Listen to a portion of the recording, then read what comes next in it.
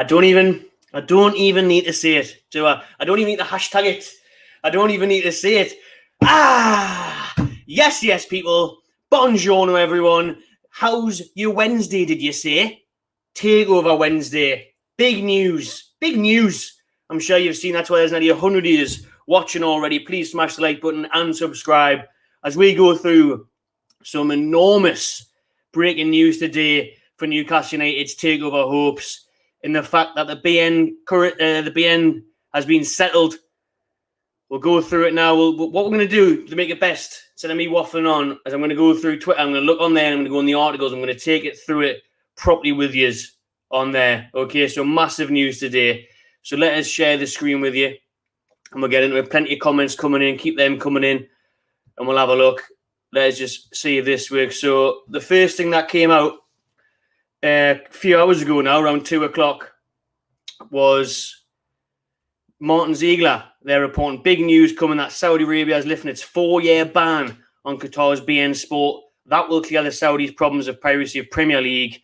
And he was saying, I'm unclear of how that's affecting the Premier League. Let us know. Actually, I'll just dive quickly into the comments to make sure you can all hear us all right. And we're feeling good. Everyone getting excited. Everyone's still a bit pessimistic as well. I totally give up on this takeover crack, to be honest with you. Like, I really had. I totally give up on it. And then now, it's coming in. This today is a huge, huge boost. This is a massive, massive game changer. It really is. The piracy going out was pretty much the number one blocking point of this takeover getting through. Yes, we had the involvement of the Big Six, and yes, we had who's actually going to be the chairman of Newcastle United Football Club if PIF does take over. But the piracy issue through BN Sports in Qatar in Saudi Arabia was massive. That was the huge stumbling block. And now it's sorted. It's out of the way. We'll go back into Twitter right now and bring up some more stuff for you. I'll get that off the screen. Plenty is in there. Cans. Yes, and what better way to celebrate than Lidl's version of Brewdog? You know, we're skint down here in Southampton as a student now, so, you know, got to do what you got to do. Shout out Adam Wallace. Gotta get shots. Cans. Right then, let's get into it. And this was the moment I put this out on our socials. Simon Jordan. If Simon Jordan's tweeting saying it's changing the landscape, he must have had a bitter pill to swallow the day, Simon. I bet he's not shagging his wife today. He won't be eating his tea. He'll be drinking cans. Well, he'll be drinking a bottle of wine. Nice posh bottle of wine. Probably 100 years old Italian. In his library somewhere, just crying because he's gutted that this is happening. He's gutted that there's some positivity. How many times has Simon Jordan came out and said that, you know, the takeover is not going to happen, Steely's a fraud, the Saudis aren't there, Newcastle are going to be shit forever. You know, Newcastle are a small club, they always will be. Well, fuck you, Simon Jordan, because we are on our way up. We are so close. We are on the precipice of being taken over. And if we take over, there's no stopping it. You know, we have to remember that this is the biggest takeover of all time of any football club in history. We will become, it sounds crazy saying it, we will, Newcastle United, become the richest football club in the world if this happens. I'm still saying if. A lot of people are saying when. We'll get into the later tweets soon. Obviously, this is from 1:20. There's some in the last hour where everybody, as you can see maybe on the top there, you know, The Athletic, it's going to go through in the near future. We'll read their article in a minute. The Telegraph, deal back on. So these are reliable sources, you know. This isn't the scummy Sun or whoever else you don't read as a paper. Daily Mail, you know, but... Well, I like Craig Hope. Steve Bruce doesn't, so I like him even more. So, you know, The Athletic and The Telegraph, two are the best for me. And they're saying it's happening very, very soon. So when it happens, if it happens, Newcastle will be the richest club in the world, which is absolutely mental when you think of the lack of money we spend now and the way we're running to make actually how much this could change everything. And another one we'll dive in because he's had quite a few things to say lately. Luke Edwards, a Geordie Rick hater. Many people are, so it doesn't really set him apart. But he was always saying, you know, he's very negative lately. Luke Edwards, best pals of Steve Bruce. He's very negative lately on everything, really.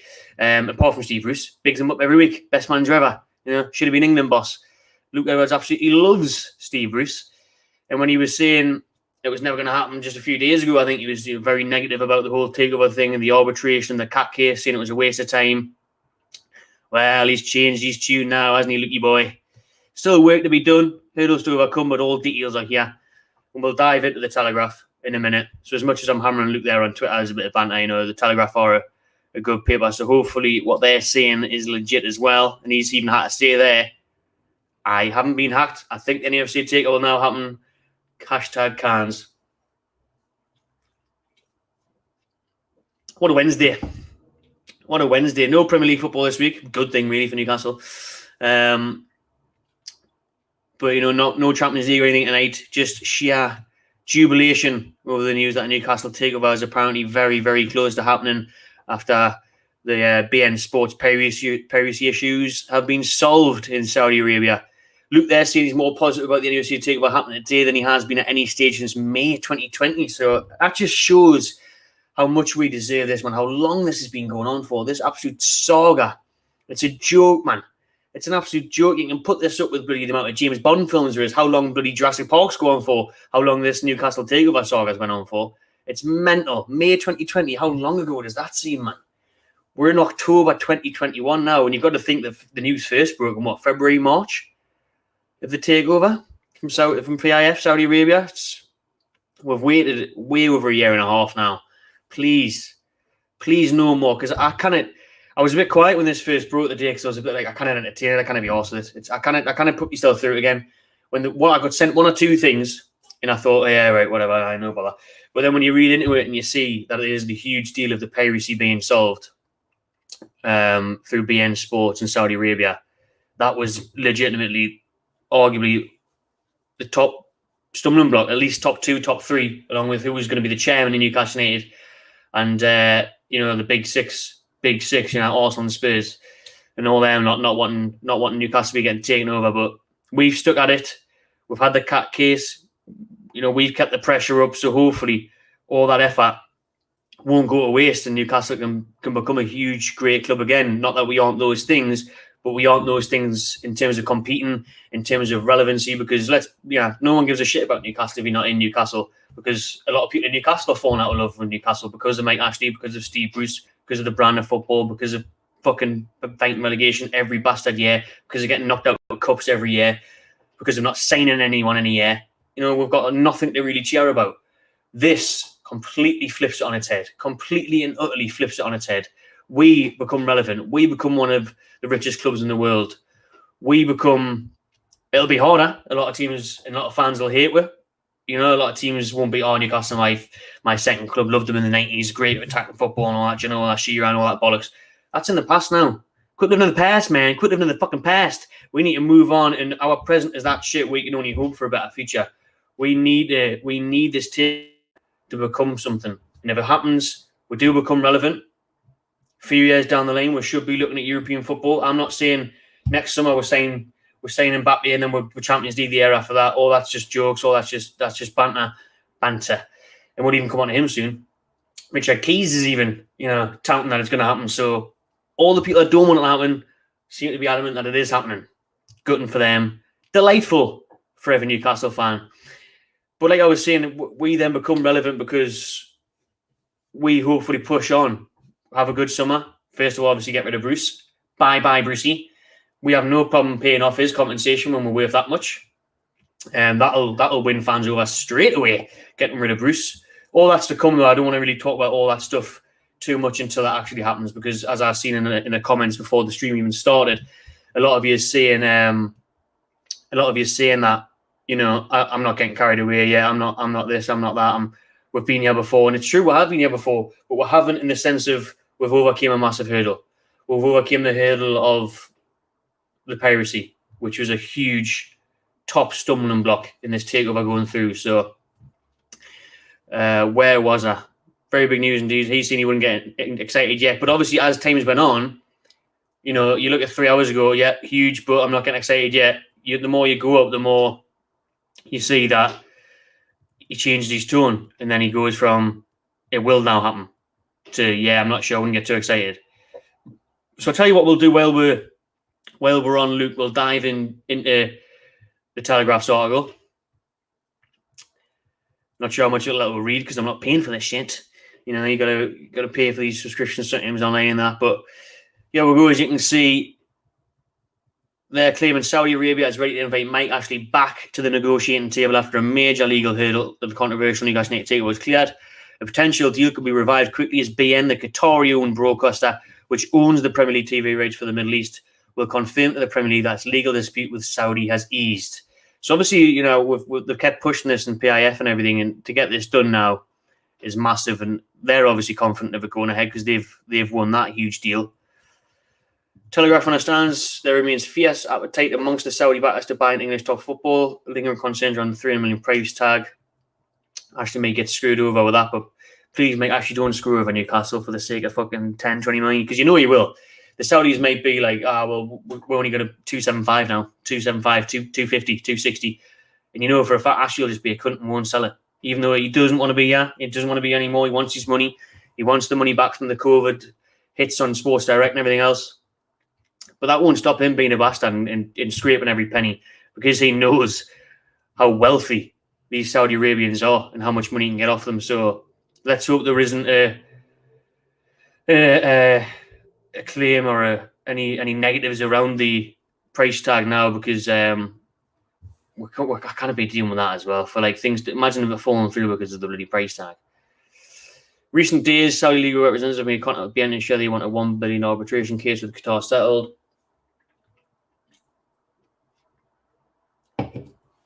Yeah, so as you see there is now nothing legally stopping the takeover. The legal issue will be resolved, so it simply becomes a moral question for the Premier League. And once the Premier League get over the bollocks of the likes of Arsenal, Spurs, and everyone else not wanting Newcastle to become the new powerhouse, the new kid on the block, the new big bucks, the new Richie Rich, let us in, Premier League. We're seeing how the big clubs try to fuck everyone over in the summer with that European Super League. You know, they were so ready to jump ship and stab the Premier League in the back. So why not go against them now? Why not bring in new competition? How good would this be for the world to watch Newcastle United come up and watch a new challenger? How good was it when Leicester City did it? Yes, there'll be people saying, oh, well, you only did it because of the money. Well, obviously, but so did Manchester City. So did Manchester United now. Look at the amount of money Manchester United have spent. They're the biggest spenders, over $1 billion, and they haven't won anything. Pep Guardiola at Man City's nearly spent $1 billion. So nothing's changing in terms of teams buying trophies or buying leagues, pushing for competition, pushing for the top places. Nothing's changing that. Everyone does that. Look at Barcelona now. Lost, obviously, Messi. Couldn't bring anyone else in. Couldn't replace Messi. But in terms of top 5 players in the world, for example, they couldn't bring in a Haaland or someone who would get those goals. Now look at them stumbling. Ronaldo leaves Juventus. Look at them stumbling because they couldn't afford to get someone else in. Obviously, nobody's on the level of Ronaldo, Messi, but a world-class player. They couldn't get a Haaland and they couldn't get an Mbappe, and Real Madrid tried. They haven't got him in, you know. So nothing's changed in terms of finances, in terms of the way people are buying trophies. And this just makes it interesting. It makes it fun. It makes it exciting that there's someone else in the competitive league there pushing for the Premier League. And it's not like Newcastle are going to get taken over next week, have a good January, sack Bruce, have a good summer, and then next year be challenging for the Premier League. This is going to take years. Do you know what I mean? Look at Liverpool. Liverpool in a club, it took them, 4 or 5 years to win the Premier League. A massive change around from having bloody Ben Teke and Ricky Lambert up front to Salah and Mane. You know, these things take time. They take having a good manager. And it's not just money. Newcastle can't just rely on the Saudis coming in and spending 500 million and think we're going to challenge top 4. You need the right man there. Klopp was perfect for Liverpool. Pep's perfect for City. Ollie's not perfect for Man United. And that's why they're not doing well after spending so much money. Put one of their managers at Man United. Might not look right, but the calibre of manager and the quality of manager with the Man United squad, you'd get a lot more out of them. Even if you bring in Antonio Conte or someone like that, you know. You have to get the right fit. There's a lot of work to be done at Newcastle United, so you've got to admire the Saudis coming in, because it's not like the Saudis can come in and just buy it 5, 6, 7, 8 players. We need a whole new squad, man. If you look around our squad, there would literally be, 2 or 3 you'd keep. St. Maximum Wilson, Dubravka, there wouldn't be many, would there? There'd be loads on the bench. The youth would have to go. You'd have to have a total revamp of the academy, the training facilities, the stadium, you know, the infrastructure, the city. Obviously, the promise to invest in the city and the local area and jobs and everything, schools, like the the guys at Manchester City have done, the Etihad, the amount of stuff they've done there in and around that, the women's football club, they've invested in hospitals and schools and everything. So it's a huge thing. It's a huge ask. So it's not just football. It's the whole region that can benefit from this, obviously. But just look around there. PIF would acquire an 80% stake in the Premier League club. Obviously, Ashley's still in a go in that Premier League, but hopefully a lot of people are saying now as well that arbitration wouldn't obviously have to go ahead now, because that was one of the main stumbling blocks. The Premier League getting so much resistance from beIN Sports in Qatar because of the amount of money that beIN Sports pay the Premier League to broadcast in the Middle East, when Saudi Arabia had all these pirate channels and piracy issues. That's no longer an issue. That's no longer a problem. So that's huge, huge news. 340 million Ashleys we had agreed on during the pandemic, before the pandemic struck. So that's the Telegraph's take on it. Before we jump into The Athletic, let's jump back onto Twitter and just see how this news broke throughout the day. A little timeline of it here. Shout out to UFC 360. They're always the best for piecing together the news. There's the Chronicle there. Kieran Kelly. Understand BN have been. This is obviously the main headline today. BN have been informed Saudis are lifting 4.5-year ban and settling a host of legal cases, including a $1 billion arbitration. He's obviously pointing to there, Kieran Kelly, that separation is still the issue. Still the issue of who is going to be Newcastle United chairman from the PIF and how directly involved are the government. That's still the other issue. That's the one that's the only one that's left, really, isn't it? But a lot of people, as you'll see as I go through this timeline, have said that won't be a problem. But keep looking up here.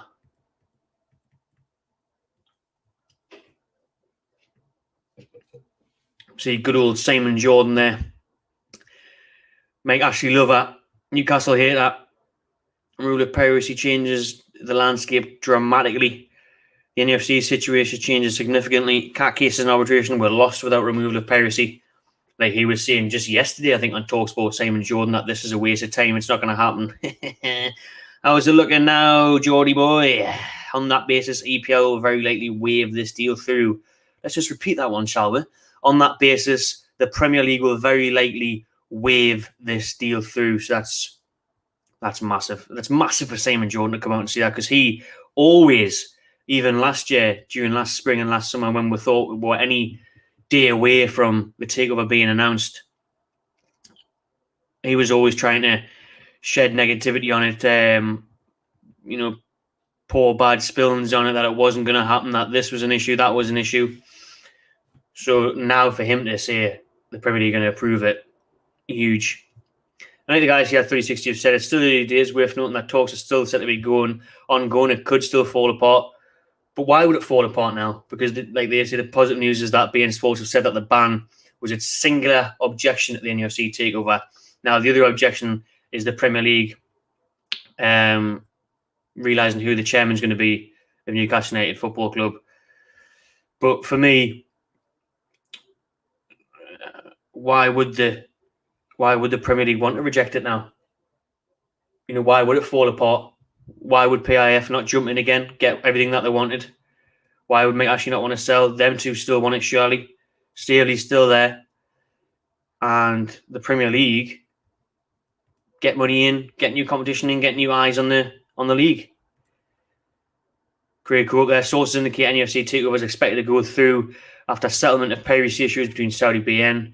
Arbitration may not be needed now. Piracy is resolved, as the alleged state piracy was the issue, hence the need to prove separation. Jason heard last night there, Telegraph. I was going through now, it makes sense.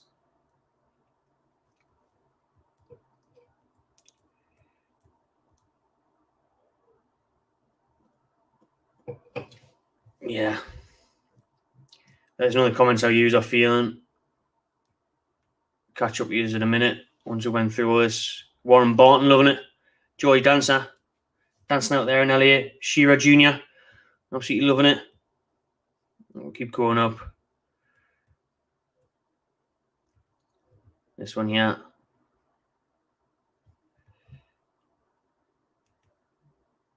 Barton's loving it. Warren Barton's loving it. Well said. Yeah, Mark Douglas from the Chronicle.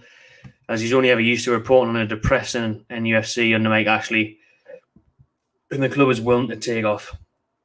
And this is what we need, man. Just imagine the change in everything if this takeover goes through.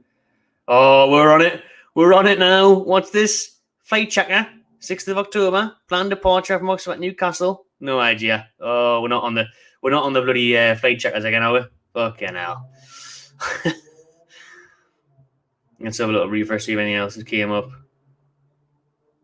We're on the flight checker. We'll run through the Athletic, and then we shall have a bit of crack with you in the comments. Oh, I'm happy to talk all night about this and get absolutely buzzing with it. Who knows? I mean, it's too early, but imagine being on the stream and then it comes out official and we whack Sky Sports News on. I think we're getting ahead of ourselves there. But hopefully one day we'll get that yellow banner on the bottom of Sky Sports News, and that is when we can fully celebrate. But for now, we'll take this massive breaking news today as a huge bonus and step in the right direction.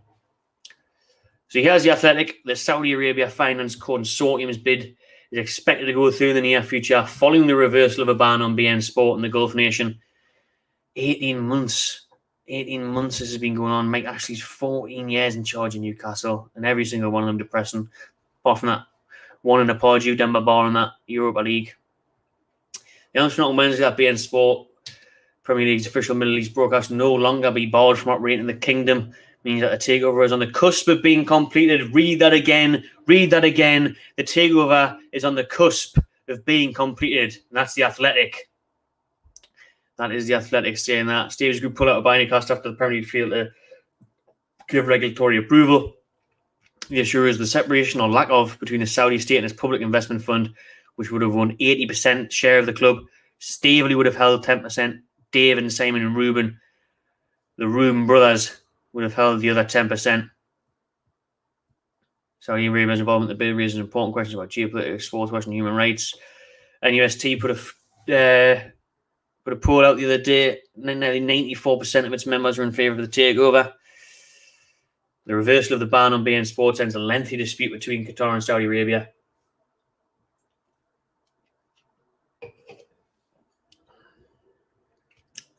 Blah, blah, blah.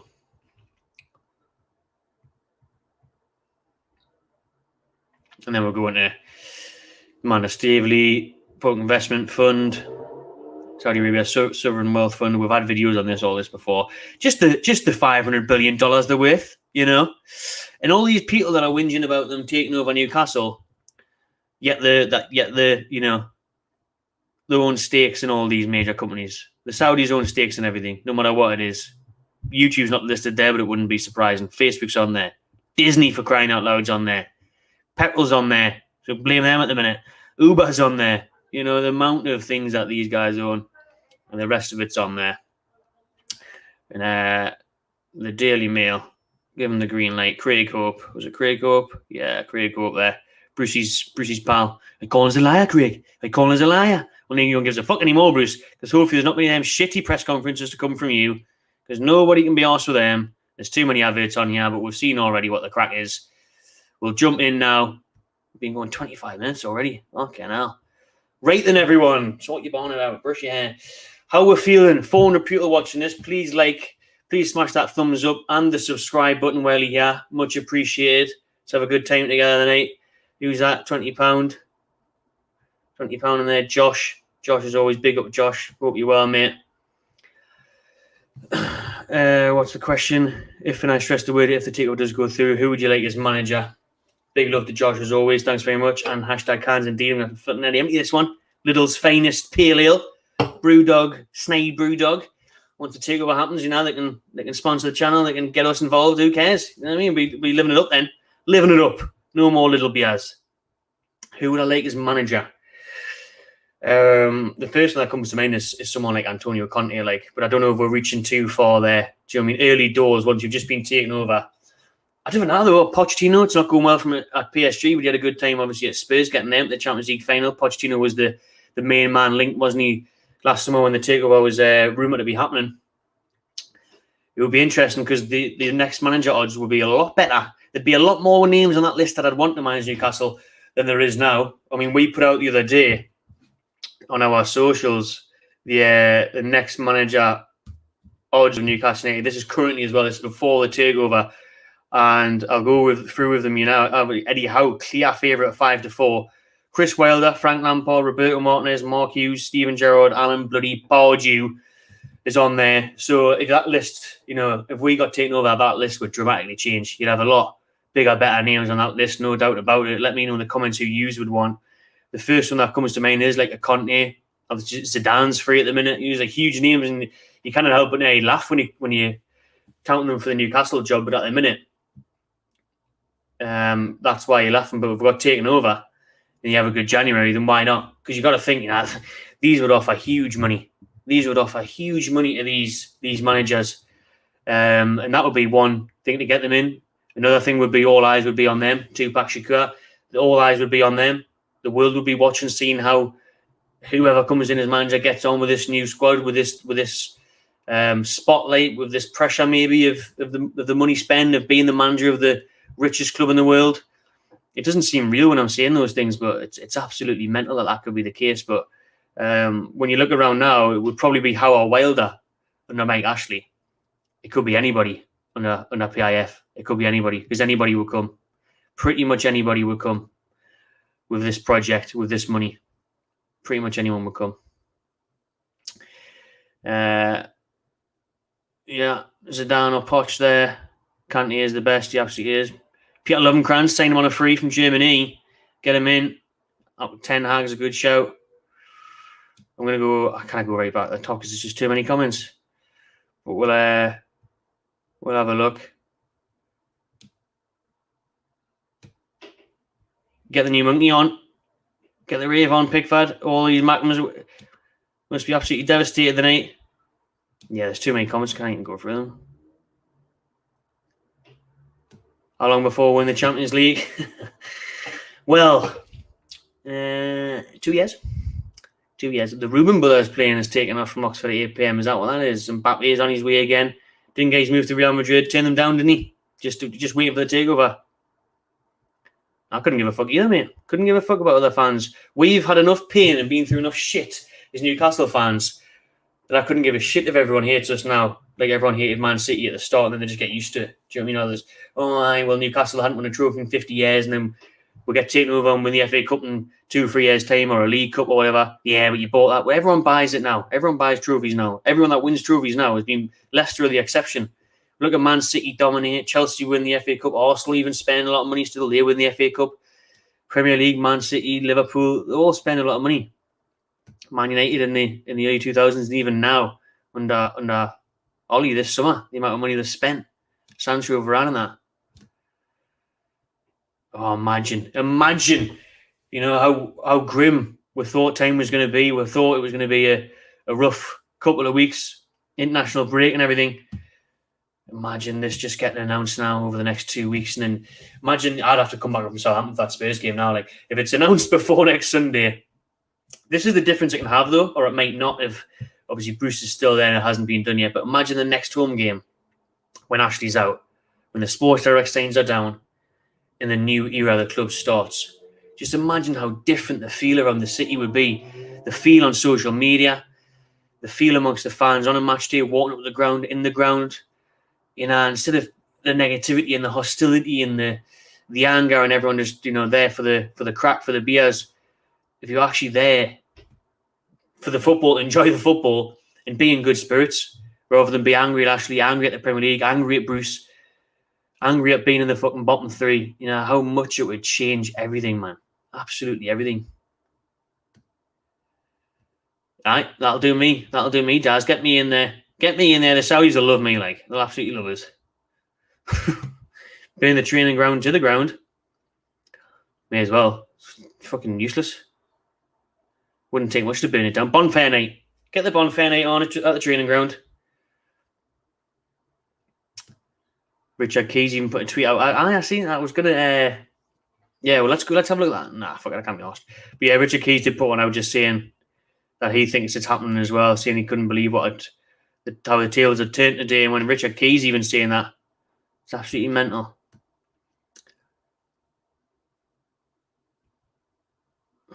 This is the thing now. The Premier League just Look at the other day. Who was it? Richard Masters sitting next to Daniel Levy at the Spurs ground. Never seen him sit next to fucking Graham Jones or anyone in the stands before, have you? Nah. Lee Charnley? Nah. Funny that, like. I mean, you wouldn't blame him, would you? You wouldn't want to come watch Brucey Ball, but point being is that you'll only ever be spotted. He wouldn't be spotted anywhere else, would he? Wouldn't be spotted at Leeds. They play nice football.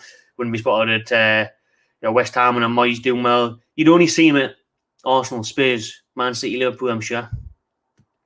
Chump's been under a rock. Chump hasn't got social media. Does someone want to tell him? Hit rewind, Chump. Restart it for me, renty lad. Well, that's a bit of an effort, that, mate. I mean, I've been going 32 minutes, but basically, the huge stumbling block, one of the number one issues of this takeover failing was the piracy issues between Qatar and Saudi Arabia, where Saudi Arabia, for 4.5 years, had a ban on beIN Sports. We weren't paying them. They're about to settle a $1 billion court case there, and that's all over now. So there's no more piracy issues in terms of Saudi Arabia broadcasting Premier League football illegally, which was a huge issue. Yes, Abdullah. I'll have a bit of that. Kane to Newcastle next summer. He's the new number 9. Get him in, because he's fucked his chance to go to City. Probably hasn't another year on the clock. How much he doesn't want to be at Spurs as well. Next summer, Kane and Pochettino at Newcastle. Lovely stuff. Bruce and bloody Chopra out. You know what I mean? Chopra. Gale. I'm ready for another can. What was that? Magnum, is it? Oh.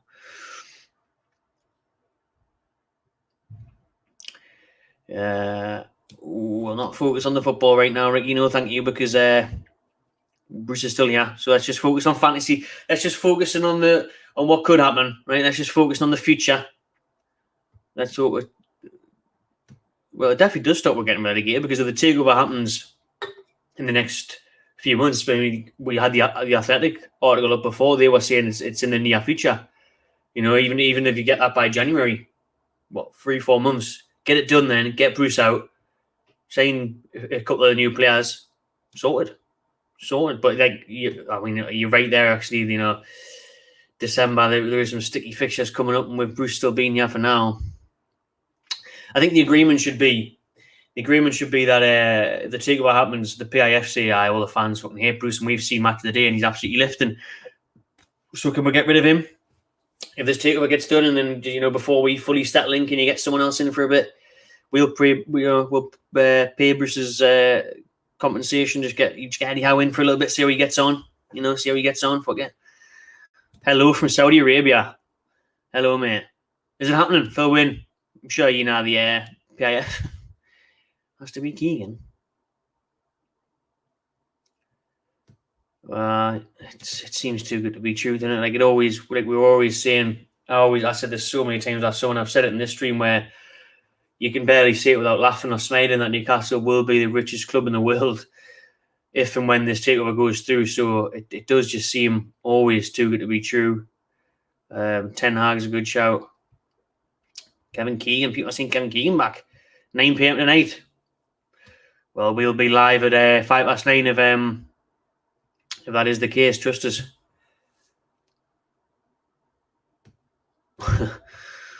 All the way from northeast Sweden. Shout out the Swedes.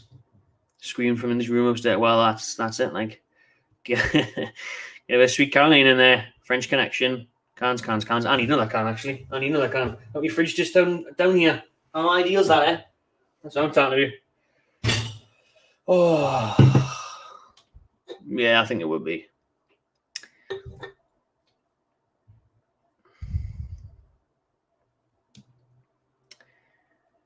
Jose Mourinho. It always felt to me that Jose Mourinho would manage Newcastle United because of the Sir Bobby Robson links. And I would snap him up me, but he's really enjoying his time in Rome at the minute, isn't he? He's doing well, him and Tammy Abraham. So I always think Mourinho will one day come to Newcastle. I really do. But yeah, not right now, I don't think, since he's at Roma. He'll be there for about 2 years and then leave. I'd happily have Frank Lampard. How we'll do for now. No, the takeover isn't confirmed yet, but as we've seen through the Telegraph and the Athletic and pretty much every newspaper and news outlet in the country, saying that it's going to happen in the near future. It is going to go through. People bigging up Zidane, Keegan. Conte would be my number one choice, to be honest. Like,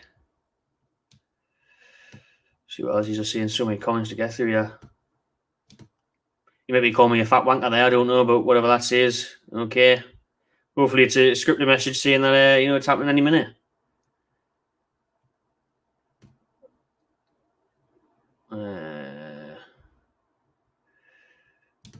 Let's go down.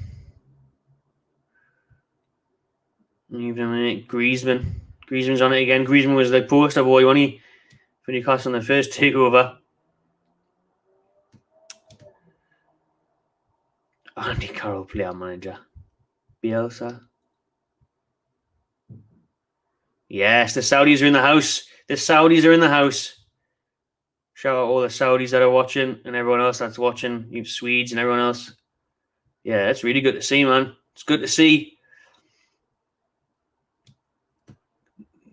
Well, the thing is with this, it's that new land around there, isn't it, next to Strawberry and everywhere else. I wouldn't want to build a new St. James's Park because of how historic it is, but we just wanted that extension, man. I just want the whole stadium to be like the Leeds End, all the way around, so the Gallagher be the same level all the way around, each stand. That would have been perfect.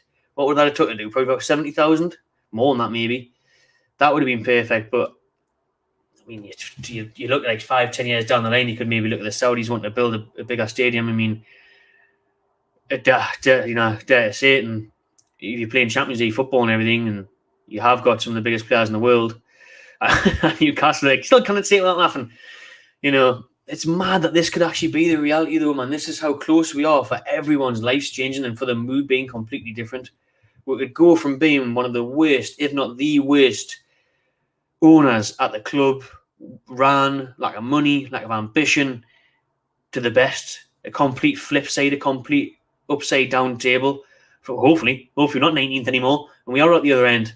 That's how much it could change. That's how much it could change, man. It's so huge, this, like, for so many people from so many different angles.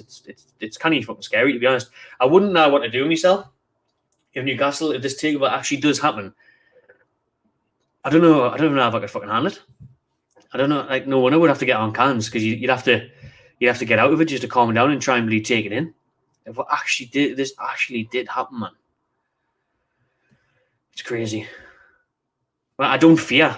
I don't fear turning to Man City. I'd absolutely love to turn into Man City. Winning Premier Leagues every year, getting the Champions League finals, having the best manager, having the best players, playing a lovely style of football, investing in the community. Like I've said, the Etihad guys, they invested in the women's football, the kids' football, the campuses around there, schools, hospitals, jobs, infrastructure, everything. What I fear is being stuck with the Mike Ashley. What I fear is relegation battles every year. And what I fear is Steve Bruce, or if Steve Bruce goes, your Pardews, your McLarens, the same old bollocks dinosaur managers playing horrible football, ruining this club. That's what I fear. I fear Newcastle continuing the way they have for the past 14 years under Mike Ashley. Downward spiral, boring, lack of love, lack of passion, lack of anything, attachment to the fans, and the amount of fans that are losing touch now with the club. It's heartbreaking, man. The amount of fans that have give away season tickets after 50 years and that, man, it's crazy. Absolutely crazy how much they're getting turned away now. And even doing this channel, like, we're starting to become disconnected with it. We said it last year. There's games, that Wolves game, doing the watch along. You just want to turn the watch along off, turn the TV off, and go and fuck off and do something else. Do you know what I mean? And like, I went to Watford the other week. It was a good game. We should have won, but you come away thinking, all this day travelling and the money and the tickets and the shit weather, and for what? For a 1-1. And it's because we've got no hope and no ambition, man. It's the same when I came back to Newcastle for the Friday night game against Leeds and earlier on in the season. It's a mess, man. It's horrible. So my fear is Newcastle not going anywhere. Newcastle get taken over, everything will change for the good, for the greater good. Cheers, Victor. Appreciate that. It absolutely is huge. It's ridiculous how huge it is. It's absolutely unfathomable how big it is. It really is. Have faith. How quick. I've took the Athletic article off the top of there now, but obviously they were seeing it's going to happen in the near future, so I'm not sure what they class that as. There's people already saying bloody 9 o'clock tonight. I don't think it'll be 9 o'clock tonight, but will it be weeks? Will it be months? Let's just hope it's done in the next couple of months for me. Like, maybe there's another international break in November, isn't the next month? Imagine it. We're getting that bloody glare. Blind's not the right size. If I was getting, if it was done in the next month, the next 4 or 5 weeks, how good would that be? Next international break, get Bruce out. Who knows? The main thing is it hopefully happens before the new year, before Bruce and Ashley Takeover so far bloody down the bottom of the table that we're too far gone. But, I don't want to be negative. I want to talk about this. I want to be positive tonight. We'll never get to be positive on this channel. We'll never get to be positive supporting Newcastle, and I make Ashley and Steve Bruce. So, Telegraph says next few days, imagine indeed. It's going to be a mental weekend if it is. International break as well. Well, she's saying there's just so many comments, man. Shout out to everyone that's in here, though. Oh, you've got a Man City fan saying you win the lot. You shit yourself. His eye is absolutely shitting yourself. We're coming for you. We're coming for you, Douglas. All right.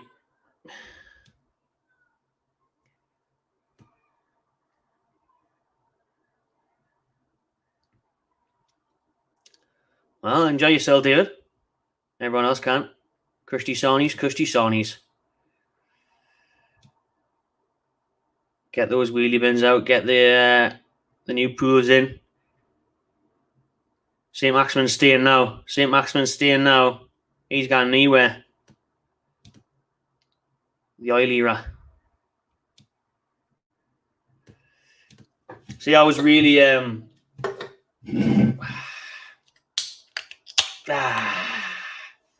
that was the pale ale stifler. Lidl's version of Brewdog. If you haven't heard that one already. $3.99 for 4 cans. What are you going to do? Student budget. It's actually delightful as well. Back to the question. Do you honestly think it's going to happen? Yes. Yes, I do now. And I was, even last year, in the first few weeks, I was obviously optimistic, buzzing like everyone else, and then I just petered off very quickly. And a lot of people said it was last year, oh, he's too doom and gloom, you're too negative, it's going to happen, man, give it time. And I was quite early with it, saying, I don't think it's going to happen. I think it would have happened by now. Something's going on, something's not right. But now, after that clearance today, after the piracy issue, which was one of the biggest stumbling blocks to this takeover going ahead, after this coming to an end today, the Saudis and BN Sports and Qatar have reached an agreement. There's no more bans. There's no more piracy claims. That's sorted. That's a huge out the way now for the Premier League. Huge way out the way there for them to pull out of it and to block this deal now. So there's not many other reasons, if any, why the takeover won't happen now. It is just clarifying the PIF and the Saudi government's involvement. Who will be the chairman of Newcastle United, those sort of things. But hopefully that's not the case. Got a super chat in here. Thank you very much. Joshua, I clicked on it, didn't work. 1 second.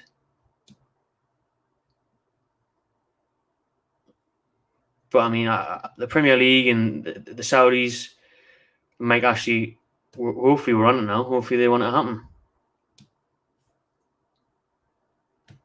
Yeah, we're going. Shout out Josh. Terms of new mindset depends what the owners want. If they want to win trophies straight away, Contact is the perfect man. Summed it up very well there. I don't think the Saudis will know who Graham Potter is, mind. But I think Poch, obviously the project he did at Spurs was unbelievable, wasn't it? He brought Spurs up from absolutely nowhere. Spurs were lingering, 7th, 8th, 10th. Haven't won any trophies for quite a while either. To get them to the Champions League final, to sign players like Heung-min Son, to get Harry Kane to where he was. Some very astute signings as well along the way. He went 2 years without spending any money and he still got in the Champions League final. Unbelievable feat. Obviously, of course, he didn't win anything, but that's that style of play that they had. One of the most attractive teams on the eyes. And Daniel Levy just fucked him over with that stadium, and he tried to do the quick success, didn't he? He wanted Jose Mourinho in just for a couple of years to win some trophies. Weirdly sacked him on the eve of a cup final, the Carling Cup final, and put that bloody who was the player they put in charge? Spurs player in charge, the young Spurs player, can't remember his name, but they had him in charge of a final against Pep Guardiola. I mean, if you're going to have anyone to go up against Guardiola, Mourinho's got a good record. He's got an even better record in cup finals. So that was mad. But I get what you're saying. Project, you get Pochettino, impact. I think Conte could do a project as well. I don't think Conte is just an impact man. I don't think Conte is just an impact man at all. He's guaranteed silverware everywhere he goes. He wins trophies. But I think, Chelsea shot the gun too early. He left into Milan because of financial restraints. Definitely wouldn't get them at the Saudis, would he? Wouldn't get them under the Saudis. So if Conte came, why couldn't Conte be here for 4 or 5 years, like Klopp's been at Liverpool, build the team up? How good, whatever manager comes to the door at Newcastle under the Saudis, and if they are a success, and you do win trophies, you bring this first piece of silverware to Tyneside for 50-odd years, not counting the Takeover Cup or the Championship, or Sunderland's Papa John's Trophy, you would get huge affiliation, you'd get huge admiration. All the eyes would be on you as well. So if you're the man to turn Newcastle, because like I said, it's not going to be as easy as chuck 500 million at it and there you go, we're Premier League champions. It's never going to be that. It's going to take many years. It's going to take Champions League, many years to get in the Champions League, probably good few years, build up.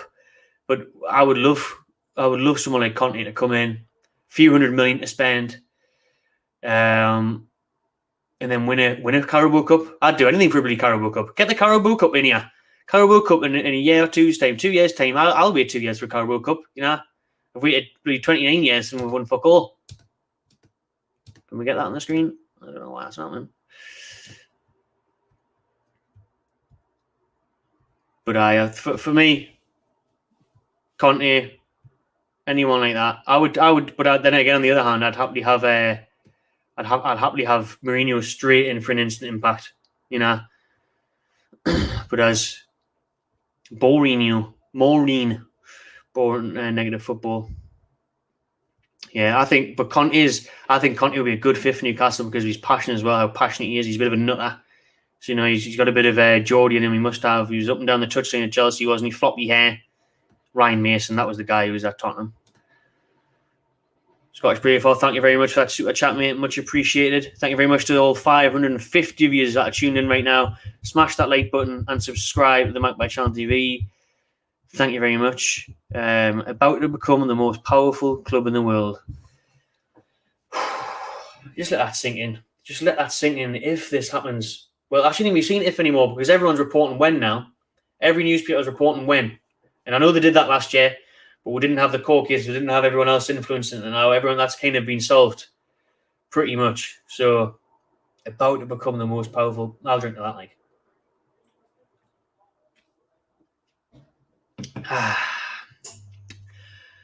When do you think this will happen? Well, you've got some newspapers saying days, weeks. Let's hope it's not months, and then we'll be happy. Do you know what I mean? If this happens in the next 2-3 weeks, fuck, unbelievable scenes. Absolutely incredible if it does.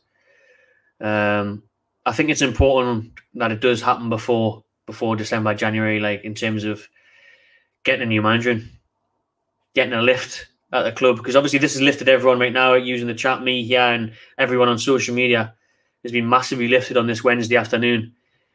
Of the news that this takeover was very close to happening. But until it's signed, sealed, delivered, until Bruce is out, Ashley's out, we're still under threat of getting relegated. And we don't want to become the bloody richest club in the world in the Championship. It'll be funny. It'll be delightful because we'll still get a good manager and we'll still get very good players in, too good for that league. And you should be guaranteed to go up. Nothing's ever a guarantee in football, but we did it with Rafa and a bit of spending on Richie and Gale and stuff at the time. I think we could do it again. So we'll just be going and slapping bloody Middlesbrough 9-0 every week. That would be funny. But I'd rather be in the Premier League and try and get to where we want to be quicker. Obviously, make sure we stay up.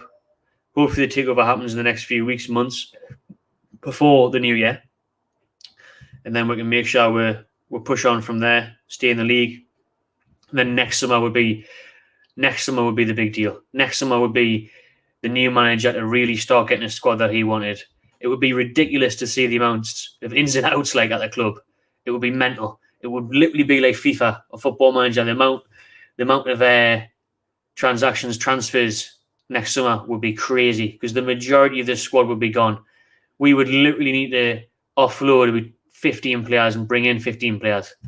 And new manager, new coaching staffs, new backroom staffs. Obviously, what I do hope is that a lot of these people that have been at the club for many years behind the scenes, who are good people, who've been here before Ashley and stuff, still get to keep their jobs, at the stadium, the training ground, and everything. But there's going to be a lot of change. A lot of change needs to happen for this club to progress. It's the training ground. If we could get the takeover done this winter, then he could be in good stead next year. John Stead, he could be in good stead next year. Across the summer, obviously there's no international tournament next year. The World Cup's in bloody winter in Qatar, so you could have a lot of change. It could be such a lift, man, such a change at this club. The training ground could be renovated completely, which it's needed for years. It hasn't been touched under Mike Ashley, so in over a decade and a bit, it hasn't been touched. It's crazy how poor it is, how back in the day it is. So the facilities would change, the staff would change, the players would change. It's just mad how different we could all be in 6 months' time, in a year's time. If we're sitting here, you would do this again next October. Just how different the outlook of Newcastle United could be as a club, as a city, league position, fan base, the attitude. Everything would change, man. Everything would change. It would be unreal, absolutely unreal. Oh, there absolutely is. Thanks again, Josh, for that super chat, mate. Really appreciate it. I've always said Mourinho's going to come to Newcastle. He is. The amount of respect. It was thanks to really Steve Bruce that Mourinho got his record. What was it? 7 games without a win at St James's Park as Chelsea manager, Man United manager. He never won here. And a lot of that, I think, was out of bloody respect for Bobby Robson. Sir Bobby Robson. And he always said, I'm at Mr. Robson's home now. Every press conference before he played at St James's Park, he always used to say, what a beautiful stadium, beautiful city. He'd go to Sir Bobby Robson's statue before the game, get a picture with him, lay some flowers. He'd always say, I'm in Mr. Robson's home now. After the Porto links from back in the day where Josie actually did used to go to Bobby Robson's home in Portugal and have dinner with him and his wife. So there is a romantic affair there, not between Josie and Bobby's wife, between them two, the connection that they had, the love that they had for each other. And Mourinho took that with him now. He's took that with him. He's always had that. I think it's destiny that Mourinho manages Newcastle one day. I really do. But for that to happen, Mike Ashley's got to go. And even, you're going to have someone like the Saudis take over Newcastle if you're going to get a Jose Mourinho here. Obviously, his stocks dropped a lot in recent times because of the way it ended at Man United, even though he did still win trophies there. The way it's ended at Tottenham Hotspur specifically. But that's down to Daniel Levy. Chopped him right before a cup final. Things didn't really work out. I still loved him in the Amazon Prime documentary with Spurs. So I'd love Mourinho here, man. Mike Ashley's going to give way for Christmas. I'll tell you what, Mike Ashley. How good would it be not having to talk about Mike Ashley anymore? Not having to talk about bloody Steve Bruce and everything.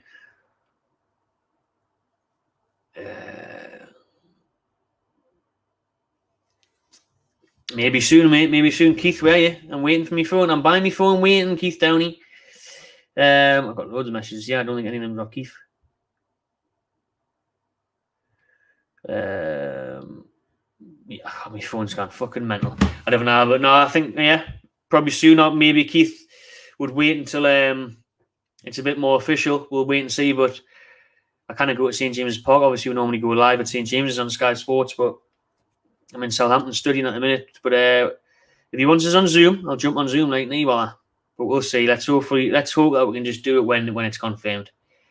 I don't know if they'll let us on. They'll know that I'll be drinking and swearing too much. I think it'll be risky getting Newcastle fans on Sky once this takeover's confirmed. Like, geez, there's so many comments here. I appreciate everyone, but it's fucking solid to get through them. Oh, I don't know if I want to go back to this, I don't know if I want to go back to these transfer targets after the first time this takeover happened and we said we're going to sign bloody Well, I never said him back the ass. I actually said Grealish. And a lot of people were like, Jack Grealish. And that was when he was just, look at this. This is the blinds. I need, new house, the blinds. The bloke hasn't got the blinds properly. Apologies. But I when I was saying Jack Grealish should be the number one target, nearly 2 years ago now, 18 months ago, way before he's England. I shouldn't say heroics, but I wouldn't go that far. He's featuring for England, getting cheered by the whole of Wembley, the whole of the country wanting him to play at the Euros. Before he's obviously £100 million move to Man City, I was saying Grealish. This time round, Harry Kane. Could you get Harry Kane from Spurs? Don't know, because I think Harry Kane wants to go somewhere he's going to win trophies in it, which you'd have to wait a couple of years at least for Newcastle. That I think. I'm not sure. I'd have to have a think about that. Give us some ideas in the chat. We obviously want to be slightly realistic, but if you brought in a manager like Conte or Zidane or Poch, and obviously you could bring in a very high caliber of players.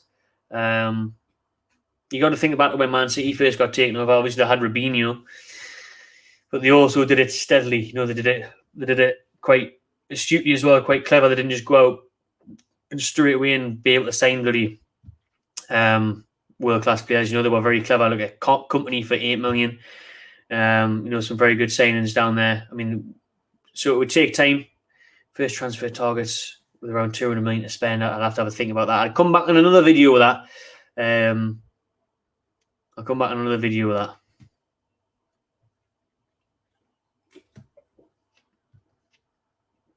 Absolutely agree. I mean, how could we forget about Diego Simeone?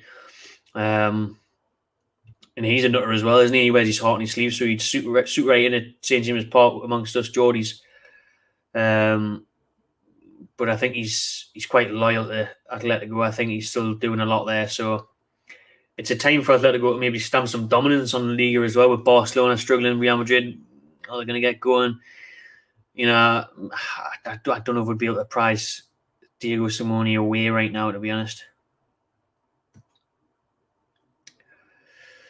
I can't believe, people are saying it's bad because the Saudis, man. I'm just focusing on what's good.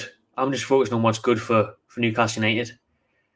Every billionaire's dirty. I said this on Sky. I'm focusing on Newcastle United. I'm focused on my club getting somewhere, growing, achieving, showing ambition, not being so.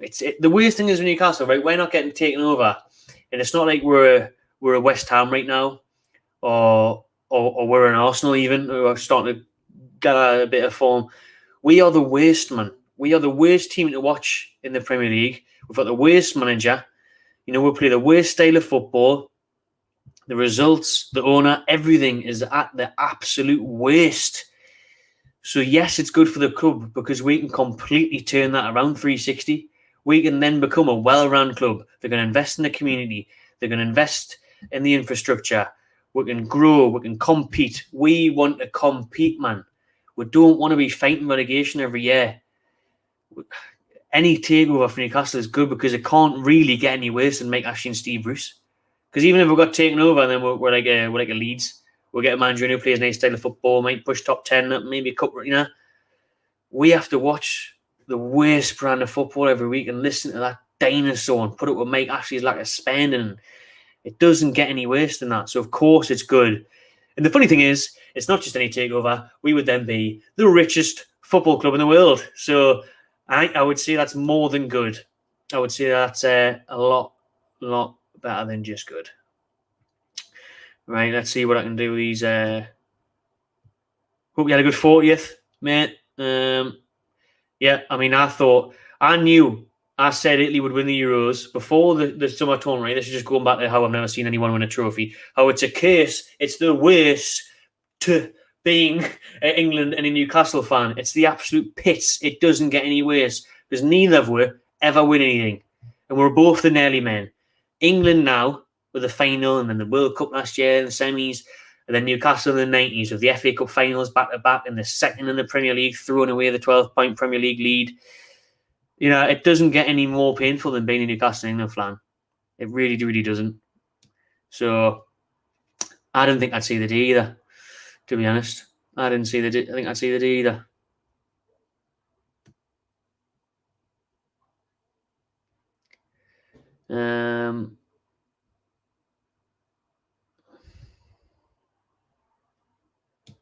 Let's go down. Time upon a nail.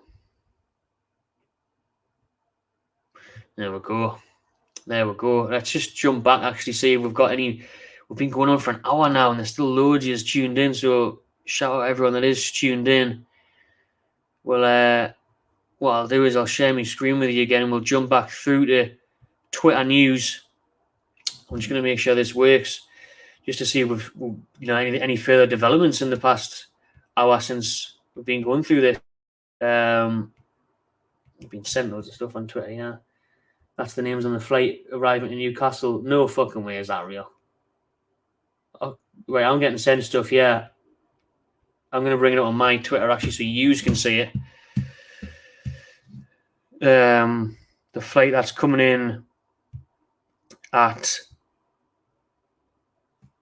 8 o'clock tonight from Oxford. Right, I'm back. We're just having to try and do that many things at once there. So let's go on to here, and I will show you this. I'm going to come off there for a little bit, jump on my own.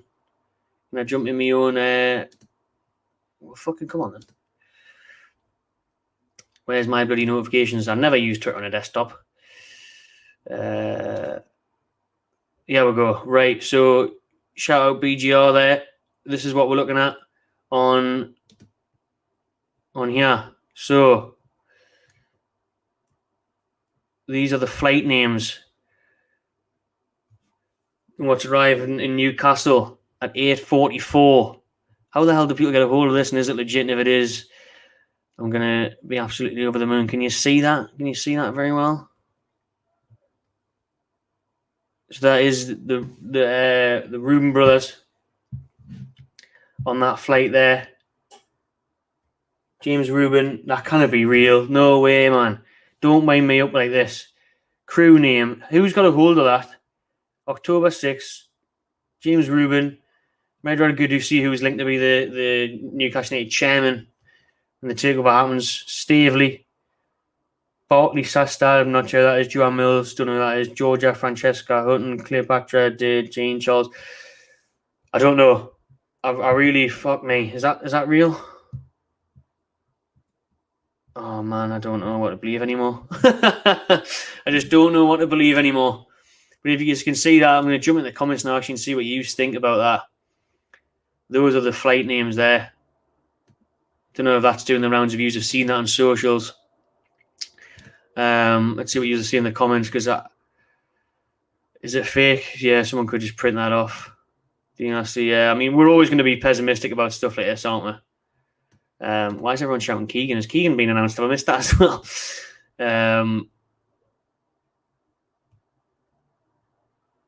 Yeah, I don't know about that. Like, if it's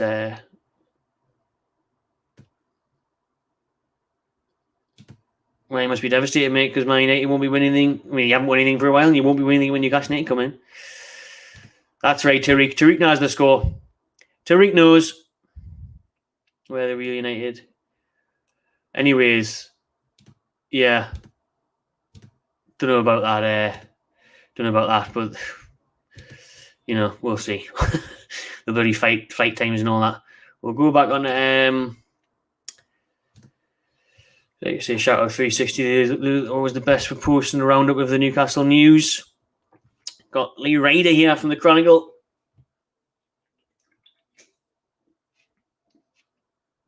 Premier League refused to comment, which I think is a given. Talks should actually pay from Richard Masters ongoing. Arbitration in January now in doubt because there's no need for it, if this is the case. I haven't read these tweets yet either, so these have all been happening whilst we've been on this hour-long stream. Again, everyone, please smash the like button. Helps us get seen more. So if you could just take a second and press that thumbs up, raise a hand and subscribe, it'd be much appreciated. Takeover Newcastle United by a Saudi Arabian-led consortium may even be confirmed and rubber stamped in the next few days. Oh my fucking God. Fucking hell. If that's real, the Telegraph saying that. The Telegraph been saying that. Talks have been ongoing in private for several weeks, and the Premier League could be about to confirm they have given the deal the green light. I don't want to get too carried away. I could fall off my seat reading stuff like that. I really could. Absolutely fucking buzzing if that's actually real. Oh my God. Oh my God. Oh my bloody condom. That's actually real. It could be in the next few days. Can you see that, by the way? Or am I just don't? Yeah, you can still see that. The next few days. Wow. Wow. Yeah. So that's the big one, isn't it? That's the big one there. The Telegraph reporting in the last half an hour. Next few days, it could be confirmed. The next few days. It is moving fast. Let's hope so, because that's what we all want. Because trust me, I don't want to come on and do these videos and it not happen. Do you know what I mean? There's not worse than that. There's not worse than what we did last year when we all got buzzing the first few weeks and we're waiting months and months and months and it doesn't happen. That's why the pessimism's there at the minute, because everyone's thinking, well, we've been here before. We've seen people say it's imminent. Near future is now the new imminent. You know, that we've been here before where people have been saying, oh, it's happening tomorrow, 6 o'clock, tomorrow, 6 o'clock. Book a half day at work, 6 o'clock. Go and get a crate in, sit in the house, wait for it, 6 o'clock. And well, no, it's not 6 o'clock tomorrow now. It's going to be 6 o'clock Friday. No, not this Friday, next Friday. Do you know what I mean? So we went on for weeks and months like that. So it's understandable why there's so much. There's actually not as much as I thought it would be, to be honest. A lot of views are on it, but why there is that doubt in the back of our mind, because we think we've been here before. We've been here for the last fucking 18 months. But I honestly thought it was dead. I really, really thought it was dead and buried, this takeover. But it coming out today that the BN Sports piracy issue has been solved. That's the number one stumbling block out of the way now. It really is. So, you know, and he's right. The Saudis have settled a $1 billion agreement with the Qatari BN Sports. Oh, just imagine next Sunday, the game at St. James's Park against Spurs. The sports direct signs are down. No Ashley, no Charnley. I would say no Bruce, but he'd probably still be here while the Saudis settled in, and then just fuck them off, and that would win everyone over straight away. But, you know, just imagine rocking up to St. James's Park next weekend. The atmosphere, the vibes. Good times, man. Because everyone on that Sunday will just be angry, pissed off. I got work tomorrow. I'm just here to get pissed. You know what I mean? Like, the difference it would make amongst the fans, amongst everything, is mental. Absolutely mental.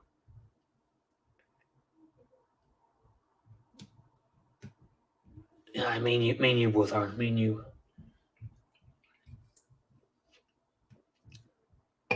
Why not? What a statement. What a statement that would be, bringing out. I don't know if Haaland would come without Champions League football and stuff like, but maybe. You never know. Money talks. Money definitely talks.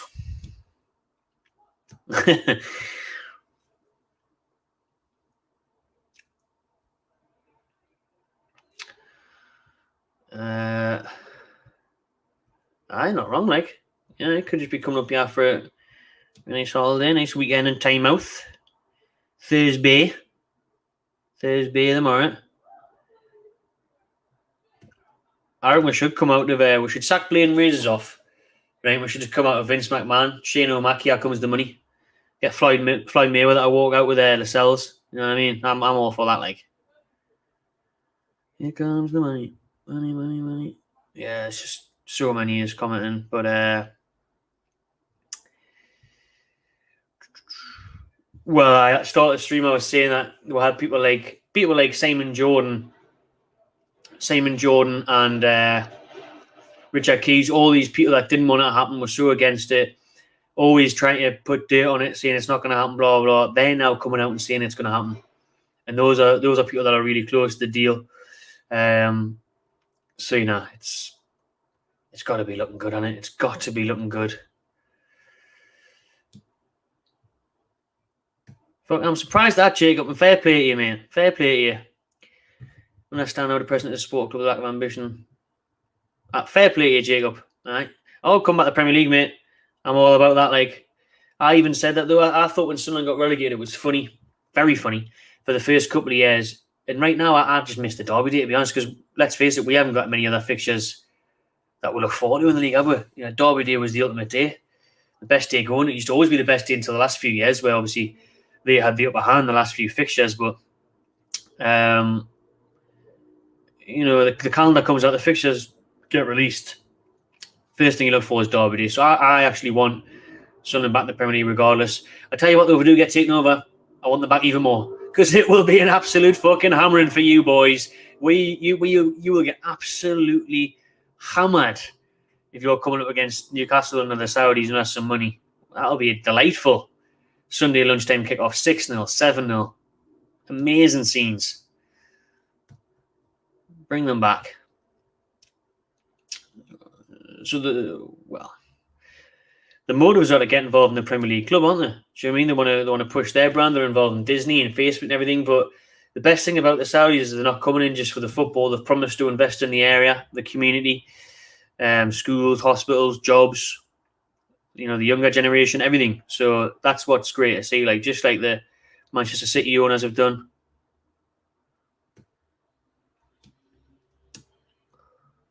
Bellingham. Oh, I love a bit of Bellingham here as well.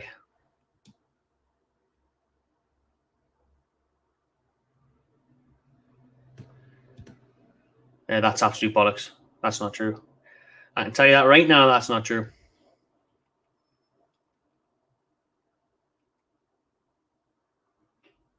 Right. Yeah. No less than that. 2030. Mikel Merino. Burnley or Leeds is the closest club. And I tell you what, the Leeds fans were treating it like a derby a couple weeks ago on a Friday night, weren't they? Jesus Christ, those Leeds fans causing any amounts of ricks.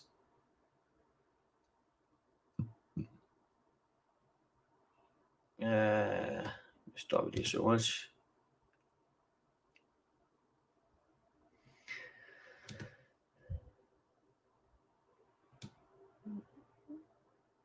Oh, there really will be. There really will be. Daniel Levy, Edu at Arsenal.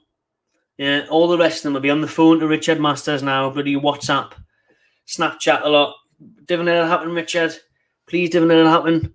Because if Newcastle come into the equation, because for me, Arsenal and Spurs and stuff have completely fell away anyway. It's not the big six anymore. I think Carragher and stuff was saying this not long ago. It's really not the big six anymore, is it? I mean, look at you got Spurs playing in the bloody Conference League, Europa Conference League, away to bloody Borat on a Thursday night. You've got Arsenal that aren't even in Europa League anymore. They might they're having an alright season. They might finish, top 5, top 6. But where they have finished in recent years, the way the form has been, there isn't a big six anymore. You can even chuck Leicester in instead of bloody Arsenal these days, because Leicester winning FA Cups. Leicester finishing the top 5. They bottled it the last two seasons in a row on the last day, haven't they? So you look around, apart from Liverpool, Man City, Man United, Chelsea, that's the top 4. There is no top 6 now, really, is there? You look at the last few seasons, it's been a mixed bag. But the greedy sixes, he puts it right there, Luke, will be absolutely shitting themselves, because Daniel Levy will be like, well, I can't compete with Chelsea now. I can't get the top 4 at the minute. How the hell am I going to get the top 6 of Newcastle, there, Leicester, or there, West Ham, or there? That's why that is the block that the Premier League have got to get over after how quick the likes of Spurs are ready to stab them in the back and start this Super League shite. You've got to get past that, because more competition makes it more interesting, more eyes on the Premier League. That's what I want to see. We want to see new challenges. I want to see the Leicester Cities. You want to see teams like that push the big boys out. You do.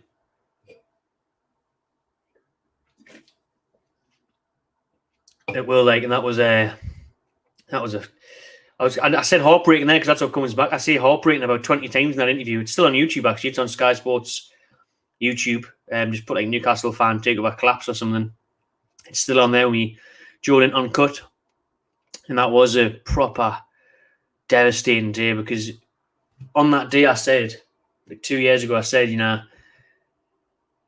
we're dead now, because we're dead in our actually it's 17th every year. It's Bruce, and that's been proven to be the point. We could have finished 17th until the last game of the season last year.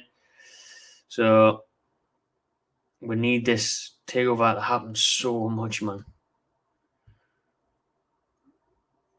Take it apart and spending wisely.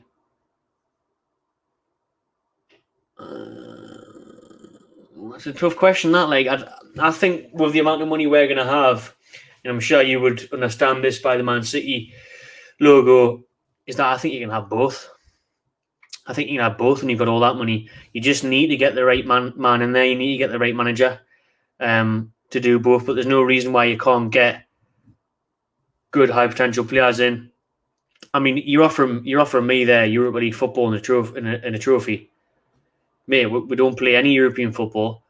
We don't get anywhere in the cups. So of course I'd take that. But I think to become the richest club in the world, you've got to aim to become the biggest club in the world. You've got to become you've got to be challenging right at the top. You know, if you spend that much money and you've got that ambition, which to have, you've got to. You can't just be saying, settle for Europa League. You would settle for the Europa League the first couple of years. Like I said, you can't expect the Saudis to come in, spend a few $100 million, and then you're going to be top 3, top 4 Champions League next year, the year after. You've got to give it like a 3 to 5 year plan. You know, if you can get Europa League football within 3 years, I think you're laughing. If you can have 2 seasons and then end up in the top 6, or what I would love, which would be more ideal, would be to win the cup and then get European football through that way and just finish 7th or something. You know what I mean? Who gives a fuck? You know, get a cup. Cup's the one for me. And I've said for so long, man, I was too young for the Champions League days. I was too young for away at the San Siro in 2002 and Feyenoord and stuff like that. There's nothing more that I would love than to go to an away day in Europe, go to Ajax away, Barcelona away, Dortmund away. That's what it's about as a football fan. I mean, even some of the Wolves lads, you know, Matt from Taunton Wolves and that, Europa League experience for them the other year, where they were going to, was a Porto or Benfica or something, as you said, amazing time. Of course it is. You know what I mean? Class crack. That's what it's about as a football fan. Having those games against those teams, having that ambition, instead of us just getting knocked out in the bloody cup by Burnley and that. You know what I mean? That's what we want. So we're wanting at the minute. Moisey. Bring back the Total Cup. I remember watching that in the Total Cup. Scott Parker, the captain with his certificate.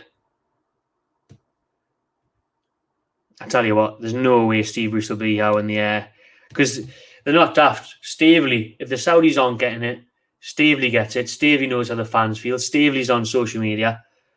Stavely will know, how do I win these fans over straight away? Rip that Sports Direct shite down and get rid of Steve Bruce. Sorted. There's the pressure off. So even if things don't go to plan, and they might not, you know, it could be a shaky few months. I don't think, obviously it isn't. Don't think it would be. It couldn't be any worse than it is now, realistically. But things may not always work out. That would buy them time, though. You know, that would be an instant hit, getting rid of Steve Bruce in the Sports Direct trash. You know, that would be an instant win for the new owners. Right.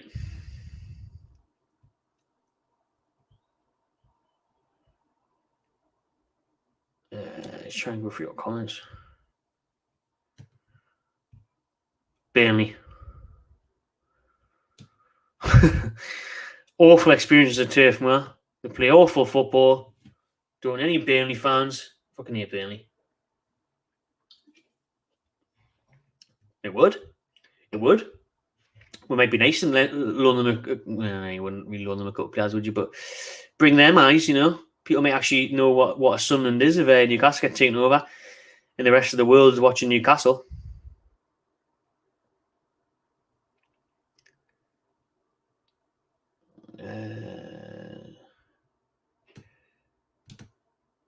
I think he would be alright, to be honest, on the left-hand side, or at least, you know, on the bench or something. It wouldn't be the first one I'd get rid of, to be honest. It wouldn't be. Chowdhury. Get the Saudis in so we can get Chowdhury on loan. Will the Saudis pay a loan fee? Bruce deserves to be at Sunderland, man. This is how bad Sunderland are, though they wouldn't even take Bruce. Bruce is genuinely a League One manager. I don't even think he's a Championship manager anymore. I really don't. But I don't want to talk about Steve Bruce. There's good times right here. Good times if you join in with late. Obviously, I'm pretty sure you'll know what the news is that the Newcastle Takeover is heading in the right direction. It could be announced in the next few days. weeks, according to the Telegraph, after the settlement between Qatari and Saudi Arabia through BN Sports. The privacy claims have been settled, and that was a huge stumbling block for this takeover. So everyone is reporting now. Various media outlets are reporting that the takeover is going to happen in the near future. That's one from The Athletic. Get Keegan his blue statue now. Well deserved. Here comes the money. Money, money, money. Oh, I bloody hope so. I bloody hope the new city. I'll take being the new city. Absolutely love it.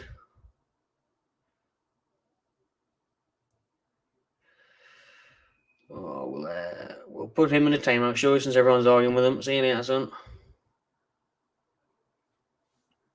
I'll worry about going in debt in 25 years' time after winning Champions Leagues and leagues, mate. Right? I'll go into debt in 25 years' time if it means us winning bloody Champions Leagues and league titles like Barcelona have done for the last bloody God knows how many years. And the amount of trophies they've won, had the best player playing for them in the world. Yeah, don't care. I'll worry about that that far down the line. If I get to see Newcastle lift the trophy before I die and play good football, I'll be fucking happy. Jesus. Let's not worry about that. It would be nice to actually enjoy watching Newcastle on telly, actually enjoy putting us on the screen, going to a game. That would be nice, not going to the game just for the sake of it, see your mates and get pissed. To go to the game and actually sit down, might even arrive 20 minutes late now. I wouldn't. Watch the warm-ups. Do you know what I mean? Watch the warm-ups. Be nice, wouldn't it, to actually enjoy the game of football? I'll take Stevie G. That would be a risk, though, I think.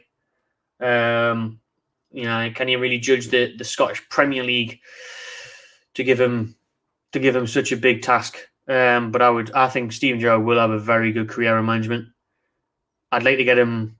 He wouldn't come now, and I might actually. But I mean, if we're gonna, maybe you could give Gerrard it for a bit, and then see how much money you spend, see where you go from there. But I'd hope for someone a bit more high profile than that. I want someone with a better CV already.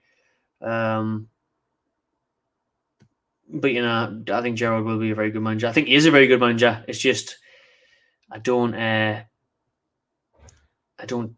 trust him as much now with him only being in Scotland.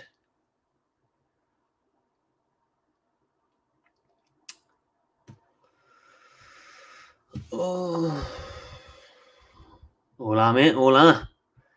Feels like we're dreaming, doesn't it?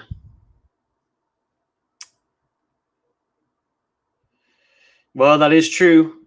That is true. Newcastle United would change massively as a club worldwide if this takeover happened, especially 5 years down the line. If you have some success, if you're in the Champions League and you've won an FA Cup, and you are signing some of the biggest and best players in the world, then you will get plastic fans. You will. I mean, the amount of people that are Chelsea fans again this season because they're saying Lukaku and they'll probably win the league or they'll be up there compared to 4 years ago, where they were doing as great. You're always going to have glory seekers. If they're not going to support Newcastle with money, they'll support Man City with money. They'll support Man United with money. They'll support if they haven't got taken over, they'd support them. You're always going to have plastic fans, and they'll always go to where the glory is. But the world of football will be watching Newcastle, and that's something that excites me. It really does, because it'd be nice to have attention on us. For the reasons of, can they win this? Are they going to progress? Will they be playing this style of football?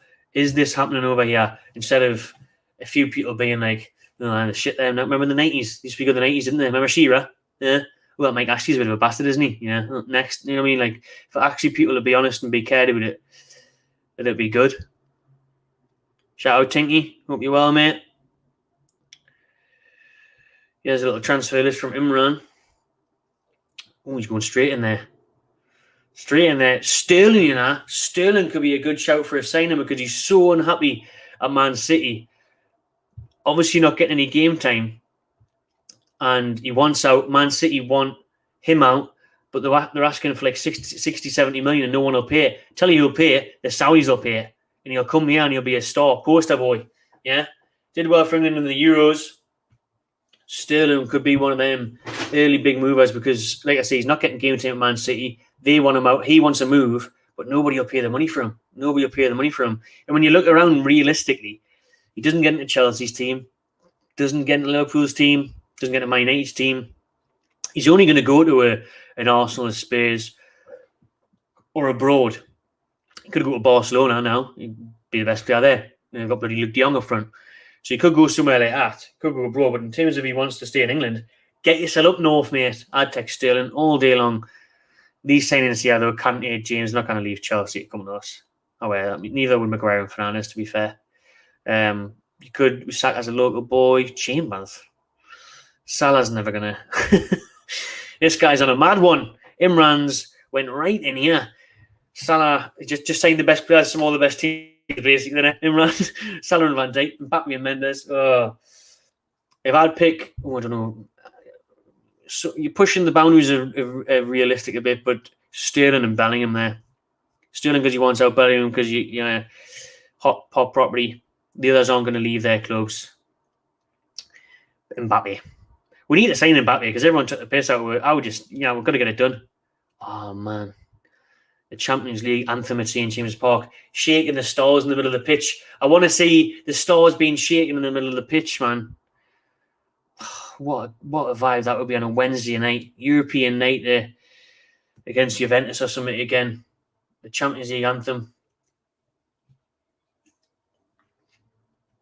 Well, I actually know a lot of people, and you can still buy season tickets now. We might not be able to after this news is broke. Before today, we were still selling season tickets online. And I know a lot of people that did buy season tickets this summer, just because obviously they missed it during COVID. They've missed having a bit of crack on the weekend, meeting up with the mates. Some of them regretting it already because of how poor the season's been in the opening month or so, 2 months. But a lot of them got season tickets because in case of this happening, in case the chance of a takeover happening, because it will be like the 90s and the early 2000s. If this takeover happens, it will be virtually impossible to get a ticket to a Newcastle game. Season ticket. I'll fuck myself over, to be honest. I'm down in Southampton now studying, so I haven't got a season ticket anymore. I haven't got the points anymore. So away games, as people sort us out with them. So I'll probably fuck myself over, really. You're probably a good choice getting the season ticket in before now if this comes in. Yeah, so there will be a mad rush. Definitely. Trying not to get overexcited. Probably already have. But like you've said, Davey, loving it. You've got to get excited, man. There's enough fucking doom and gloom in the world. If it comes out saying, everyone's saying again that it's close, it's going to happen in the near future. We've got past a major hurdle today in the BN Sports privacy row being settled through Saudi Arabia and Qatar, then you've got to look and just think, well, why is it not going to happen now, really? That was the main issue. So if it's over and done with now, then let's hope it does happen.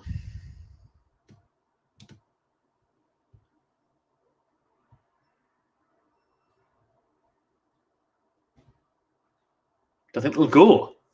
Nah. They'll go if a takeover doesn't happen, especially Maxi. Nah, they won't go. There'll be some of the few that'll stay. They might go a few years down the line. But the big positive is that we'll keep seeing Maximum if this takeover happens. Definitely. I think that's why he signed a new contract last year in the hope that this takeover was going to happen. And then we're seeing the realization setting that the takeover wasn't happening this summer. And St. Maximin started posting all those cryptic messages on his Instagram stories, basically slating the current ownership and the lack of ambition. Like, we weren't signing anyone, and you do the same thing over and over again. You're crazy. You're going to get the same results, i.e. relegation battles.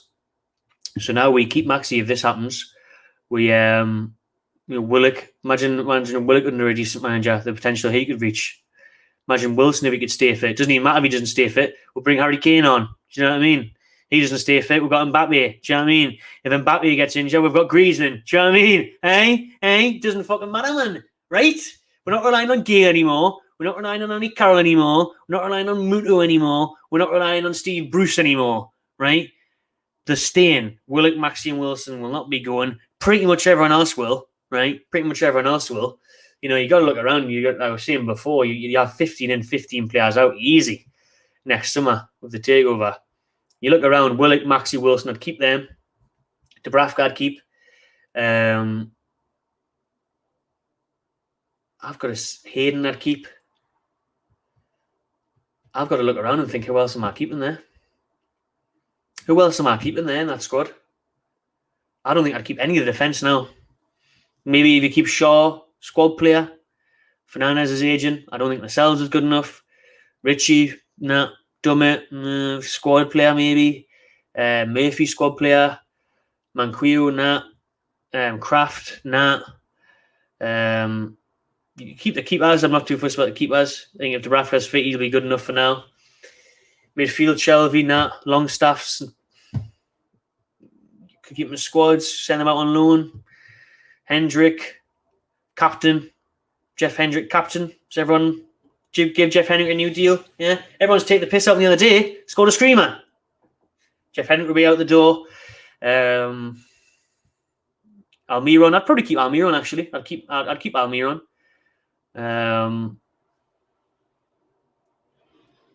Yeah. Let us know in the comments who would you keep? And I'll get down to you as I'm still scrolling up.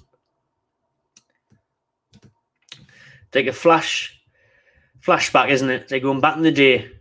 Back in the 96 when Newcastle signed the most expensive player in the world. Hopefully in 2022, Newcastle sign the most expensive player in the world again. Or the year after. Hopefully in the next couple of years, we become the club that breaks transfer records again. Marvellous. Unbelievable scenes. Let's hope so. We'll probably bottle it again, Man City. So let's go down. Can't go up any further.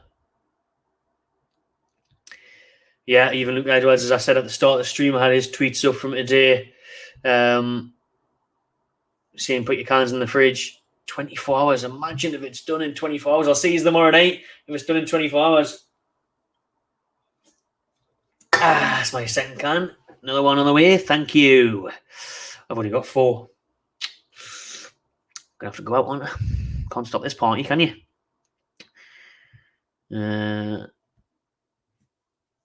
Yeah, I agree. Calvin Phillips. Yes, mate. That is a fantastic shout. I'm not really asked to well, yeah, he probably would replace Hayden, but keep Hayden in the squad. But Calvin Phillips as a signing would be brilliant. Absolutely brilliant. That's a realistic one as well, to be honest, actually, isn't it? That's a very, very good shout. I like that, Ginger Hoskin. Very good shout. Calvin Phillips. England Player of the Year. Won that award, didn't he? Sorry to you when you guys nicked him. Could we agree in the next 24 hours with Premier League approval? I can't handle it. I'm going to put my head in the fridge. I need one of them beer hats like the Americans have. The 2 straws. That's what I need. Constant supply. I can't handle it, man. Fall off my chair. Yeah, Rafinha's a baller as well. Just get Bielsa as well, fuck it.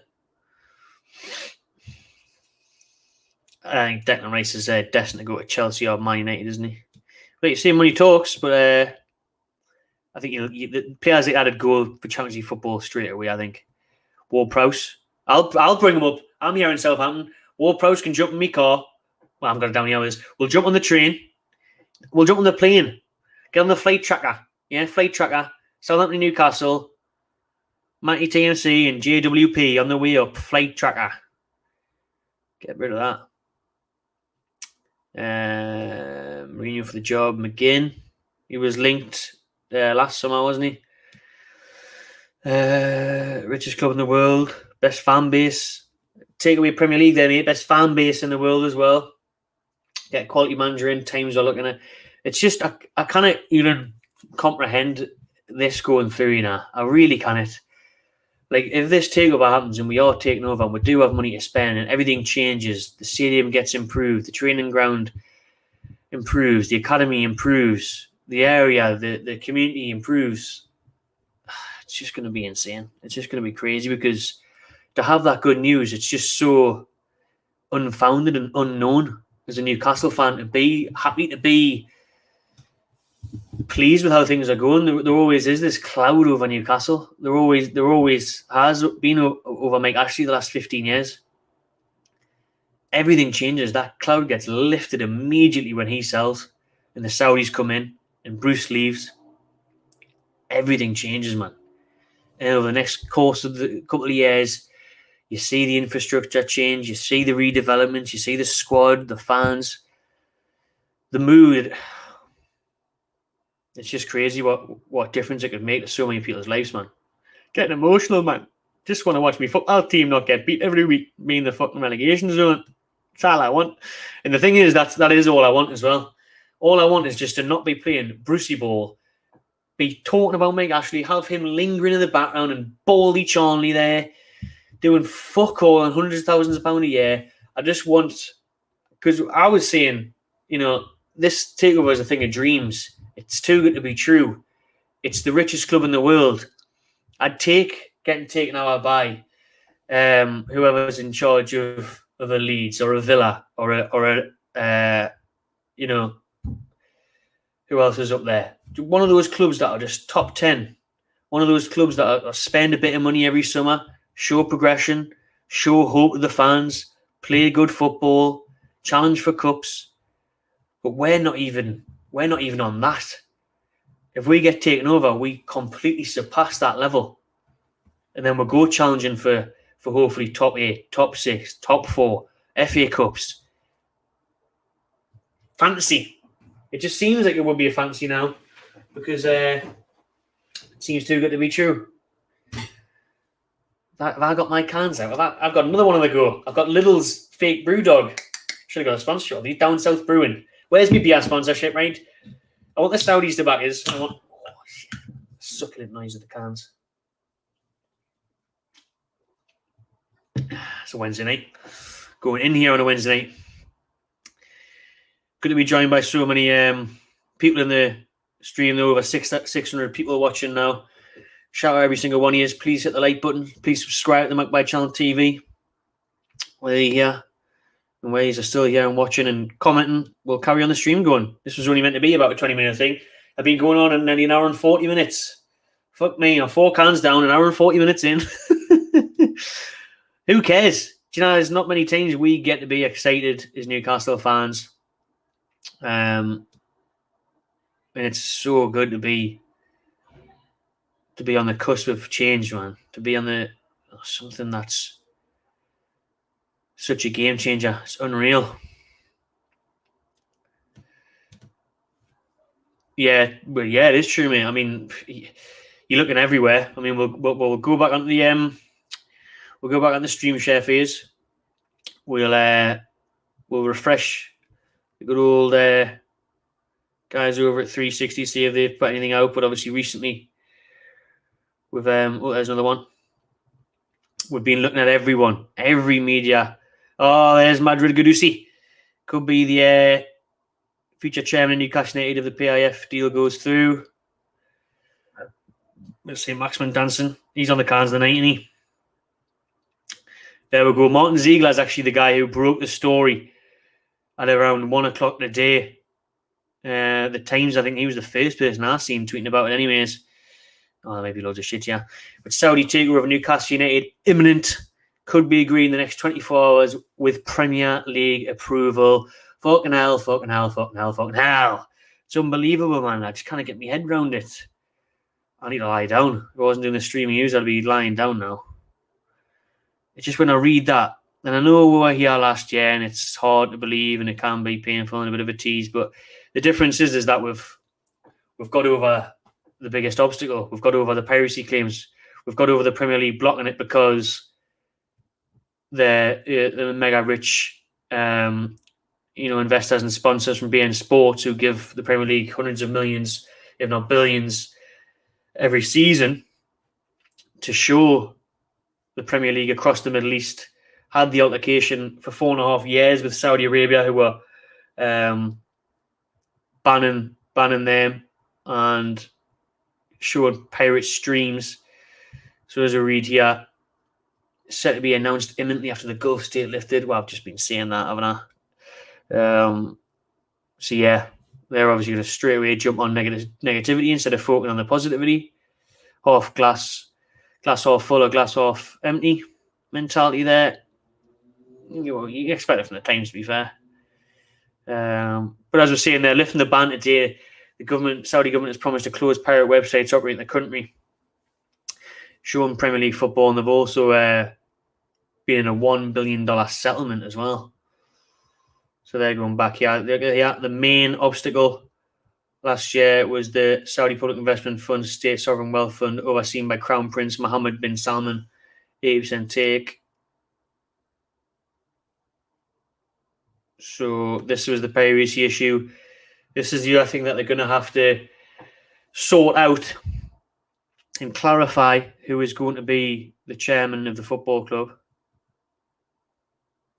And there's some more for you to quickly read while I'm having a sip of my ice cold Little Pale Ale. Hashtag cans.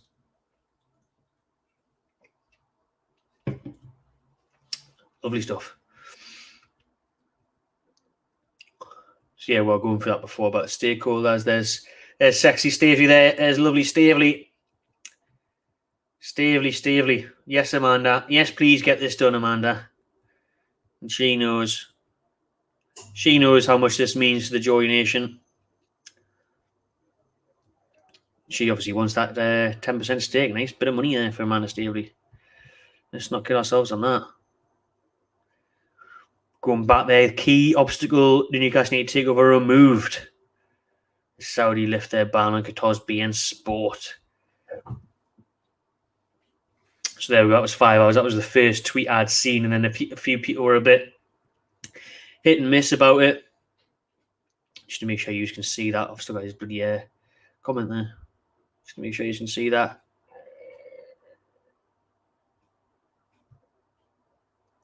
Let's go down. Summing up how we feel there. Next 24 hours, man. I don't want to get too caught up in that, like, and be like, oh, if it's not done by 6 o'clock tomorrow, devastating. But honestly, you don't imagine if we can be on another stream together tomorrow night at 6 and it's completely done and dusted, and there's no if, buts, or maybes. Lee Ryder from the Chronicle. Premier League refused to comment. Obviously, talks to Nasty, Masters ongoing. And there again, the Telegraph also reporting next few days. Liam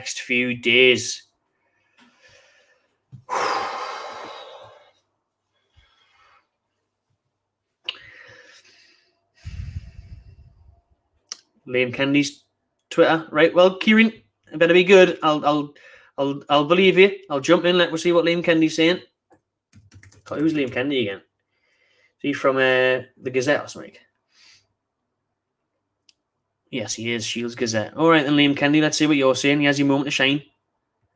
1 minute. Like the blue touch paint ban in your suit, take off and never doubt the incredible fan base.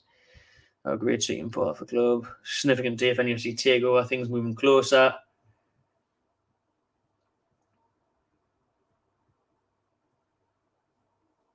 It is mad, Jordan, there. What a bit of hope can do to a fan base. How much we can change, you know what I mean?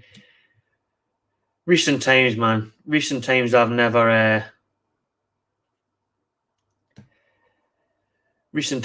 been so down about Newcastle, you know, under Bruce. And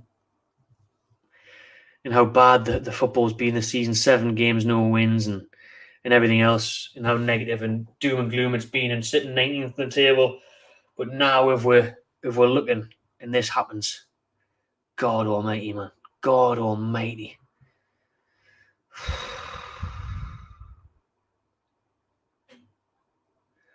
It'd be great to see War Flags come back. Really would. They're a huge miss. I completely back them and understand why they're not there at the minute and haven't been there for a while. And I thought it was great what they did during lockdown when no one could be at the stadium, and they went outside the stadium with the flags, trying to get Bruce to go out and make Ashley with his gambling chips, those flags and everything. Brilliant set of lads and lasses there at War Flags. So imagine if we get taken over, Bruce is out, new owners in. The atmosphere on the first game, whoever it'll be, let's just for practical sake just say it's Chelsea at home, which actually is the end of this month, isn't it? 30th of October.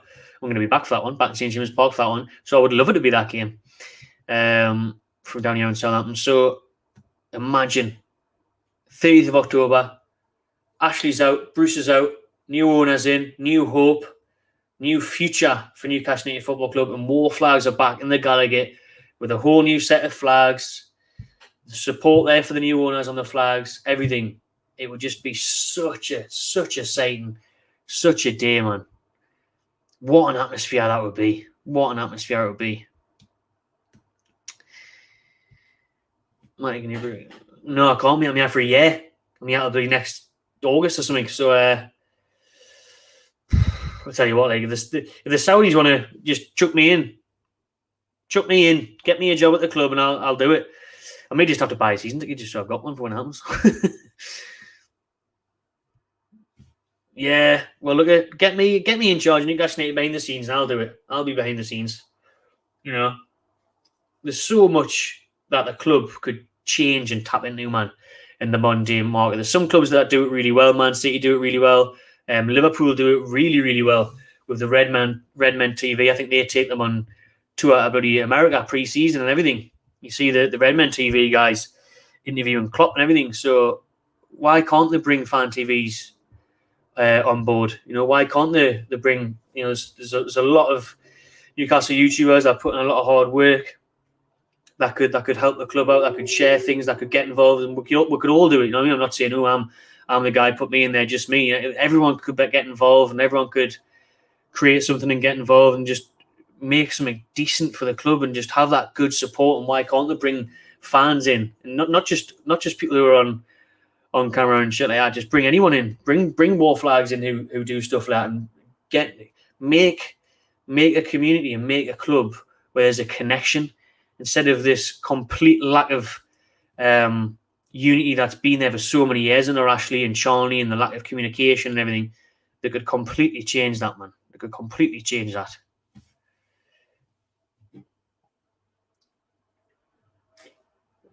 I take what we agree within 24 hours, according to the Times. The Times and all, that's very reputable, you know. Jesus, the Times are saying 24 hours. It's not like it's the Daily Star that's saying 24 hours, or bloody, you know, Lad Bible or something. That's the Times. That's the Times saying 24 hours. Thank you, Samar. See you in the Champions League soon, mate. Thank you.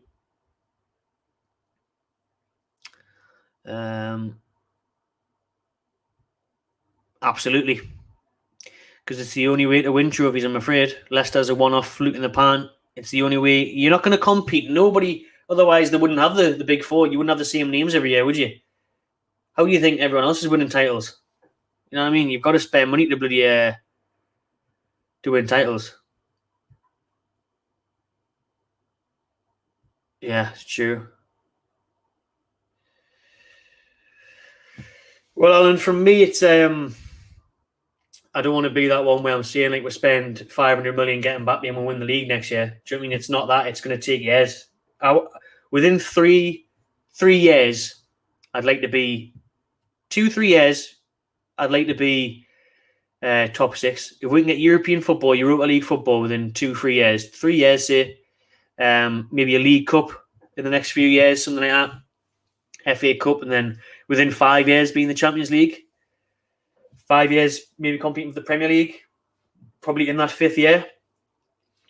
I'd be out of the moon for that. Newcastle fans, I don't want to speak for everyone, but I'll just speak for myself. I, as a Newcastle fan, want us to be playing a style of football that's attractive, to be showing ambition in the cups, and to be progressing as a club, to be progressing on the training ground, on the stadium, on the academy, on the women's team, in the league, and aspiring to win trophies, not aspiring just to finish 17th. That's what I'm after.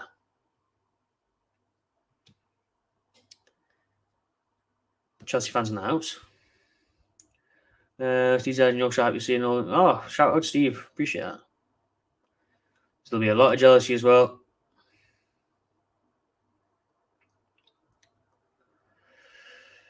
I will actually. Shall I change the intro if we get taken over? Should I change the intro if we get taken over from Bongiorno? Well, I can't remember what it is. I was in Dubai as well. I can't remember what it is. We might have to, though. Happy days, hope so.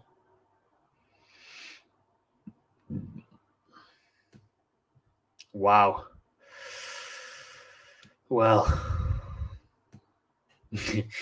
that'll come a reality one day, That'll come a reality one day, they'll look back on that and they'll be laughing their tits off.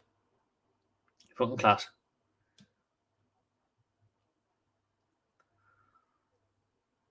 Mbappe for free. The Saudis wouldn't even need to splash the cash in. Mbappe goes for free next summer, doesn't he? Likely to go to Real Madrid, but come on, why would you go to Real Madrid when you can go to Newcastle? Who's really on the up? You've had your good days in Real Madrid. We'll have Zidane. Adam Wallace there from Got Good Shots. Also saying Matt Lawton Premier League approval secured. Fucking hell, man. Honestly, Thing is, I've been at fucking uni all day. I only finished at 4:30. Walking back there, tripping over, bumping into lampposts, everything, reading everything through the thing. Like, I'm gonna have to fucking talk about this. Gonna have to jump on. Hasn't even properly had time to settle in yet. Do you know what I mean? Hasn't had time to sink in. I know that this stream is gonna finish, and I'm gonna be lying on my bed and just be like, "What the fuck?" I'm gonna have to lie down, otherwise I'll fucking fall over. I'm gonna keel over when I get off this chair. I'm gonna have to just settle in and just take it on because it is nuts. Like, it is absolutely mental. And I mean, if in 24 hours it has happened, I'll be a fucking class manager. I'll be an absolutely belter manager. I'll have the manager's job, like, absolutely.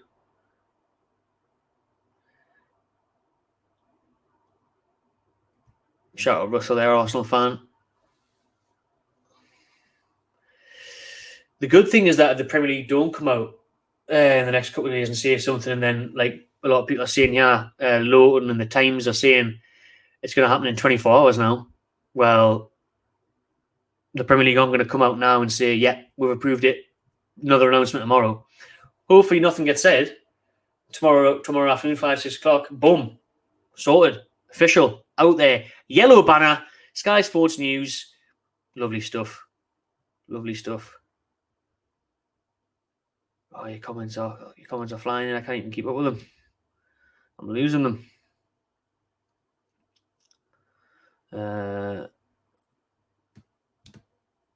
Centre back, centre mid. Centre back and centre mid. And striker, to be fair, because we all know Wilson's striker may be first, to be fair, because Wilson's fitness is a huge concern. But yeah, either of those three. And then everywhere needs strengthened, though. Everywhere needs strengthened. Left back, right back, everywhere needs strengthened. There's only one player on the pitch that doesn't need strengthened. And that's St. Maximin.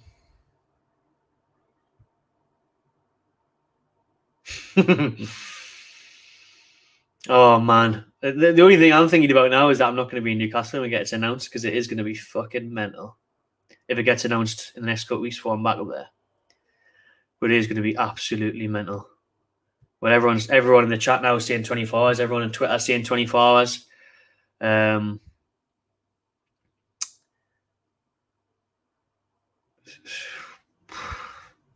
can't get out of it, man. I really can't. What we are now, Wednesday, hopefully by the weekend. That gives them a little bit more time. That gives them, 40 hours, 72 hours. Wow. Jesse Lingard in January, that's a good shout. That's a realistic signing as well. Under the new owners. That's a good shout. Nah, fuck them off. I don't want anyone that's been around Bruce, anyone that smells of bacon, because you've been lingering around there, you'll be smelling of bacon, because Bruce will be breathing on Graham, and Graham will be covered in bacon, grease and everything. Nah, fresh start. That's what I want. Well, no Grahams, no Steves, no Mikes, and no Lees. Fresh start. That's what I want, right? Fresh start.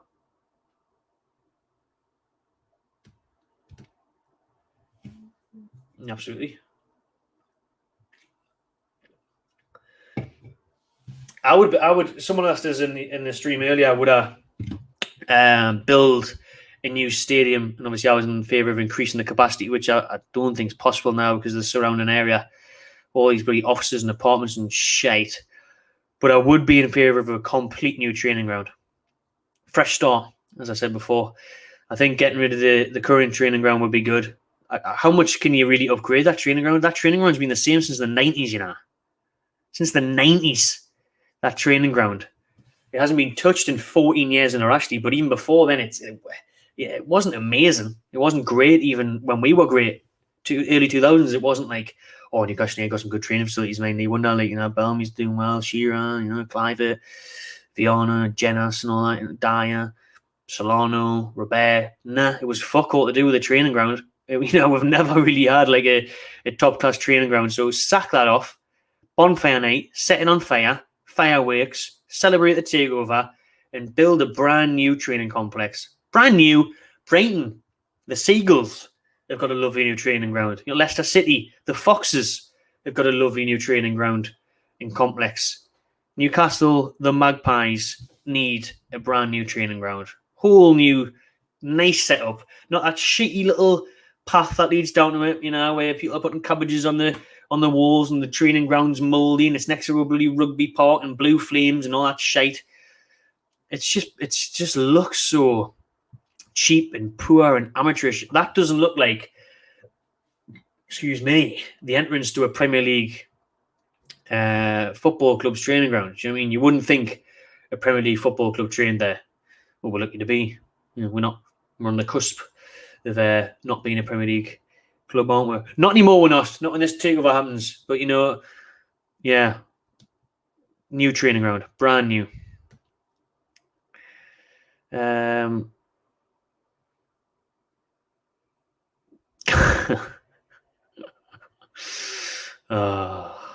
FTV will never be small, man. Big up, Robbie. Big up the FTV. As we were saying earlier, what be amazing. Absolutely amazing. Fuck, man. Try to click on a super chat there by Manny. Thanks very much for that. I'll get to it in a second, mate.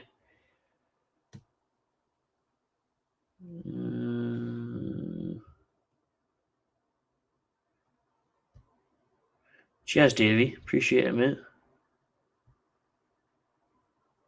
Yeah, everyone's saying 24 hours now. Crazy, man. Fucking crazy. Right, let's get down to that. Oh. And then we'll go back on to what people are saying on socials in a minute. Manny, there we are. Thanks very much for that super chat, mate. Much appreciated. Conte would be my first choice.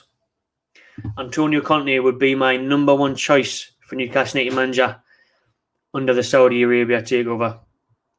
Conte guarantees trophies. He brings success to wherever he goes. League titles and cup competitions. He's still very hungry, still at a very good age. You could have him for a good few years. I think Conte could be our Klopp. I think he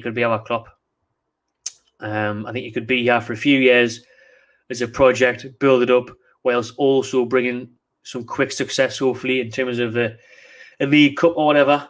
I think he would make astute signings. Players would want to play for him. He's got a good reputation now. You could buy players into the project, quite literally, buy them in with lots of money, big wages, like Man City do. That's another reason why Man City can't offload the likes of Raheem Sterling at the minute, because they're on silly money. No one else is going to pay that kind of salary. Conte would be my number one choice. You would, honestly, would I? Let us know who you would get.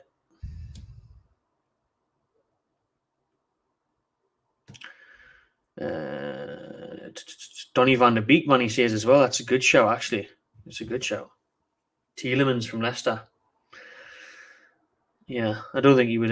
Well, maybe Leicester probably went as far as it could go, but it'd be so nice, man, wouldn't it? I mean, we were buzzing the other week when the Gallagher roof got cleaned. Do you know what I mean? Fucking hell.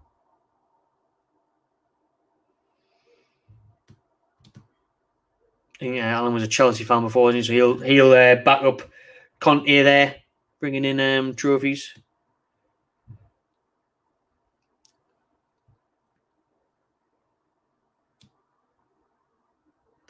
That's actually a really good shout. Especially Basuma. Big fan of Basuma. I think we put him higher than Ivan Toney, though, even though there's a few years saying that.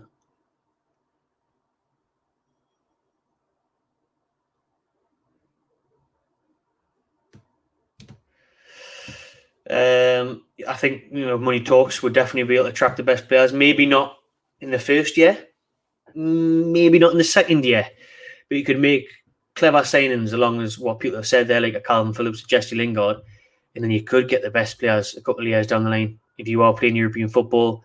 If you do have a manager like Antonio Conte, and you have got the money to back it up, we could offer huge wages. So, 320 billion, man. It's a head shaker again. We're back on the head shakes. We're back on the unbelievables.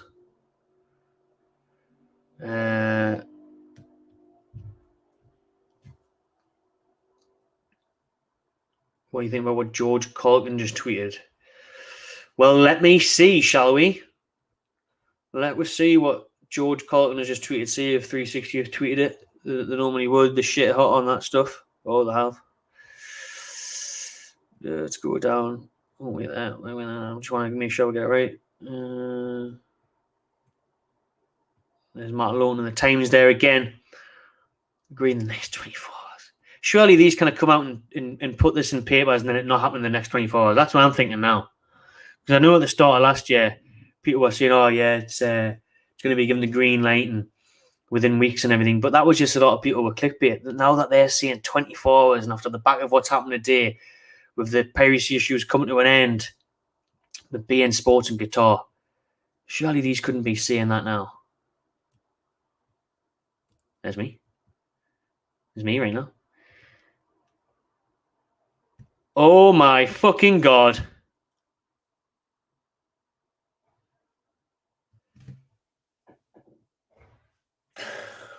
Can you see that? Am I sharing the screen with you? Yeah. Aye. Fucking hell, man. It's actually going to happen, isn't it? Oh, no. I kind of think I've got goosebumps. If you just could get 4D, you wouldn't want it. I'll be spitting on you. I'd be goosebumps on the back of my neck. Goosebumps on the back of my neck, man. I cannot sit still. I'm fucking buzzing. I'm absolutely fucking buzzing. Yeah, nah, it's actually happening, isn't it? No, it's seriously, it seriously actually is happening. It's seriously fucking happening, you know. What the fuck? Wow. It's my neighbours had a fucking haters because I'm going to go ballistic. He hated us the other day because I was going mental when the Wolves game was on, shouting and screaming. He'll be thinking that wankers. I didn't think there was a fucking match on. I didn't think the fucking match was on.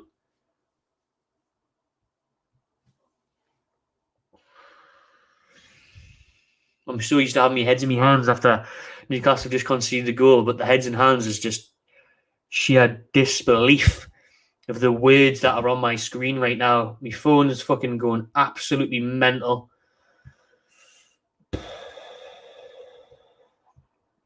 I think my phone's fucking crashed. There's that many... I'm getting that many... Oh, my God. Oh, my God.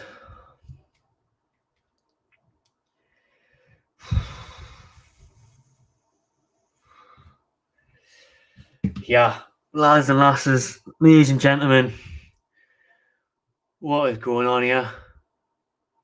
I started this stream off 2 hours ago now. Big love to everyone that's tuned in, nearly 700 people. Please like and subscribe and all that bollocks. But 2 hours ago now, I started this stream just on the basis of Newcastle getting over a huge obstacle of the day in the BN Sports Qatari privacy battle. That was a huge obstacle last year why the takeover didn't go ahead. And that was solved today. That the Saudi Arabians have agreed with Qatar now with the BN Sports. No more pirate claims. Fucking hell. I actually can't believe it. It's actually settling in now, you know. I said I just finished uni. I'm down here in Southampton for you that don't know, doing my masters in broadcasting and journalism. Finished a half 4 trying to read through the tweets. Came back home, straight on here. Now to eat. 4 cans deep.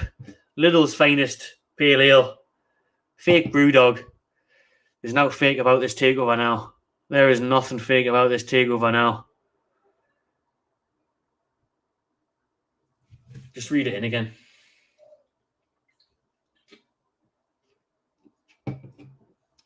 We're now entering the final hours of Mike Ashley's ownership of Newcastle United Football Club. It's been a frantic day, and George is going to wait until it's official. And when George Colkin is saying he's going to wait until it's official, that's because they may as well line up their they may as well line up the I feel like I could cry. I can't even get words out now, and I never have a problem getting words out. He's going to have his piece ready now, and he's going to release it tomorrow. If everyone's saying 24 hours, he's going to have his piece ready, and he's just going to release it then. There's no point releasing it now. I'm releasing it again tomorrow. No one's going to read it tomorrow. He's going to wait until it's official and then release it. George Colkin knows it's, he's saying there. Safe to say, we're now entering the final hours of Mike Ashley's ownership of Newcastle United Football Club. Safe to say.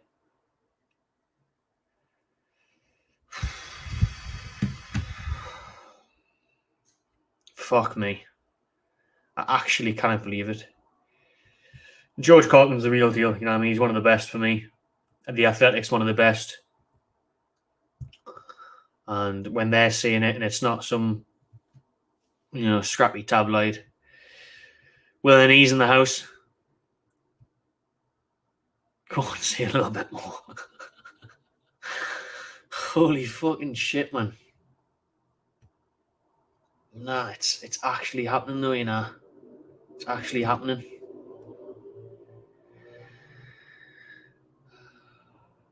Yeah, hopefully Davey O'Neill there. I never known him, but obviously he had his name. He was about a lot when he sadly passed away lately. So hopefully he's up there smiling like he is in that picture there.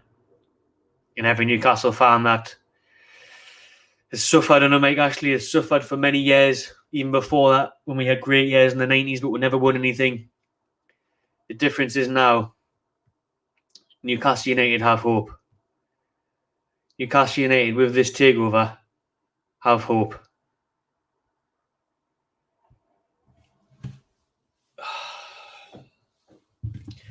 We actually have hope now. For so long, we've had nothing. We've had nothing. There's just now to shout about, nothing to cheer about. And now, fucking hell. It's just, I'm so happy to be getting rid of Mike Ashley.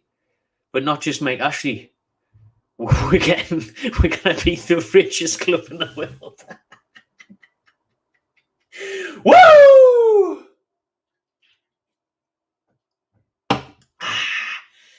Oh, man, you neighbours must fucking hate me. Cheers for tuning in, mate. You're the legend. And every single one of you are legends for tuning in. Appreciate it. Oh, my God.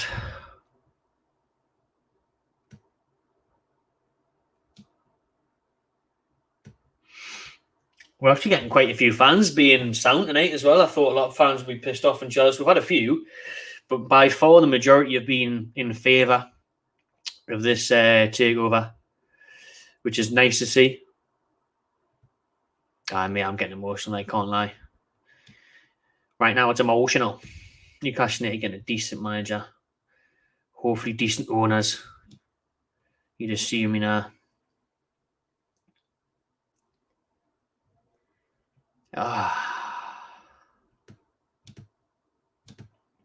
Fuck it, I'm coming back to Newcastle this weekend, like. Fuck it. Ooh, Hello Fresh, good show. Do like Hello Fresh, like. Highlight Newcastle. Oh, we prepare yourself, Newcastle fans and every other fan. We will be the new enemy. We will be hated. Everybody will be wanting to beat us, to stop us from getting up the next level, to stop us progressing. We will, be public enemy number one. And I, for one, couldn't give a monkeys. Bring on the fucking hate. Bring on the hate. And bring on the W's for Newcastle. Bring on European football. Bring on the fucking trophies. I can't fucking wait. Yes, yes. Yeah, I'm going to have to, mate. I can't be sitting doing yarn this flat in Southampton if this Takeover goes ahead. Fuck that. Be on the straight. First train black. First class. Acting like the fucking Saudis. First class. Oh, mate. You're never going to get a better birthday present for the rest of your life. So you better enjoy it. I don't think we're going to have a better Christmas until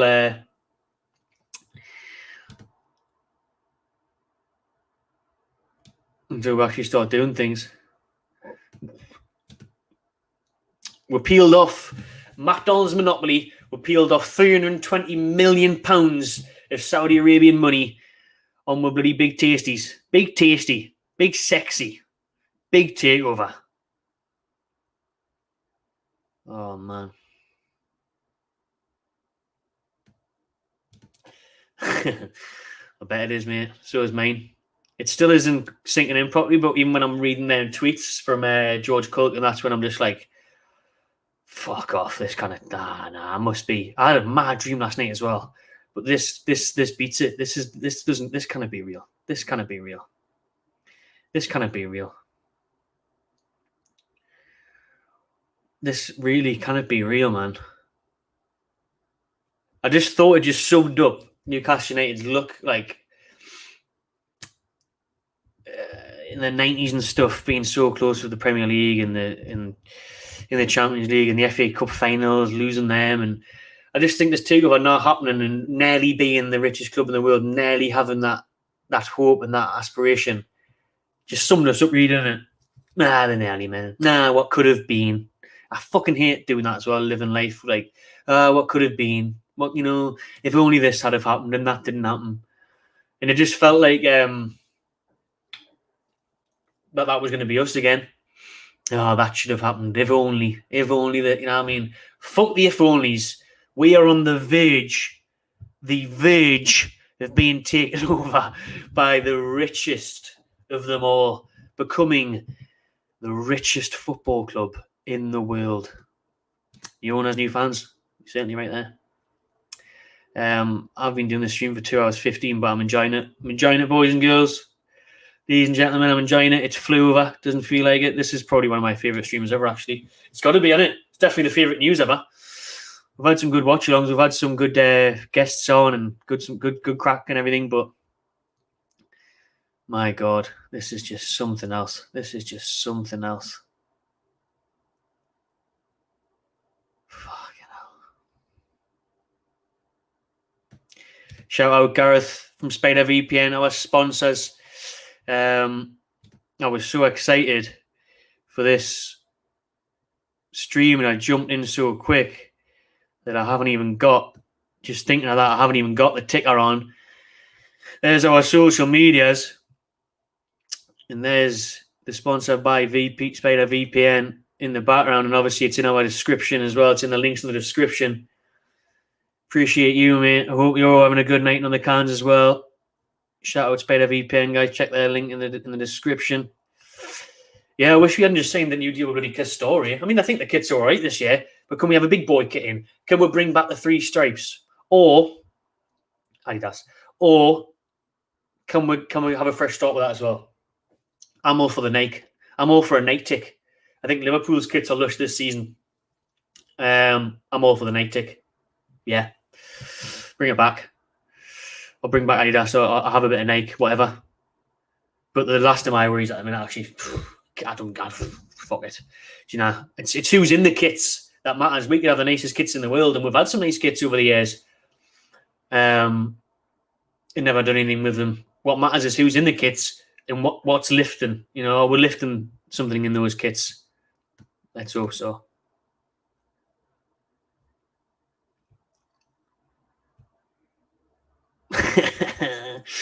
I may as well, mate. Part-time job started. Meant to be in tomorrow morning. Do you think I'm going in? I'll let you decide. 3 a.m. in Japan. Shout out Japan, NFC Japan. Oh, man.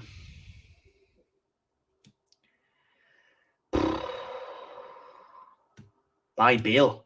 He's at Madrid again, isn't he, Bale? Yeah, I don't know. He wasn't that good at Spurs, was he? I mean, I'd definitely take him. He's definitely good enough for us still, but...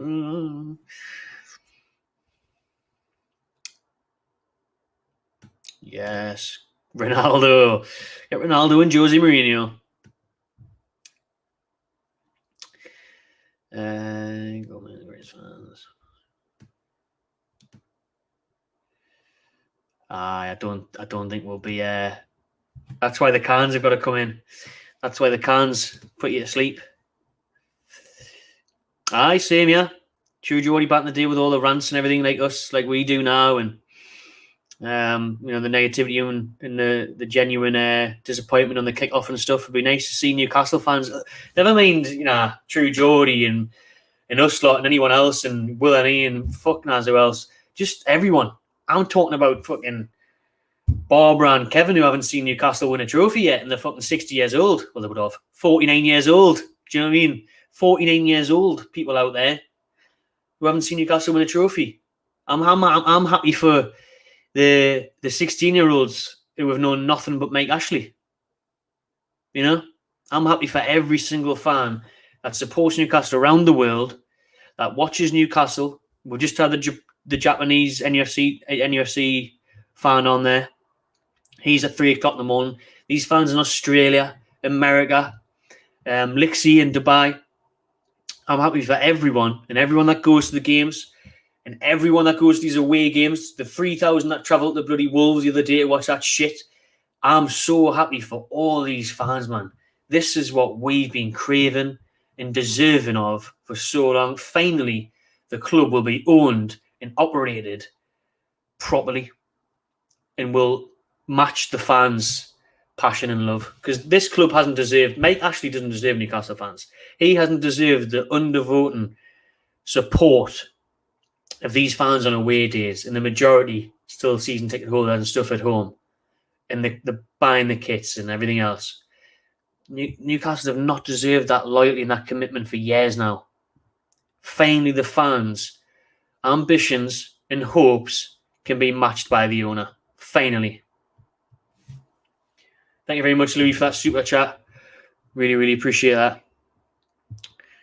Oh, you're first on the FPL. I tell you what, mate. If you're first by in the next international break, I'll send you out something to take you to the match or like I don't know, merchandise or some shit. So drop us a message on Twitter or Instagram or something, and I'll and just say that you're the FPL guy, and then that's motivation for you. If you're in the next international break next month, if you're still top of the FPL, I'll send you out a prize, mate. An early prize. Yeah, you shouldn't get one until the end of the season, but I'm feeling generous tonight. I've had a few cans. Newcastle getting takeover, so fuck it. 9 p.m. it will be done. Shout out an Arsenal fan there. I'm surprised because I remember Robbie from the FTV was thinking, fucking hell, Newcastle get taken over. We're fucked. Him and DT last year. We're saying, bloody hell, we haven't got any chance they get taken over. So, fair play to you. Keys and Gray are probably crying their little eyes out. Oh, why there will be. And this is when I knew it was legit. When I was walking home and I seen Richard Keys tweeting about it, and he was basically saying, "Well, we'll go on. I'll get on it for you. We'll have a look at Richard Keys. Because we all like laughing at hairy arms, don't we? Richard Keys, the fucking arsehole that he is. BN Sports, Mr. BN Sports himself. So he's came out here and pretty much is. Piracy was the issue. Let me just add this to the stream for you, and there you go. 3 hours ago, Qatari objections to the Newcastle takeover all settled. Piracy was always the issue. BN illegal ban in Saudi ended. Expect lightning news now on what happens next. Interesting to see who eventually emerges leading the consortium. So when you've got Richard Keys coming out and saying, that was the main issue, blah blah blah. You're winning there, you're winning. Who's cracking open a can? I don't know what that can even is, but we're all on the cans. I'm just gonna look at this one again, and you just can look at it while I get my phone charger because it's going mental. I can't look at it. I'm not going to look at it because I'm slow used, but I'm going to charge it so I can look at it with full battery afterwards.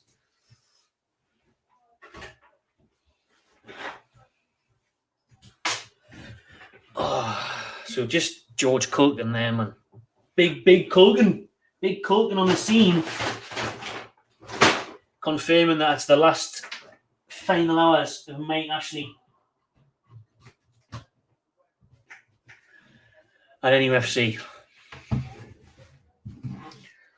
Fucking hell. Oh, man. You just can't get out of it, can you?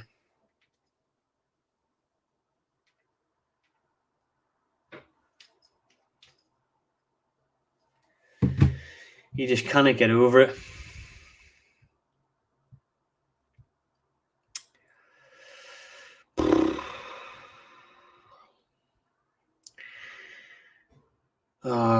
Just going up your comments, there's so many of them again.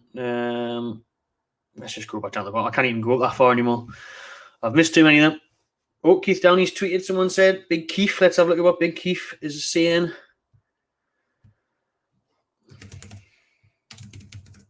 Get it on the screen for you. There we go. Shout out everyone that was just said there, by the way. Keith Naz, look at Keith Naz. Big Keith. There we go, Naz. Oh, shit. There's growing belief that the 300 million Newcastle Takeover can be pushed through after the Saudi state resolved their legal streaming issues with BN Sport. The deal still needs Premier League approval, but it's understood an agreement could be reached soon. That is unbelievable news coming from Keith Downey at Sky Sports because, yes, obviously George Culkin at the Times and a lot of other newspapers have said it's done, 24 hours, going to be announced. But for Keith at Sky to be saying it can be pushed through and an agreement could be reached soon, he knows. He knows that. Obviously, Keith can't come out before the Premier League have announced that he'd lose his job. And I'm not saying that he knows definitely. Just from that tweet, I'm getting a very good impression there that, an agreement will be reached soon. He says an agreement could be reached soon. It does still need Premier League approval. But for me, it doesn't get much better than that, does it really? Because when we go back and you see all the George Culkin tweet in the Times and everything. Oh, man.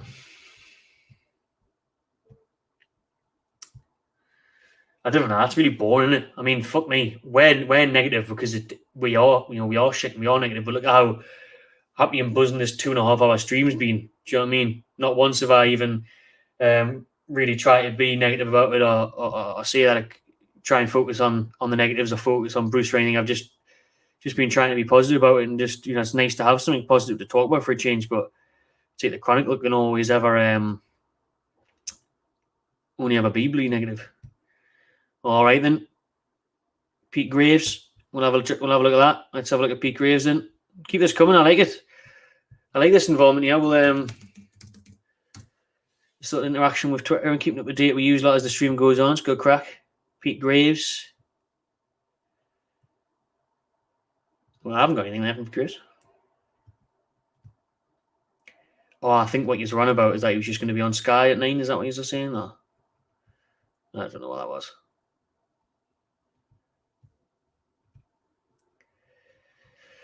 Sky say all sorted now, but need Premier League approval. Oh, mate, master's degree, not in tomorrow. You don't go in every day when you're at your master's. I am meant to be at my full part-time job though, and don't think that's happening. Who am I kidding? I've got rent to pay. Of course I'm going to be in. Be hungover though.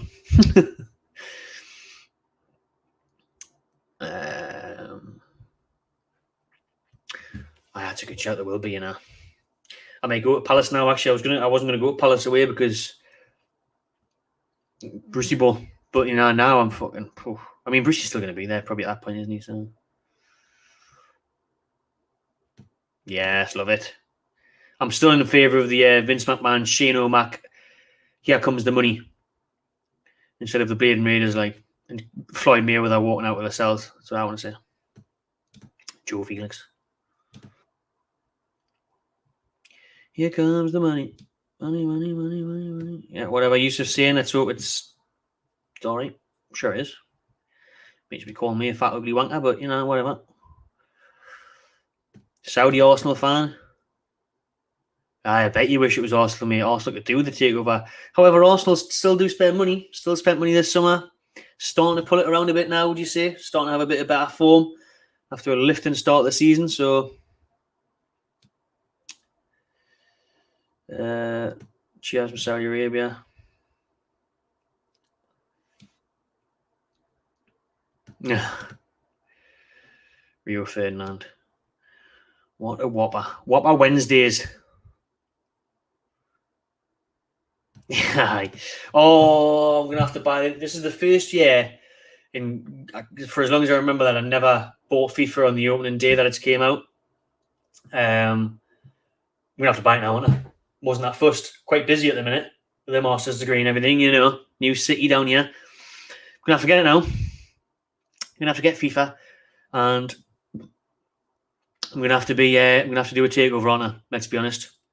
That's on the cards. That's on the cards. There's some content coming your way soon.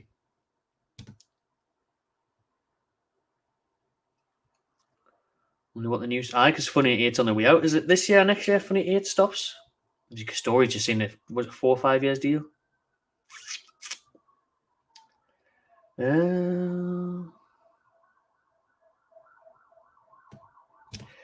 Some transfer targets here from Ollie. Matty Cash from Villa.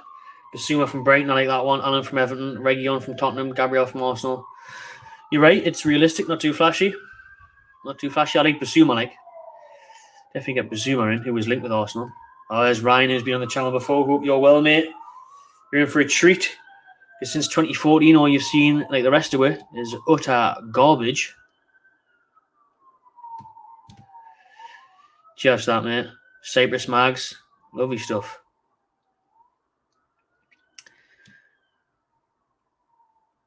Ah, please. Please, because you can't beat that, you know.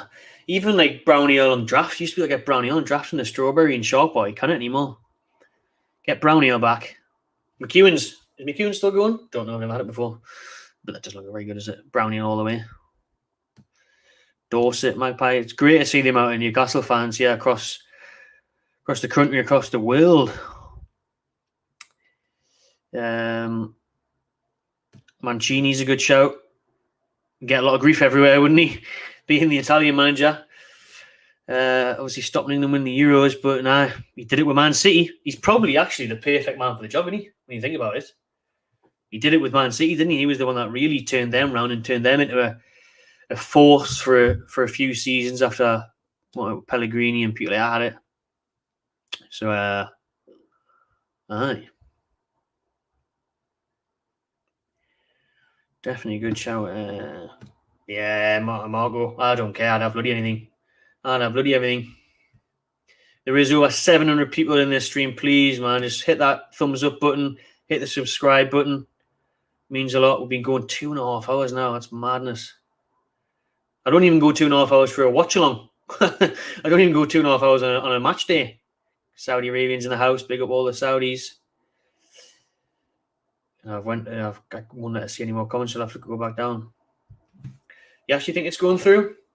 You don't have to listen to me. You don't have to listen to this daft Geordie YouTuber drinking little pale ale, right? What you can do, though, you can listen to one of the best reporters in the country. Not Pete Graves. Not he's not the best, one of the best, but we'll just go on to who is. And that's George Culkin at The Athletic.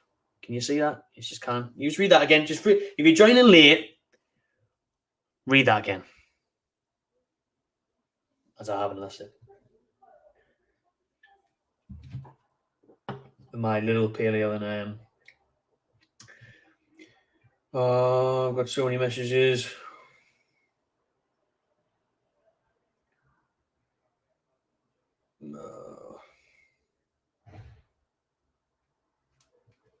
Bollocks, I'm not going to be phone where we use that, yeah. So yeah, I do think it's going through. You know, you've got The Athletic. The Times, Sky Sports, kind of getting there. Everyone's saying it's gonna happen. Everybody's saying it's on the verge of happening. 24 hours. Shout out Joe, hope you're well, mate. I think I was on the verge of shedding a tear about 10 minutes ago, mate. Tony, holding it in, just happy tears to sleep tonight. I think unbelievable stuff. Tune on top, yeah. Oh man, they should apply to me. I shouldn't even need to put a football CV in. Get me on board. So down to Newcastle, yeah. Colagini's in the house. Shout out Colagini. Less of that, please, Stephen. We're having a good time here. Don't try and say that the Premier League are saying no, right? Still going to take a few years to catch up you lot. One. I've only got the one. So that's just... Oh, actually, I've got two. I've got a different brand. Got 2 cans left. 4 down, 2 to go. And I have to go around the corner at the shop. We can, I? Oh, some Greek mags in the house again. This is class. It's just seeing everyone jumping in, man, and seeing you tuned in. It's fucking mint. So good being able to do this and just actually, as much as people, messaged the day and thought the Bruce out rant was funny and the one-liners and shit and the rant and you feel better getting off your chest and all that shit. This is what it's all about, man. This is what it's all about. Doing a bloody 2.5 hour stream on how Newcastle are on the precipice of a takeover, on the verge of change, on the edge of hope, so close to becoming an ambitious side, a team you can buy into. You can have hope in. You can enjoy watching. Everything, man. Do you know what I mean? Oh, big up Nathan who's been asking us to start 5 o'clock. Love that, mate. Thank you. No, I don't want to think of what Bruce can do with that money at all. Bruce can enjoy his fucking £3 million payout, unlimited dollars for the rest of his days. Won't be long if he eats dollars every day. But he can just go back to Portugal. He can go on Bruce won't even know this is happening, Bruce isn't switched on. Bruce isn't on social media. His son Alex would have muted the NEFC hashtag. They haven't got a clue what's going on. Simon Jordan's probably rang him, actually, from TalkSport and said, "Oh, sorry, Steve, seen the news." And Bruce is up there rubbing sun cream on his nipples in Portugal. Saying, "What do you mean? I'm 2 hours behind you. I'm on the cocktails. I'm on the chicken kebabs. What do you mean? What's going on? Don't know what you're talking about, Simon. I'm having a good time. Leave us alone." Hangs up his phone. Hopefully, he hasn't got a job after the international break, like I said in the last rant. Hopefully, he hasn't got a job by the weekend. Not me. I'll buy a Spurs game next week. I don't want to trust Bruce with anything. I don't trust Bruce with fucking anything.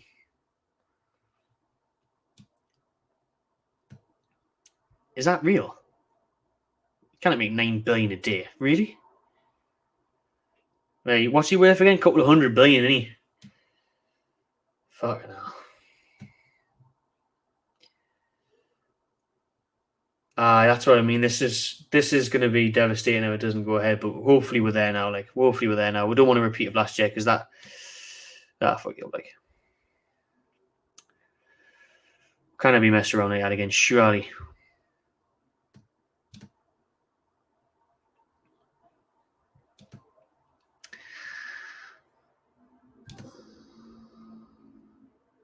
Well, that's just not true, is it? Really?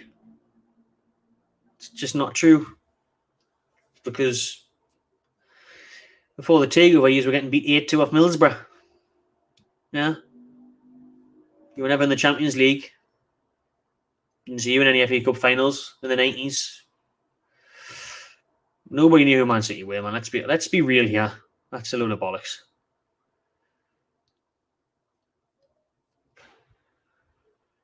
Oh, Will Naz. Will's on the cans. Bet you Will's drinking a little pale ale tonight now. Conte. If you haven't seen it already. So excited about the mags.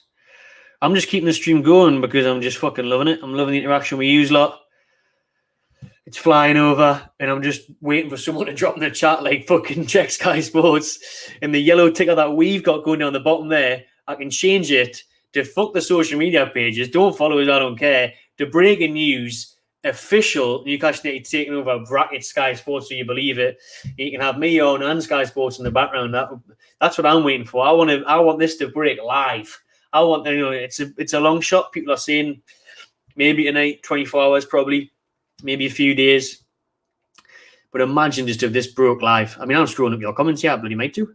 I've got my phone on Do Not Disturb. I'm going to have to turn that off. Do Not Disturb, I'm going to have to in case something happens.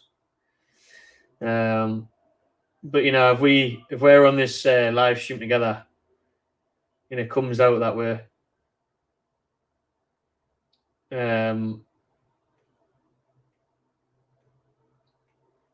it comes out that it's actually happened, that it's actually legit, because you've seen how fucking emotional I got before with George Corton's tweet saying it's the final few hours of Mike Ashley's Newcastle United. And bloody hell, imagine if it happens on here.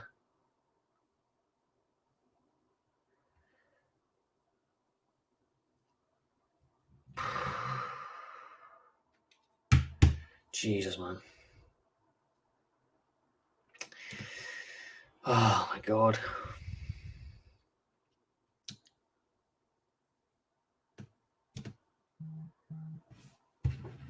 Brownridge is... Wow. And you talk about, Brownridge's take over English football. Fucking hell. And he's worth that much. 320 billion. That's crazy now. That's just fucking outrageous money.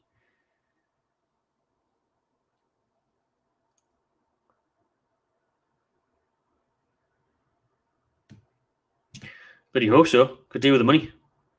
Let's sack this course right off.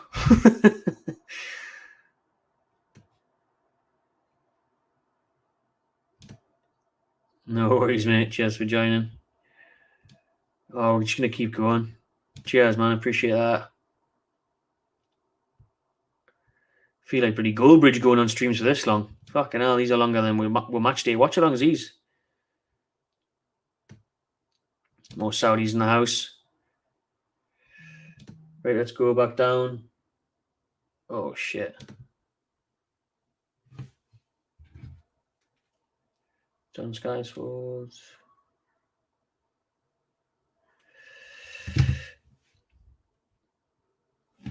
Shout out Pappy Johnson.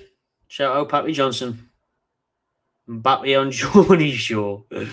I think it should tell you, mate. It tells you on my screen. It should tell you on YouTube. 2 hours and 38 minutes. 4 cans later. I'm going to send him that. Mate. Because he actually does follow it. I met him at the Football Content Awards. I'm going to send him that. That's fucking class.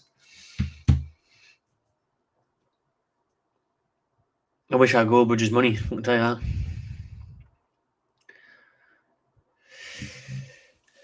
It feels like a dream. It really, really does feel like a dream. I feel like I'm going to wake up in the morning and be like, mad last night, wasn't I? I did like was on stream for like 3 hours. Fucking Newcastle Takeover. If only, yeah. Oh, you fucking turn over, check your phone, and it actually happened. Fucking hell. Madness. Absolute madness. We're talking earlier about, what was this? We want to say that this shouldn't happen, but 2000. You can't say fuck all, mate. Right? You can't say nothing. Look at your club since Abramovich came in. Mourinho. The players that came in. Unbelievable stuff. The Champions Leagues, the amount of Champions Leagues have won. Premier Leagues. Transcript that one.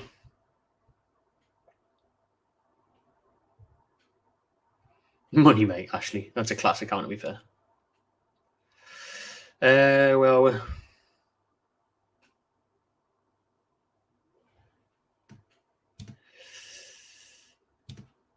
shout out Joe Duffy.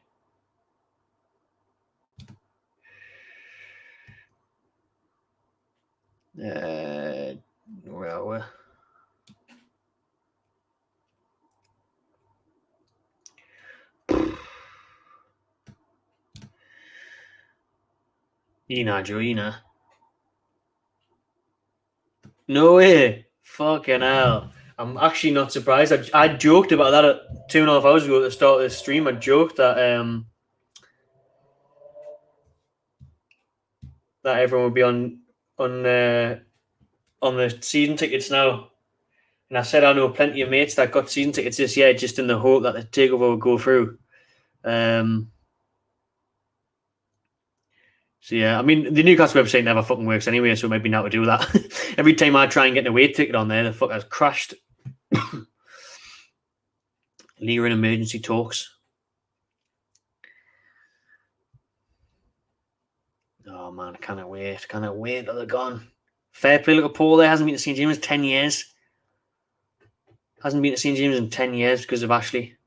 Yeah, many others like him as well.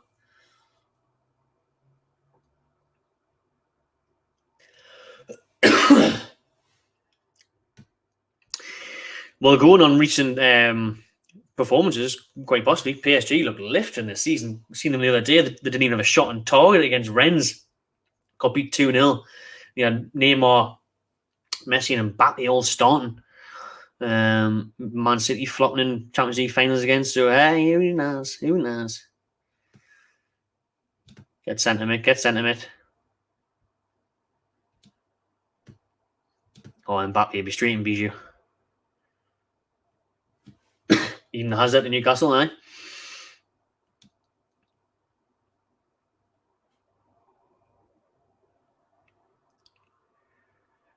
Ronaldo, Messi at Bijou. Fucking hell. Any camels outside St. James's Park yet? Cheers, Nathan. Appreciate it, mate.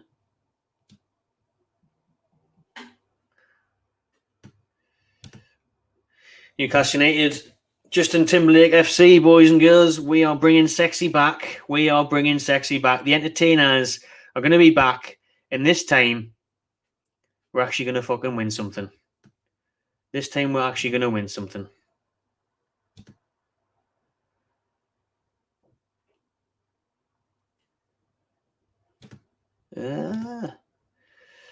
Right then, I think we should have a quick look at Twitter then again, shall we? See if there's been any more updates since we're on there, or just any more crack in general.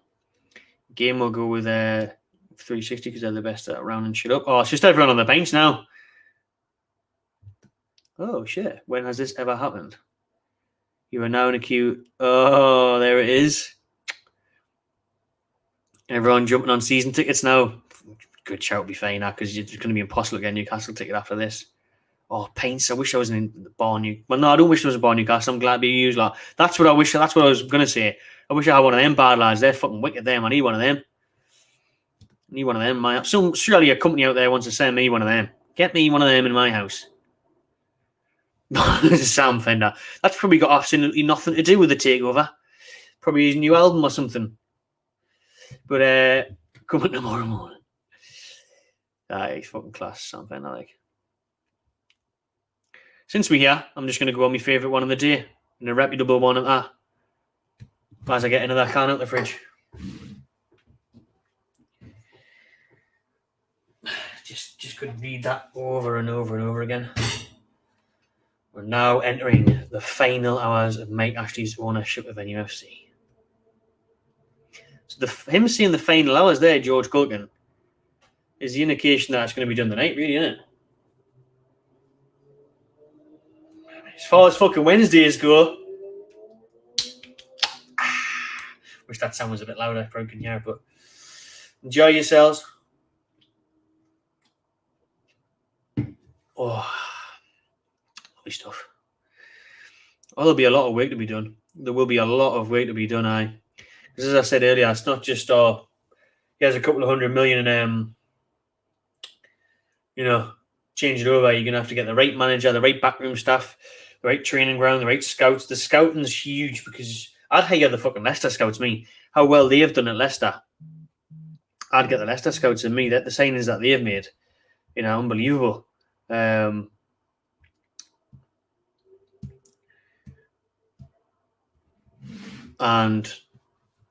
I'll just send something there. So the Leicester scouts, they've done an amazing job.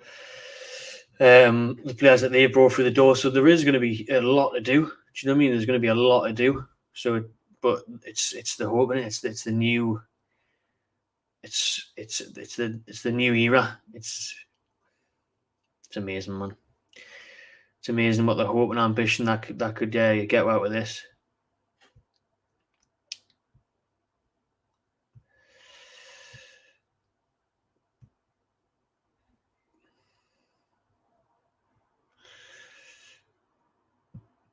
I think it might be. If I had to say, I think BBC have announced it as well. Jesus. I think it'll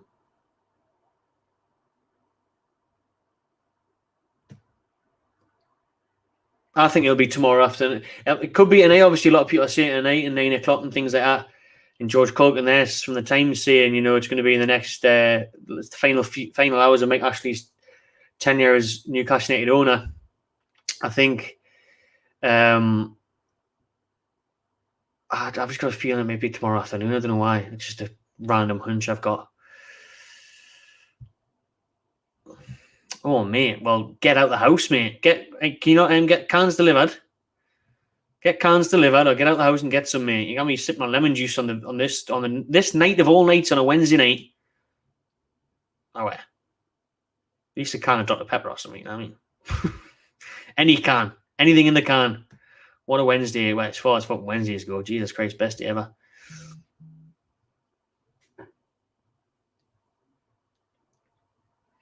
Oh, we do, mate. Million miles. And the best thing is, it's finally going to get what we deserve. The Entertainers 2.0. Taxi Fiery Kane. To 10 years away.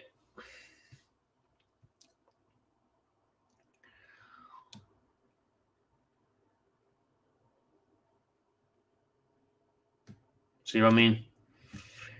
Nearly the same age as me, mate. And we've seen now, but shite, a bit too young for the Champions League days, the odd Europa League game, but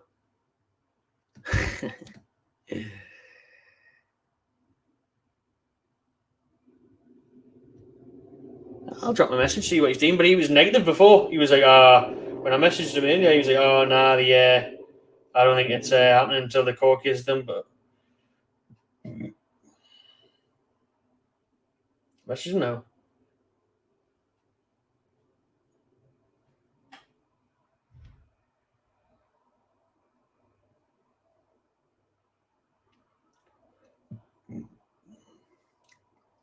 I'll message him this as well, so he knows that he's wanted that he's not But once this is announced, obviously, we'll have fucking phone's going nuts, man. But once this is announced, obviously, we'll have everyone on. Do you know what I mean? We'll have everyone on. We'll have some big guests on everything once it's legit. That's true. Fabrizio when he's on. That's the same thing everyone wants to see.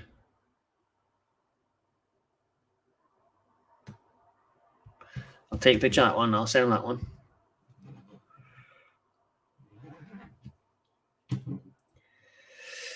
Oh, he's too busy these days, Kegs, man. He's waved up, man. Game over, Keg. He's probably watching this, pissed off at us. It's game over from now.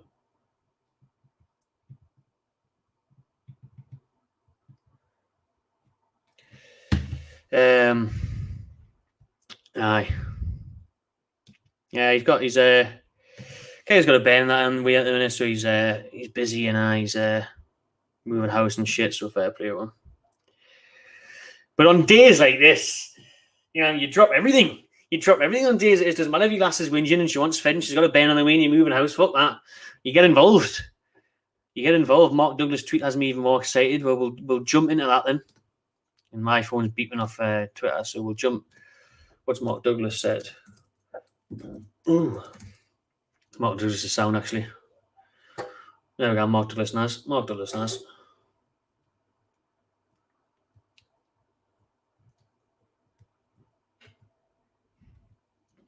don't know. He's just tweeting a lot, ain't he?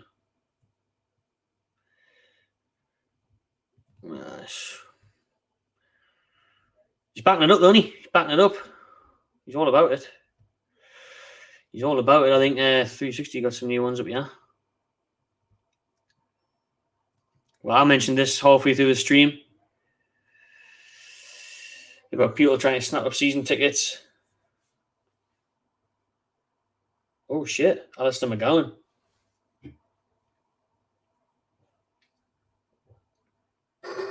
Wow. There we go. You could have a point there.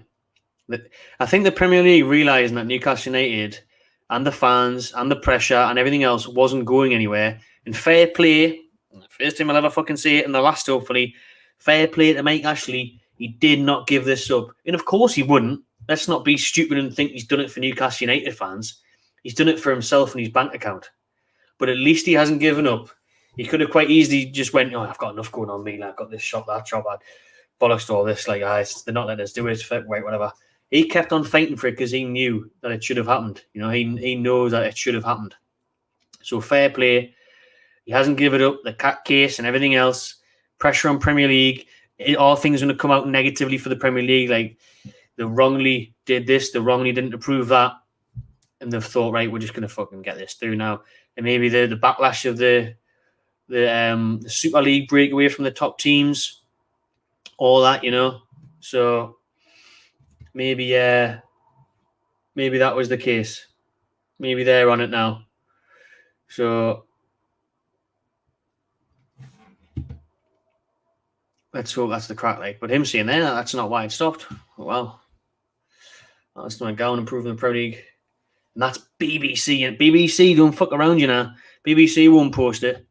I met Phil McNulty yesterday. Phil McNulty was doing a lecture at my uni yesterday. He was a nice bloke. Wow, it's everywhere now. It's not like a few hours ago and even nearly 3 hours ago when I started this stream. It's not like that anymore, where there was a link here or an article there. This is everywhere now.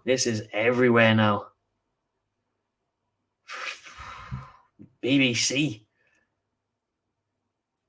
could possibly come in the next 24 hours. After that, see what's coming out now as well. Is it's not about the This is massive. Actually, this is fucking massive. Can you all see this still? Let us know what you're seeing in the comments.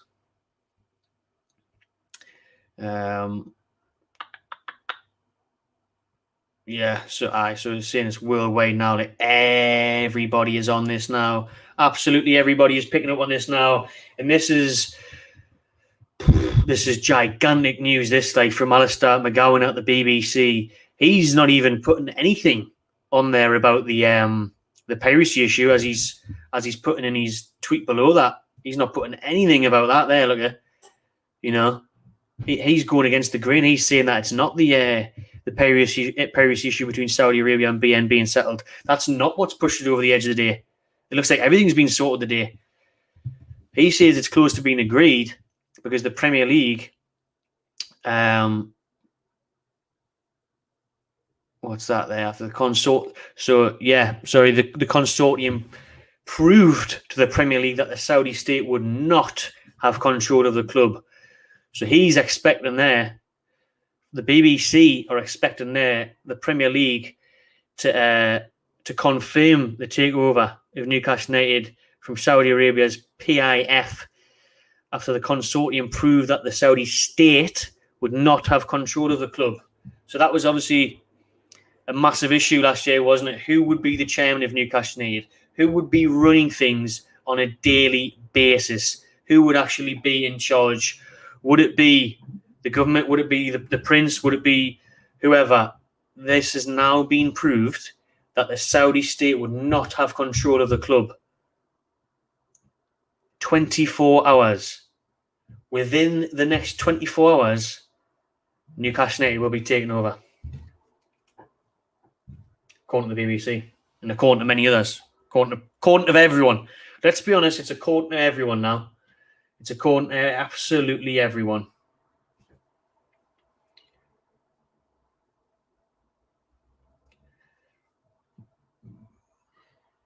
I'm going to send Keg the link and see if he'll jump on. I'm not sure if he will. He hasn't replied yet.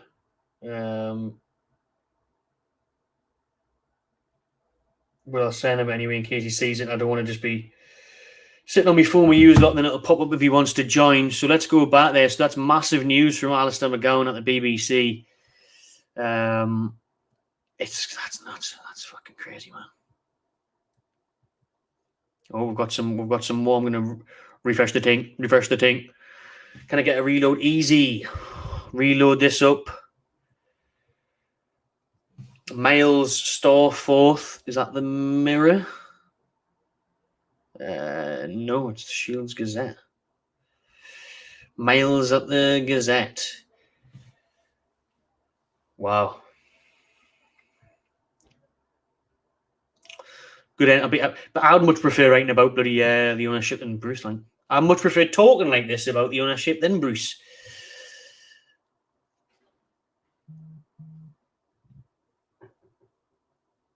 Sky Sports News reporting it now. People are messaging us saying, fucking hell. I remember the first social media post I put out, bollocks. The first social media post I put out at about 1 o'clock, 2 o'clock a day, and everyone was just like, what are you posting this for, man? Load of bollocks. Yeah. Well.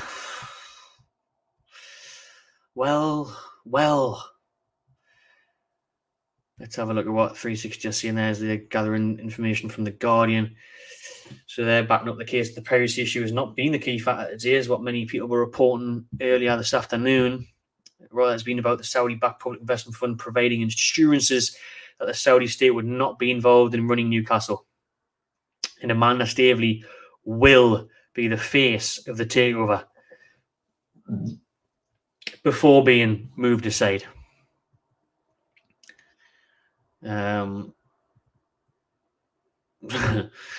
Still got the air thing, you know.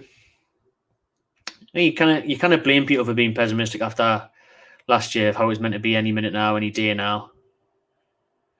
Luke Edwards saying, I'm going to go to bed tonight, fully expecting that it'll be announced, if not tomorrow, then certainly by the end of the week.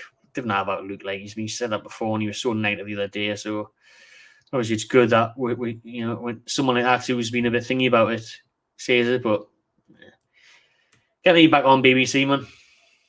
Resident Priorities is not being. Yeah, so that's just massive. That's been coming out the last few minutes there. Absolutely massive. Oh, got Gabriel Louboutin on the chat. Breaking news on Sky Sports, is it? Let's have a look then. People saying it's breaking news on Sky Sports as well.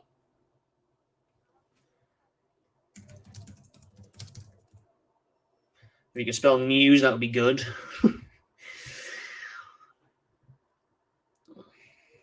Oi, there it is, like. There it is. And when it's on Sky Sports, that's when everyone starts getting a little bit excited. Very excited, in fact.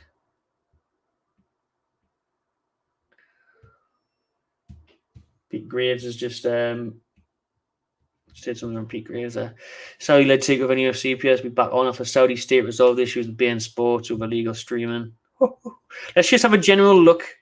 Is everyone still seeing that screen? Lovely stuff. Just have a general look what other fans are saying. Brilliant. Absolutely brilliant.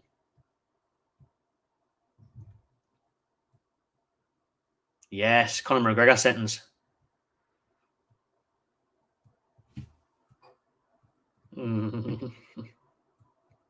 Oh, best not post that. I'm gonna have to come off Twitter, aren't I? Not a good idea, this. Bloody hell. And I get the YouTube stream blocked here. It's just what a time, man. What a time. There's Gravesy. Gravesy's on it now. Huge confidence can be finally pushed through. We await official confirmation. Oh man, fuck off. I didn't want to click on that bollocks. Huge confidence NFC takeover can finally be pushed through. We await official confirmation from club and official Premier League approval, but agreement thought will be closed. Fucking hell. Fucking hell.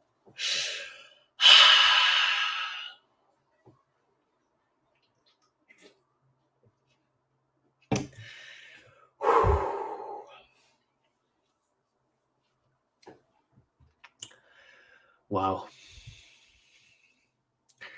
Can I just why are you saying stay positive? I've been positive the whole time. I'm telling you it's happening. Oh, he's talking to someone else. I don't know. But I'm on it, me. I'm on it. Awesome fans are on YouTube crying, huh? Should I try and ring Robbie? Definitely won't pick up. Definitely won't pick up to me. Yeah, Sky are reporting it now. Sky are reporting it now. Fucking yes. Fucking yes. Yes!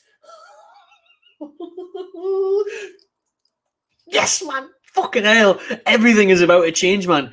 Everything is about to change. I could genuinely cry. I could genuinely cry, man. Oh my God.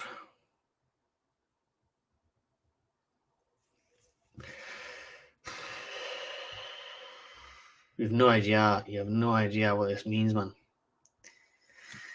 Where was that? There's a guy from Saudi, and yeah, I'll let you do this. I haven't posted on social media in hours. Sorry, I need to. I'll just post I'll leave Pete Graves' recent thing up, and then if everyone can tell the Saudis 3 things to know about Newcastle and the club, and I'll be back in 30 seconds. Just give us 30 seconds to tweet this, because to go on about this, because it's fucking crazy, man.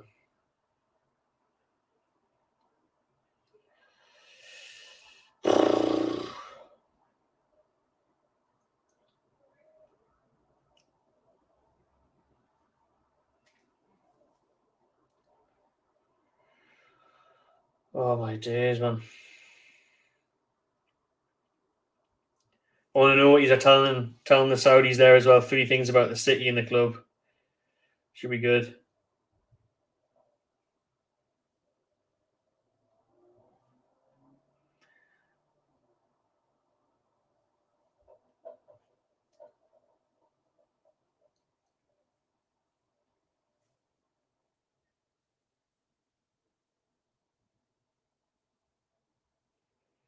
Bollocks, man.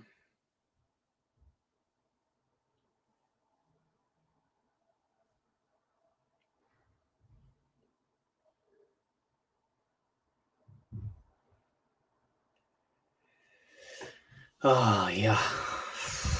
Right then, what we're saying. Ooh. Yeah, a lot of people are saying 9 o'clock now. Proud, passion.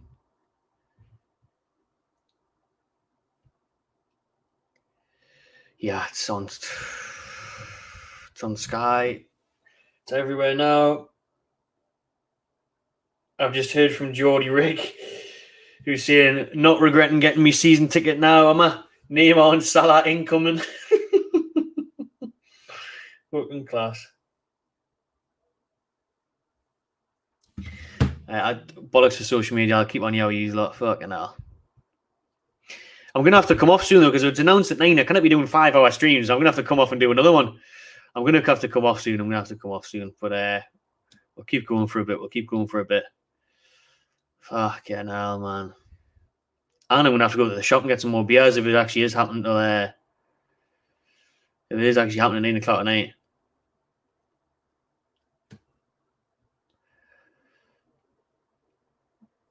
Yes, mate. Been here since 5 o'clock, mate. Everyone's like, oh, it's not happening. Well, it was fucking here first, eh? Thank you.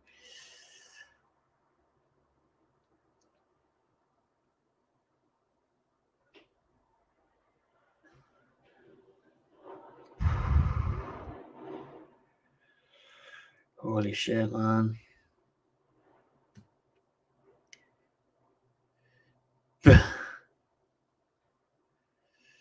I've lost the comments. There's too many comments. There's too many. Singapore. I've been to Singapore before.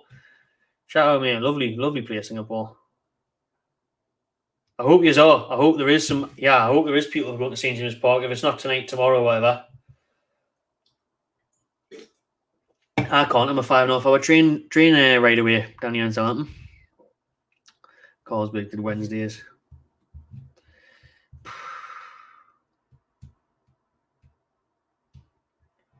Fuck it now.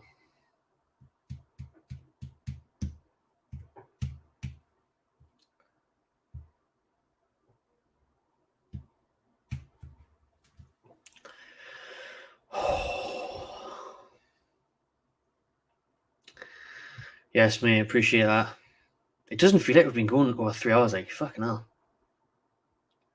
Oh, he'll be good to Gabby Brownlow. Love Steve Bruce and Newcastle being shit, didn't he? Ricky Lamba inbound.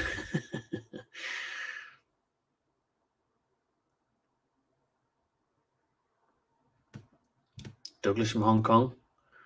Shout out Hong Kong. I tell you what, I don't know him that well. Just moved in, but there is actually an app here in Southampton where you can get your groceries. That's what they call them. You can get anything delivered to your door. Anything, food, beers, fucking washing up liquid, whatever you want. So I might have to get on that, mightn't I? I mean, there is a corner shop 2 minutes away. Like, we have to go and get some fresh air, take it all in. Adam, you've been in and out from the start at least. Shout out you and Gallagher Shots, man. Fucking what a day, mate. What a day. What a day for what a day. What a day. What a day for Newcastle fans. Medzy's crying. Didn't blame me, Medzy. I'm keeping it in for you lot.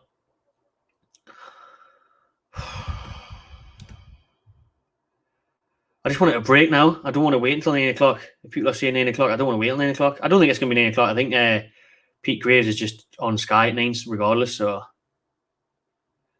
I'm very confident. Very, very confident. 9 out of 10. 9 out of 10 confident.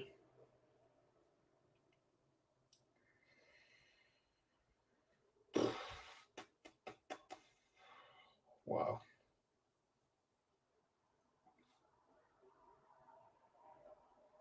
Yeah.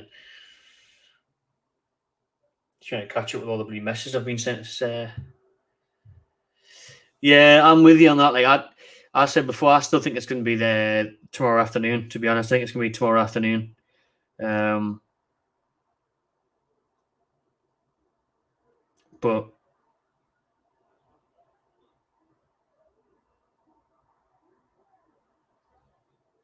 who knows at this point, man? Who knows, eh?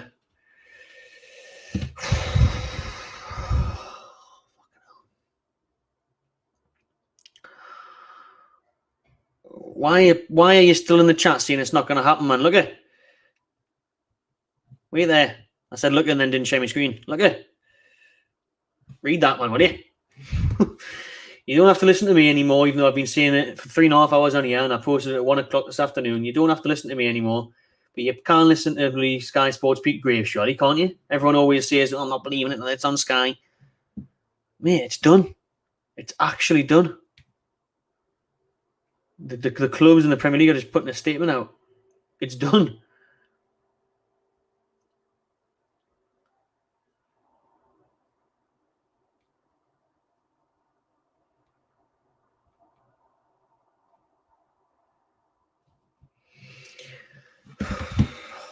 Let's see if where we you know, if we've had anything else from 368. No, we're still on the Gravesy hype, I think.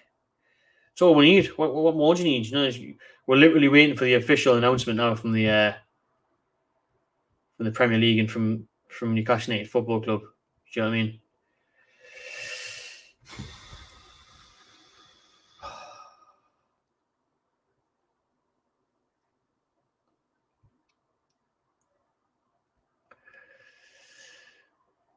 Oh, Maxie will be buzzing. Maxie will be thinking, finally, it's paid off. Finally, it's paid off being here. I love Newcastle. I love the city. I love the fans, but I fucking hate Brucey Ball. And I hate Mike Ashley's 17th place mentality. So,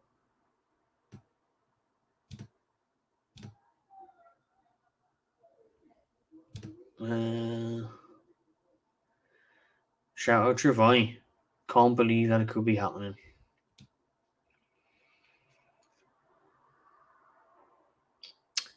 That's a good point, actually. Oh, it's after 10 p.m. in Saudi now. I'll just double check that. Well, does it really matter though? Because if they've already done it, then it's just literally waiting for the Premier League and the club to issue a statement. Yeah, it's 2 hours. It's only 2 hours ahead in Saudi Arabia. Actually, I thought it was worse than that. I think.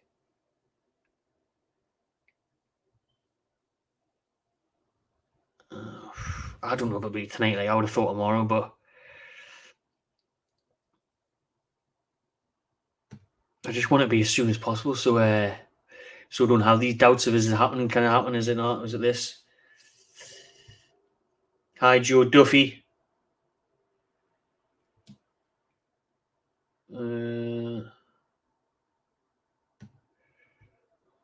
What a sight this is going to be. Too long, isn't it? Too long. We've been that clutter has been at St James's Park. Yeah, it is. You know, if it does happen as quick as we think it's going to, in terms of the next 24 hours, according to everyone, if you get Bruce out, saying 3, 4, 5 players in January, come to summer saying 8, 9, 10, get rid of the rest, get rid of 8, 9, 10, get a decent manager in. Fucking hell. How it could change, man. How it could change.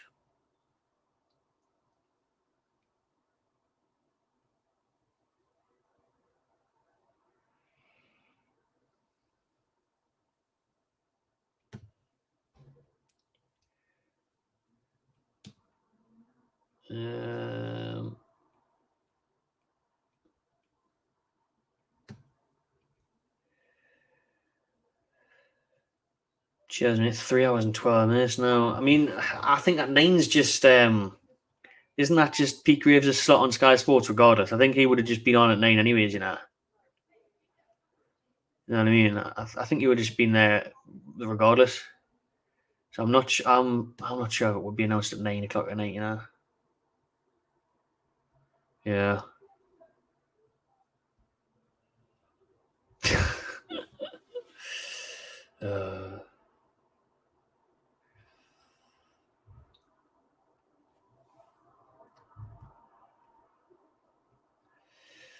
Hi, Luke Fatbright. How long ago Bruce is gone?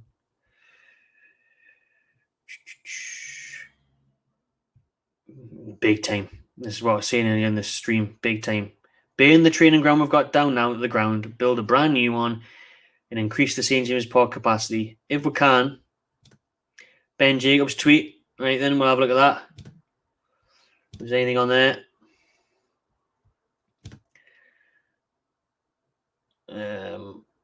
These will normally retweet it if there is, but if not, we'll search for it. We'll search for it. Ben Jacobs. Who's that again? Ben Jacobs.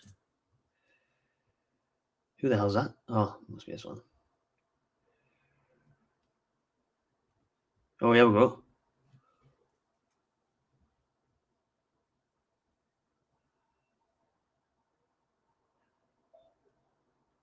Can you see that? Statement due imminently.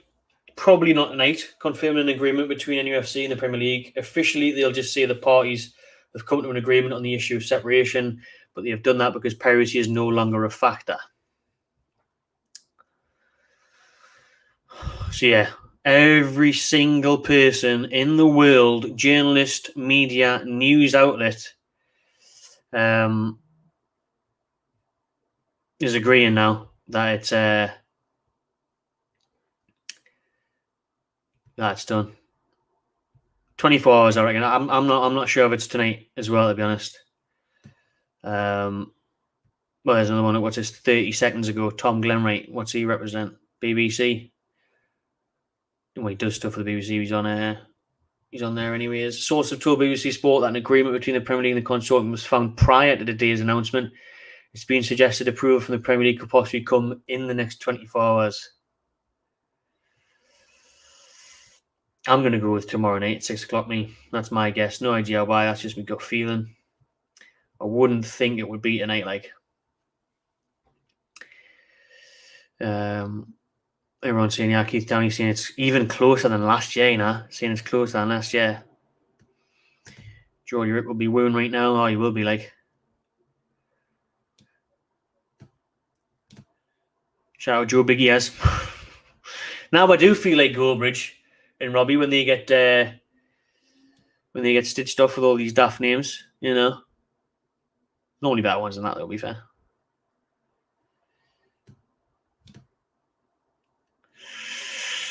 That's for another video, I think, like. Some good recommendations earlier, though, in the chat. Like Basuma and Lingard and Calvin Phillips.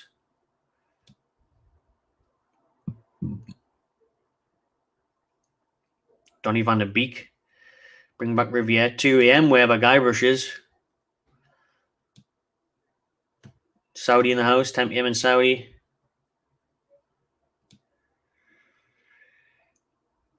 R.I.P. Brucey Boy. Thank God for that.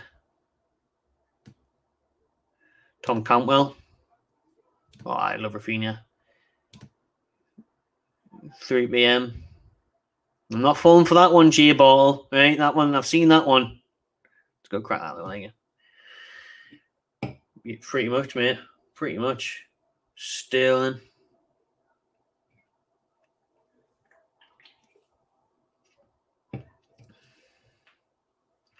How was your Wednesday, did you say? 8:17 in Jarrah. You're a minute ahead of me. It's 8:16 here in Southampton. Christmas Eve, 12 midday. Madison. He hasn't had a great season, has he? So he might be looking for it. Arsenal trying to sign him. No, we'll have bloody...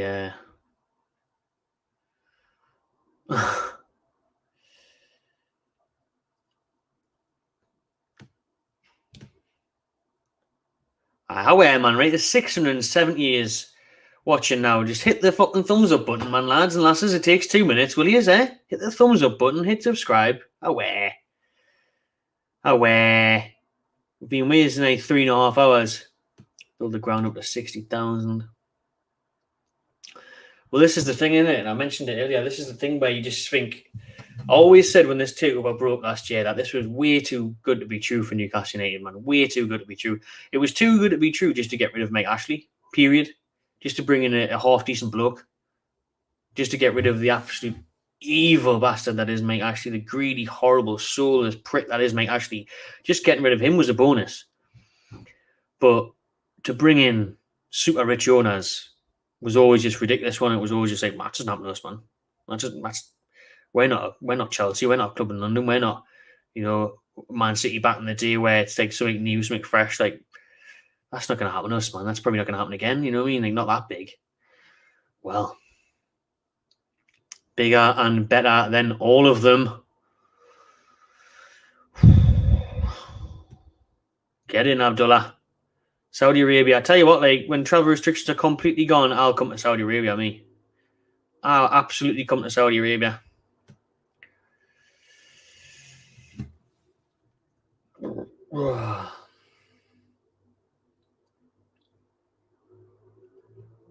That's the dream. That's the dream. The return of European away days. Not even Milan. I'll take Malmo. I'll go to Sweden. Me, I'll take FC Malmo away. Mönchengladbach. Was saying this earlier. Antonio Conte is my number one shout. Like, Antonio Conte is my number one shout. There was plenty of them. Zidane and Diego Simone, and even if you're going to go a bit less, who haven't got much experience yet, like a Steven Gerrard. I mean, how Busta Rhymes.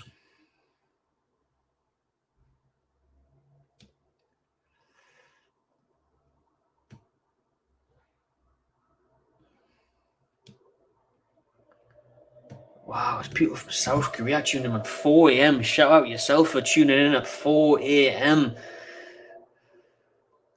Love that, like, love that.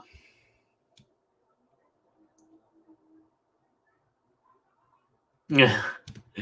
We don't need to pay for bloody loan fees for Chowder anymore, right? We don't need to scrape the barrel for that. No, we're not actually didn't want to buy anyone, I'm surprised he put the Willock money up when he knew this was coming around the corner, eh? Vietnam.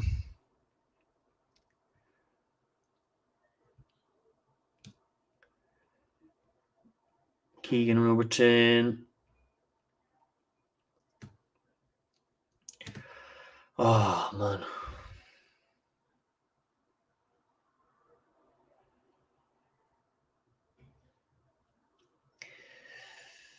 Well, this is why I wanted it to...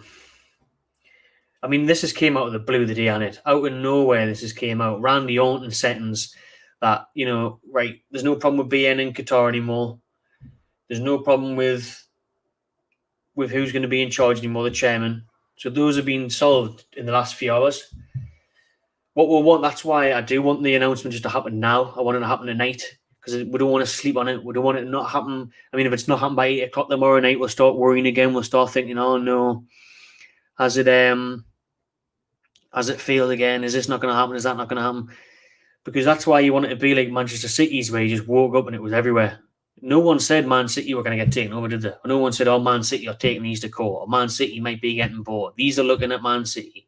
They're putting the bid in for Man City. You woke up and it was done, taking over, new owners, fresh start, see you later. So that's what you want, because you don't want this to come out and it's everywhere now. BBC News, Sky News, every newspaper. So what you don't want is everyone else to try and get involved again. Last time, you didn't want Daniel Levy on the phone. You didn't want the other Premier League teams on the phone. You didn't want the government on the. Well, Boris Johnson was actually in favour, wasn't he? But when people bring in the Saudi Arabian human rights and all that bollocks, you don't want that. Do you know what I mean? You want it just to be done. So hopefully it is. It is just done enough, and like what Pete Graves said before, we're just waiting on the announcement from the Premier League and from the club.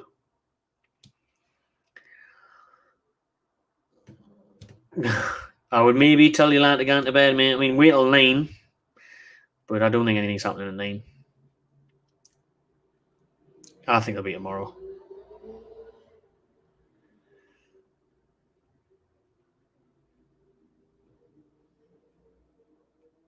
All the way from North Shields, Sam Fender.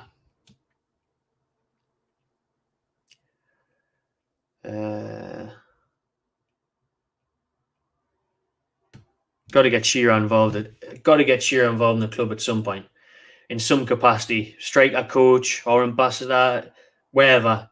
He deserves to be involved and having an opinion. Really, I mean, having some input.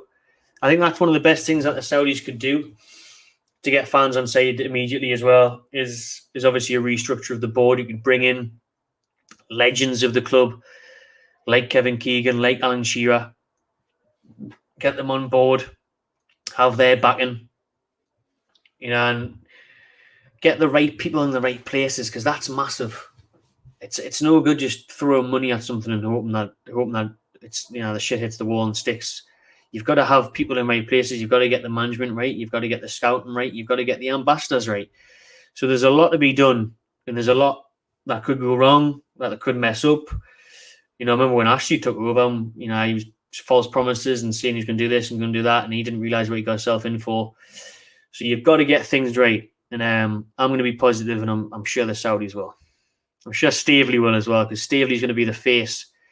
Stavely's going to be the face of this takeover when it goes through for the immediate future. For the first few months at least, she's going to be the face of it. She understands football. She understands Newcastle fans. She understands the club. So hopefully we get it right. Like,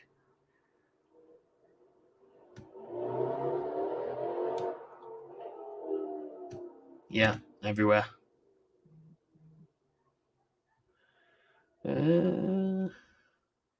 Get the thumbs up, lads and lasses. Get the thumbs up.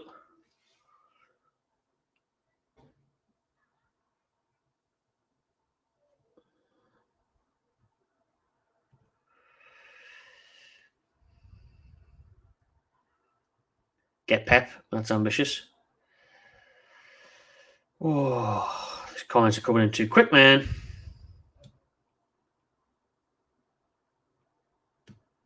There's a big list of targets.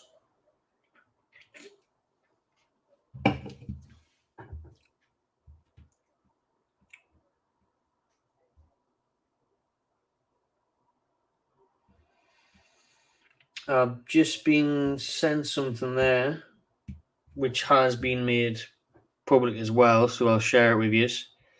This is some big news, yeah. This is big for you. You can see it there. That's logo there. Ivy Tine Tees. There is not likely to be any formal statement from the Premier League tonight regarding the sale of Newcastle United to a Saudi-backed consortium. First question there, what about from the club? The club aren't going to be able to say anything without the Premier League's back, and I'm afraid both statements will probably come out at the exact same time, I would imagine.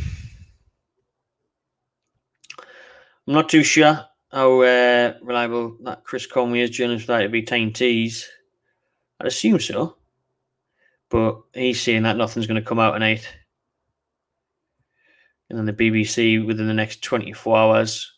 Obviously, what got everyone excited earlier was George Colton saying it was the final few hours of Mike Ashley's tenure. You've got Pete Graves there. But it's coming very soon. Maybe we will have to wait until tomorrow. I think we will have to wait tomorrow. I think it'll be tomorrow afternoon. Bob Moncur on the board. That's a good shout as well. Tuning in from Prudder. Lovely. Just as exciting as Korea, that one. Crampton in the house. I love how everyone's saying that now after we're getting people in from all over the world. The return of Shearer's bar. Absolutely.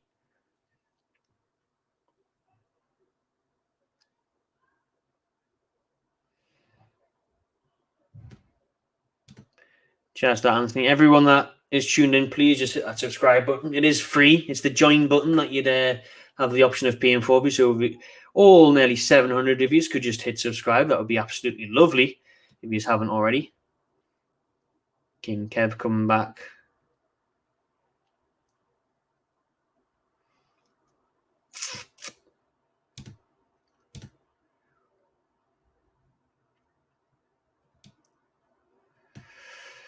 Right, then let's go back down to the comments. And then, yes, Laurie Crompton. Appreciate that, mate. Became a YouTube member. Shout out, Laurie. Thanks for that, Larry, mate. Appreciate it.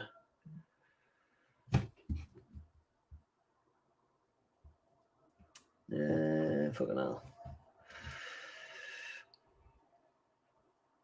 Thank you, Brian. Brings you longer out of retirement. I've waited my entire life, 24 hours one day. You're not wrong there, mate. You're not wrong there.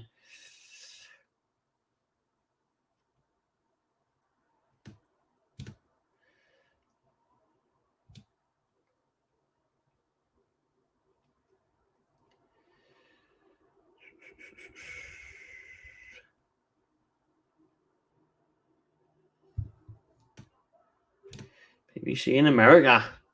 Newcastle United are global, people. We are global attention. All eyes on the tune. And it will be like that way, you know. Once we get taken over, it will be that way. Because everyone will be the expectancy on Newcastle being the richest, because it wouldn't matter if it was Newcastle or anyone who got taken over, but as to become the richest club in the world, and it is all eyes on you. It is everyone. Everyone will be looking at Newcastle United now, seeing how they get on, seeing how they develop, will they progress. A lot of people will be hoping that will flop.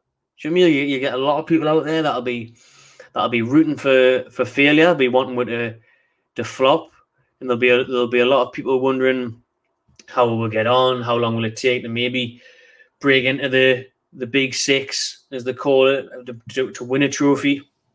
Would the pressure be on straight away on the new manager to win a trophy? Pardon me, if, along the lines, if he does get a new manager came in and he does have a few £100 million to spend, the pressure will be on straight away, to try and get something into the door. I don't think, hopefully, it won't be from Newcastle fans.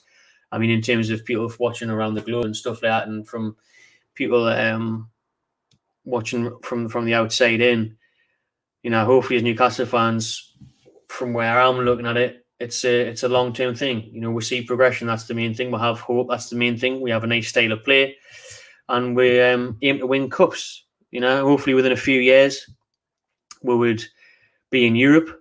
I'd take Europa League. If it takes 2-3 years, Europa League. Try and get a League Cup or an FA Cup within the first few years. That's where we need to be at. Do you know what I mean? You don't. It's not going to happen overnight. It's not going to be easy. The Premier League is the most competitive that it's ever been in history right now. So it's not like when Man City got taken over, no one was dealing out with it, especially Chelsea. It was like Man United, Arsenal, wasn't it, against each other all the time. Liverpool weren't the powerhouse the way now. There was no Man City. Tottenham were nobodies. Leicester obviously weren't there. So they came out and it was a lot easier for them, a lot less competition. So it's not going to be our night for Newcastle. But as long as it happens and we're moving in the right direction, and that's all that matters. That's right, Newcastle will be laughing, absolutely laughing. I think it's a 4 or 5 year deal they've got now on it. I want to sack them off and just get Adidas on Ike.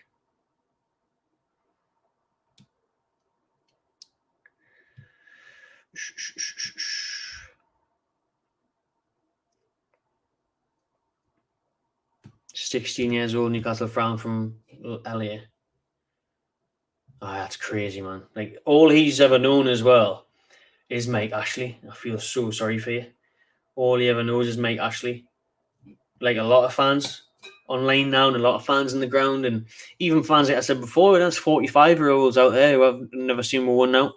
That's mad when you think about it. 45, 50 years old and you've never seen Newcastle win anything.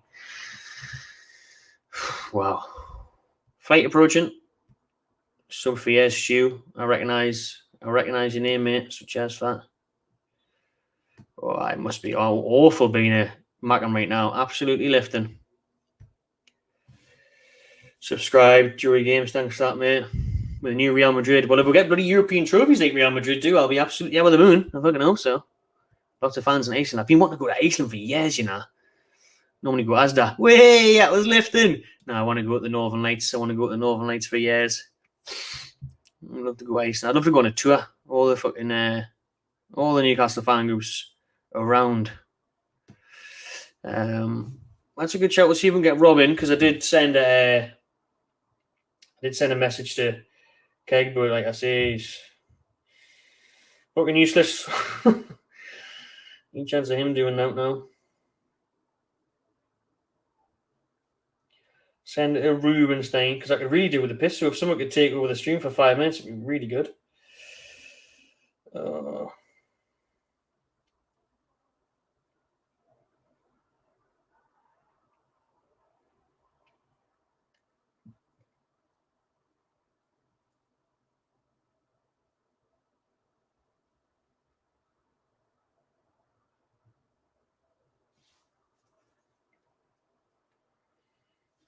Thing is, when you ask people that, they've got to get their setup and shit, so it's probably not.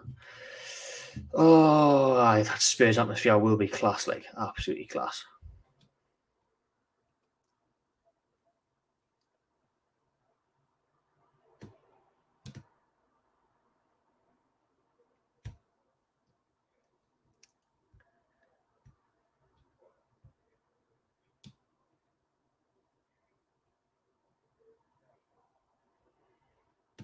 Ages, mate. 3 hours and 34 minutes. Crazy stuff, but it doesn't feel like it, to be fair. Subscribe, Brian Clark. Thanks, mate.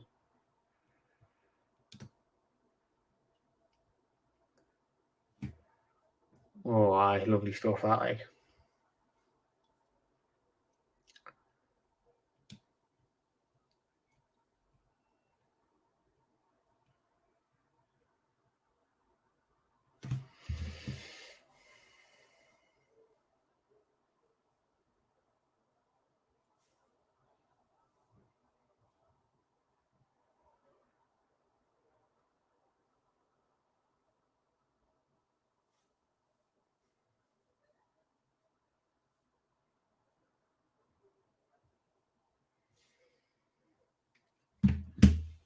Oh, that's the one, like. I'm gonna buy a Newcastle shirt. Who are you getting on the back, mate? What's the name on the back of the shirt?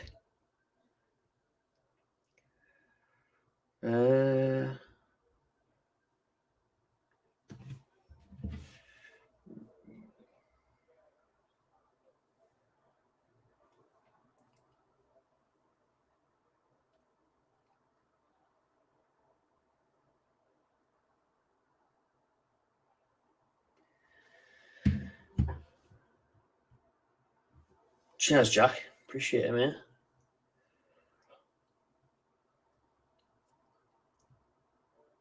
I'm getting lost in all the comments now. My phone going off. It's a madness. Try and get someone else to jump on the stream for a little bit, though. But it's a bit late now. It's 25 to 9. I'm all for a green awake at me, like. I'm all about it, me. I'd have a green and Aramco in the middle of it now. There's another Saudi in the house. Mate, that's the dream, you know. If you could ask me how would my life go, that would actually be the dream.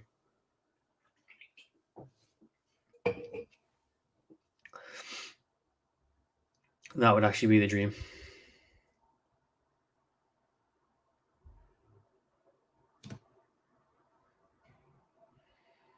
Robert Lewandowski, yeah, that would actually be class, though, you know. Robert Lewandowski, not for obvious reasons of him being one of the best players gone, but just for him, you know, he should come to the Premier League. Robert Lewandowski should test himself in a different league instead of just being in Germany. You know, it'd be class to see him. Be class to see him over here, and why not get himself the tune? And I just lost something there. Mate, I don't know about that. Like, I don't know if I could do it. I don't know if I should have set that up for bloody charity or something. 24. I think I'm going to give it another 10 minutes or something. I'm going to have to go. One, because I'm absolutely blazing for a piss. And then if anything else happens tonight, though, don't worry, I'll be come back on. But I think I'll see you tomorrow, I reckon. Like, because I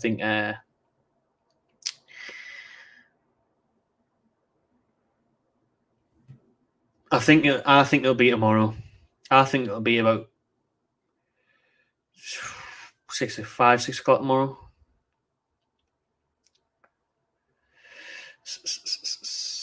Oh, Keith Downey and Pete Graves live from St James Park at 9. Oh well, I'll come off in time for 9, and then we can watch that, and then we'll see what they say. But they're not going to come out and be like, "Oh, here's the statement." Do you know what I mean?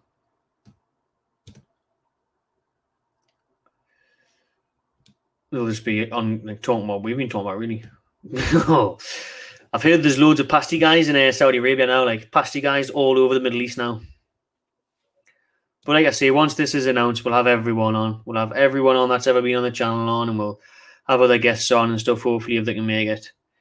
Talking about this takeover. My God, what a game changer it is.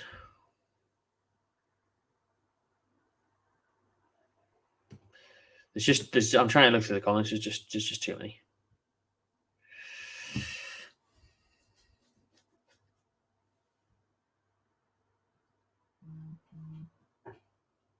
Oh, Ruby's joining. Everyone that knows Rubenstein, he's joining in, and he can take over. I'm desperate for the toilet, so Rubenstein's going to come in and join me in 2 minutes. So that's good news. That means I can go to the toilet. That's fantastic news, actually. I've been going every 4 hours, man. I've never done a stream, even like last year when I got broke, we never did a stream this long. Fucking nuts. But it's flew over. It's flew over thanks to you lot. It's flew over to everyone that's been tuned in. Really appreciate it. My boy 24/7, shout them out. Glad you're enjoying it, mate. Get your questions in for Rubenstein, who's going to be in the next couple of minutes. Maybe have a couple more people in as well. Over for me, Martins, seen at the airport. Bloody hell, is that what they're charging for the Tottenham game? £52. Jesus Christ. Oh, Lixi's here from Dubai. Lixi, hope you're all well. Hope you're all well out there in Dubai. Missing yous. Hopefully I get over there again soon and yous get over here.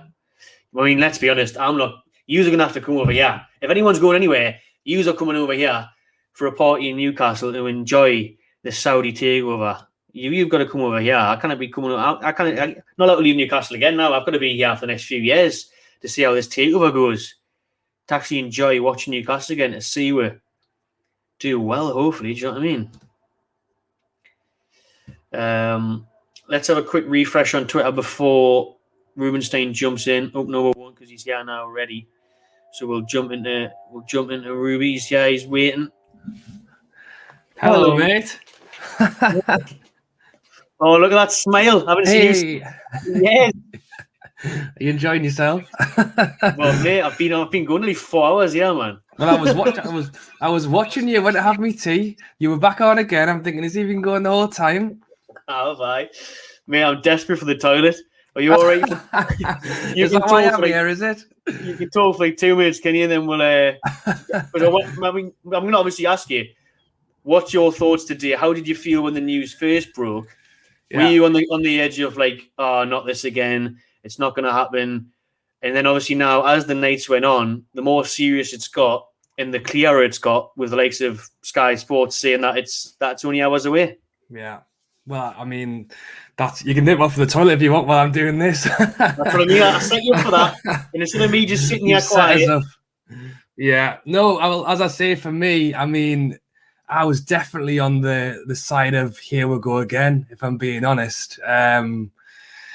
And then, as you say, as the day's gone on, just slowly more and more stuff's coming out. Some people who, to be honest, have been absolutely slating it for as long as it's been going have now suddenly done a U-turn and said, actually, it looks like it is going to be happening. So, as I say, I mean, for me, as many as other Newcastle fans there who are watching this, you know, the amount of times we've had our fingers burnt, the amount of times I've said cans or celebrated too early, or even on my own YouTube channel done videos to celebrate either Mike Ashley leaving or the new owner coming in, the Saudis coming in.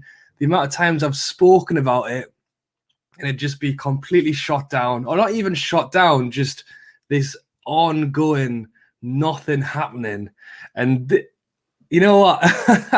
I am pretty excited right now, but I will also say that I'm definitely still slightly reserved to the point where I'm not going to get the cans out just yet, because we know what it's been like the last few times. But you've got to get excited, though. I mean, we have not got much excitement at all. I mean, we've not had excitement off the pitch for what seems like forever, and then on the pitch, certainly the last few seasons, if not 3, 4, 5 seasons on the pitch has been extremely poor. I mean, the last time we had even then, Pardew, you know, wasn't really the man anyone particularly enjoyed. But hey, thank you very much, mate. But yeah, I mean, just the on the pitch has been terrible. Off the pitch has been even worse, if that's possible. So to have some good news coming in like this, where, I mean, people were saying 9 o'clock.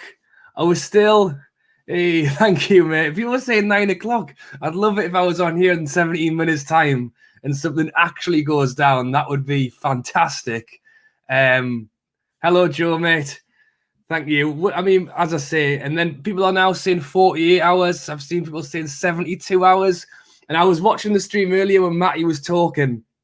And when he started saying, you know, we want to have it now, or we want to wake up tomorrow morning and for it to be done. Because what we don't want is to be on here talking again tomorrow night or the night after. And that's kind of why I'm trying not to get myself too overly hyped. Because I don't want to be sat here, you know, in 3-4 days' time going, well, we thought it was going to be done by now. It still isn't. And as much as everyone is going crazy for it, you know, if someone came out and said, hello, mate, Syrup, thank you. Filling in while Matty's just popped off to take a break, because I think he's been going on for quite a long time. But yeah, as I say, even if someone came out and went, look, the takeover, it is going to take a few more weeks, or it is going to take a month, but at least if we know it's definitely happening, I think that's the big thing for me. We've gone through however many years of crap. I'm happy to wait a few more weeks or whatever, as long as it's actually happening. That's the big thing. So fingers crossed today is the day, and if not, hopefully it'll be very soon. He's back. How was that? Back for a couple of minutes, mate. I've just been letting you enjoy yourself. Thank you. Mate. I mean, do you think, you know, is this it? Are Newcastle on the verge of finally getting taken over?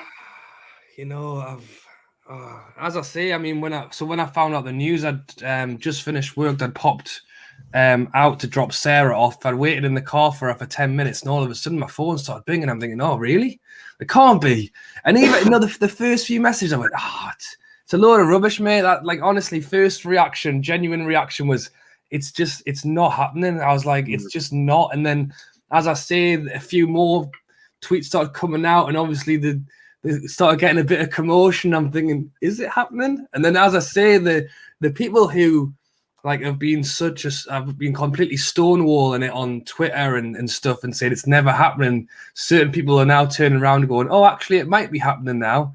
And I'm thinking, oh, well, hang on. If they're changing their mind, then maybe something is actually happening here. So it's been a crazy day. I first got sent it at about 1 o'clock. And I was in uni, and I just glanced at my phone, and I was like, I can't even be off like that. And then I got sent it like 3 times in the space of about 3 seconds, and I was like, okay, maybe there's something in this. And then I was like looking at it, and then I seen I can't remember who said it first. It might have been like the Telegraph or something, like really put it out there. And I was like, normally they're a bit against it. So, and then as it went on, you're seeing more people tweeting about it, and you're seeing even like Richard Keys and stuff come out quite early. That's it. Yeah. And Richard Keys, who works for BN, was saying, well, that's the major stumbling block out the way. That's when I was like, oh shit, like this might be legit. I mean, absolutely. As I say, I absolutely love that everyone's getting excited, but I still am just that holding that little bit back. As I say, I mean, I'm on the Strongbow Dark Fruits, but the cans aren't open just yet, because I think that is I just want the announcement. It's like what I was saying. It's like what you said. We just want an announcement either tonight, or we'll go to bed, wake up tomorrow, and there's something, because I don't want to be having this conversation again this time next week. You know what I mean? It's either it is or it isn't kind of thing. I'm with you on that. Like, I mean, that's why I'm glad to do that. It has kind of came out of nowhere.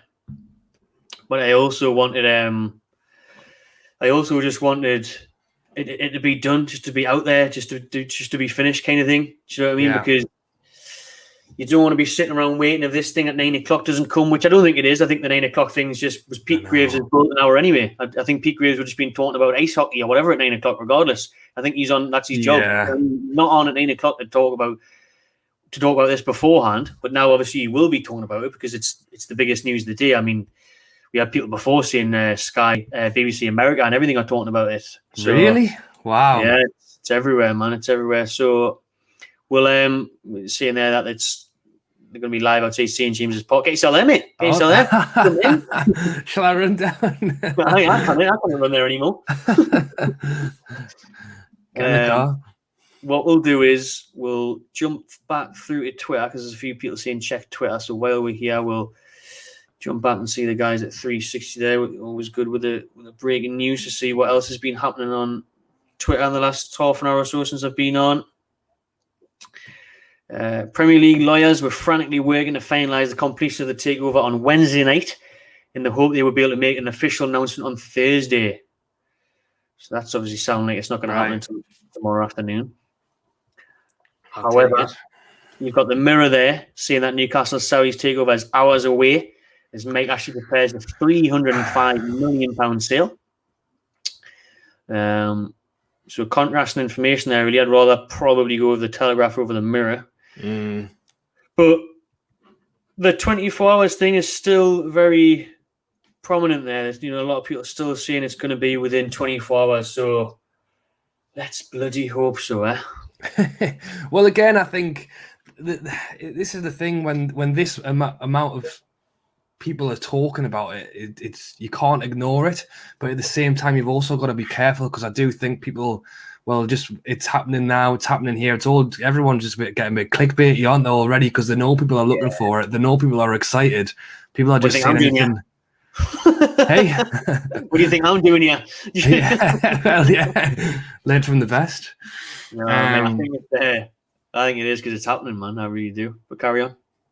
But no, that's it. As I said, I think something's definitely happening. But for me to be able to sit here and actually pick the person who actually knows what's actually going on, I think it's impossible. I think there's just a general noise, and as I say, I'm hoping that it happens very quickly. I mean, there's people here saying the party at the Spurs game next week would be something special, wouldn't it, mate? If it was all done and dusted by then, and maybe even if Bruce was out, or even if he wasn't. Do you know what I mean? If the sports direct scenes were down and stable, he was on the pitch before kick-off. Imagine those scenes. That would be. I mean, that's what you want, though. This is exactly what we've been waiting for so long. I mean, if it was like a Saturday 3 o'clock kickoff as well. I mean, Sunday, I suppose I'm going to have to get on the drink, although Sunday I'll even got work the next day. But no, it would be phenomenal, to be honest. As you say, I mean, I'm still going to the games, and I've continued going to the games, and I've questioned why I'm going to the games every single match day when I wake up, to be honest, because what is there to cheer about? But that's what we're waiting for. That's exactly what it is. And you know, as they say, like, Ashley is not going to be there forever. And although this is has been a tough period, you know, it is going to come to an end, and hopefully that, you know, like waiting for it and hopefully getting the reward of, you know, someone to come in who actually gives a crap and actually is going to try and do something. And as you say, you know, if the takeover goes through before Sunday, Bruce could still be there. The players will all be exactly the same. But I tell you what, the atmosphere would be the one thing that would change tremendously, because everyone knows that there isn't going to be a change overnight. We're not going to sign. Well, you never know. I'm not going to rule it out, but we're not going to sign Mbappe overnight. We'll give him till the January at least, or maybe on the free in the summer. But on the free, yeah. But you know, things aren't going to just instantly change, and we're not all of a sudden going to be winning the league. But, and what I've said all the way through, is just want to have a clear progression. You know, like an actual, like, clear idea of the movement forward. You know, we finished 13th 2 seasons ago. We just about managed to finish 12th last season. You know, if we could look at finishing 11th, 10th this season, that is progression. Not fighting our way out of 17th every year. And if one or two players is able to help with that, and then again, the facilities, get the lads out of the freaking wheelie bins full of ice cubes for a start. I mean, Christ, at least invest in a paddling pool. I mean, they must be cramped in those wheelie bins. You know, let's start off with that and then see where we can go next. Yeah, like Dean said there, realistically, just finishing top half would be great. Just playing, having a good enough squad to actually challenge for cups would be a start. Not getting bloody knocked out in the third round against Burnley, you know, the first game of the bloody cups, would be a good starting point. You mentioned before about the season ticket. Obviously, you've been loyal for quite a few years now. For as long as I've known you, you've gone to every home game, gone to as many away games as you can. And like you say, and we've questioned it at times, you know, we've been to away games together and we've had a class day, but you think to yourself, why the bloody hell do I bother watching the football? We may as well just go out on a day out on the drink and just stay straight at the bars. Yeah. Do you know what I mean? Sack the football off and just go to bloody York on the river all day or something. You know what I mean? Instead of paying all that money for the distances and the football tickets. But you might have done well there, Rubenstein, because it was on the stream earlier that obviously the Newcastle website crashed about an hour ago with people trying to buy season tickets. No, really? Yep. People jump that quick? Yep. Wow. Before it's even confirmed, the Newcastle United, before the takeover is confirmed, the website crashed about an hour ago with people trying to buy season tickets. I mean, I absolutely love the support and the energy from the fans, but I also, as I say, I also, as I say, you know, it looks like it is going to happen at some point and hopefully very soon. But that little bit in the back of my head is still there from the amount of times I've celebrated so far. I'm not sure I would be quite so brave to run out and spend, well, I don't know. Well, I sit in one of the cheapest seats in the stadium, and even I think I'm getting ripped off. So, I mean, wherever you're sitting, you're probably paying a fair bit of money. But hopefully it won't be a rip-off when the takeover goes through and we'll start doing something. Hopefully, but I think you might, because when Newcastle get taken over, I'm going with when now. By the way, I'm not going with if. I'm not confident. I'm going with when now. Right? When Newcastle get taken over in the next 24 hours, hopefully, it will be impossible to get a ticket made. I mean, we're relying on you and Matt and other contacts again for away days. There'll be no last minute bloody cheeky trips to the turnstiles for me, like there was Leeds. Yeah. It's going to be like the 80s, like the early 2000s. It's very hard to get a ticket to Newcastle United. Well, I was going to say not even just season tickets. I wonder what they're like for the Spurs game in 2 weeks' time. I mean, I don't know how many that sold for that. I mean, to take a TV game on a Sunday, I thought it would have been that popular, but it's going to be very popular now. Yep. Every game is going to be popular, man, because the world's going to be watching. Yeah. The world's going to be watching. Some shift me. I am bloody knackered. I'm definitely going to round it up to 4 hours. At least I've got 5 minutes to go. 4 minutes That's to go. all right. I'll keep you. I'll keep you through the next 4 minutes, mate, and then I'll get back to me tea. Obviously, in 4 minutes' time, we have got the Sky Sports. Yeah. Okay. That's true. Outside St James's Park. So I think a lot of you will be tuning into that, anyways. Just keep it going though, if you want. Keep us going in the background as well. No need to turn us off. I don't want to build on the hysteria, so this could be wrong, but I've just tried to jump on the website and it said I'm number 55,000 in the queue. Is that wrong? No fucking way. That can't be right, is it? Yeah, must be. It just said. That's insane. Oh, well, it's let us in now, so if there was that many people in the queue, they must have all gone off quick. Maybe they're trying to build their own, trying to build it themselves to get people excited, think there's that many, I better buy a ticket. I mean, by the looks of things, you can still buy a ticket for the Spurs game. I might have to get myself one. Up. There you go. No, the reason I don't want one is because Bruce is still going to be here. Do you know what I mean? I'm coming to Chelsea at the end of the month. Hopefully, all's done by Chelsea. Back up for the weekend at Chelsea. Well, look, I mean, if they're quick, they could get rid of Bruce and let Graham Jones take over for a few weeks while they get their next appointment in. They could do, but I'll stop you there because we are joined by a living legend right now. An excited one. We haven't heard one of these in a while, but we might just get one now. Ah, here we go. That was a quiet the woo is there. Oh, mate, honestly, unbelievable. I've went out for a run. I've sort of heard grumblings about the Takeover. I've come back. It's like lift off, blast off. I'm watching Sky Sports News. Keep my eyes awake later. I'm not even going to sleep neatly. Mate, there's no sleep in the night. I think everyone's going to be refreshing Twitter until it's officially done. Oh man, honestly, man, it just seems like it's like spiral. Like it was like, it seems positive, might happen now. It's like just hold on to your horses. It's going to happen within a few hours and stuff. Absolutely mental, man. I don't know what's going on. I don't know what it is. Like I feel like I haven't even had a bath yet, man. I haven't even. I can't watch. I just want to watch Sky Sports News. That's all I want to watch. Mate, man, how do you think I feel? I've been stuck in this bloody chair for 4 hours. I had to get on for a toilet break before. I feel like I'm on a plane to nowhere. On a plane to Saudi Arabia. That's where I'm going. Do you know what I mean? Absolute madness. It seems like it's all just gone through, really, I suppose. Is that from the gist of it? That is pretty much the crack, mate. It does seem like we are hours away. If you believe in the Times, if you believe in even Sky Sports now, we are hours away. The best thing for me, and I'll bring this up now, this was the one where I did the stream earlier, this would have been 2 hours ago now, and nearly felt like crying because we got this up on Twitter, and this was the moment where I was like, this is real, because I rate George Caulkin, I rate The Athletic, and when he said this, 2 hours ago, safe to say we're now entering the final hours of Mike Ashley's ownership. I mean, that line for me was just like, holy shit. Holy shit. I've seen that before. I've got the pot noodle ready. The wine comes after.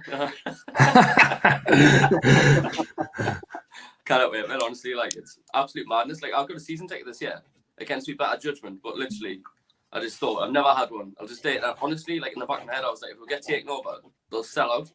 So just get one, deal with it. And I've regretted it every game this season. But tonight, I tell you what, I feel like I've won a bet. That's what I feel like. He who dares wins, mate. He who dares wins, and that might have been a good shout from you, actually, to be fair, getting that season ticket. Mate, honestly, delighted. Yeah, man. Not only that, it means we'll not have Steve Bruce as manager. That's the win. Be delighted, man. Honestly, we've got Salah, we've got Neymar coming. Oh, it's gonna be incredible, man. Honestly. Van Dijk doesn't even like Liverpool, man. He wants to come to Tune. That's where he wants to go. That's where the big bucks are. You know what I mean? Xavi and his manager. I'll take Xavi. He's taking a class job. I'll take Xavi. Iniesta as assistant. Play some good football. Nemo, Brucey Ball. Take a tacker at the Tune. That's what I'm talking about. False nine. All day long. Don't even like strikers in the Tune. Wait, Brucey's been playing fucking St. Maximus as a false name for the past month. Like, That's can't true. wait for him to go. Can it? But I made that season ticket that you got at the start of the season. I was saying before the Newcastle website crashed about an hour ago with people trying to buy tickets. So, do you think it's just an Ashley marketing ploy? probably. You know what it is? This is the next thing that just gets me every time. I'm not believing it until it's announced. Like, honestly, he's a pure Vince McMahon, isn't he? The ultimate. This is his plan all along. He's trying to stroll into his grapefruit. Not even Money in the bank. No, I was saying we need to change Blaine Races to Vince McMahon's entry music. Like, here comes the money. Oh man, I'm so excited. As if you've been doing this for 4 hours. And I mean, now it absolutely flew over. I've been drinking me little pale ales and I've just been smashing through it. It's been fantastic, man. Man. Good times.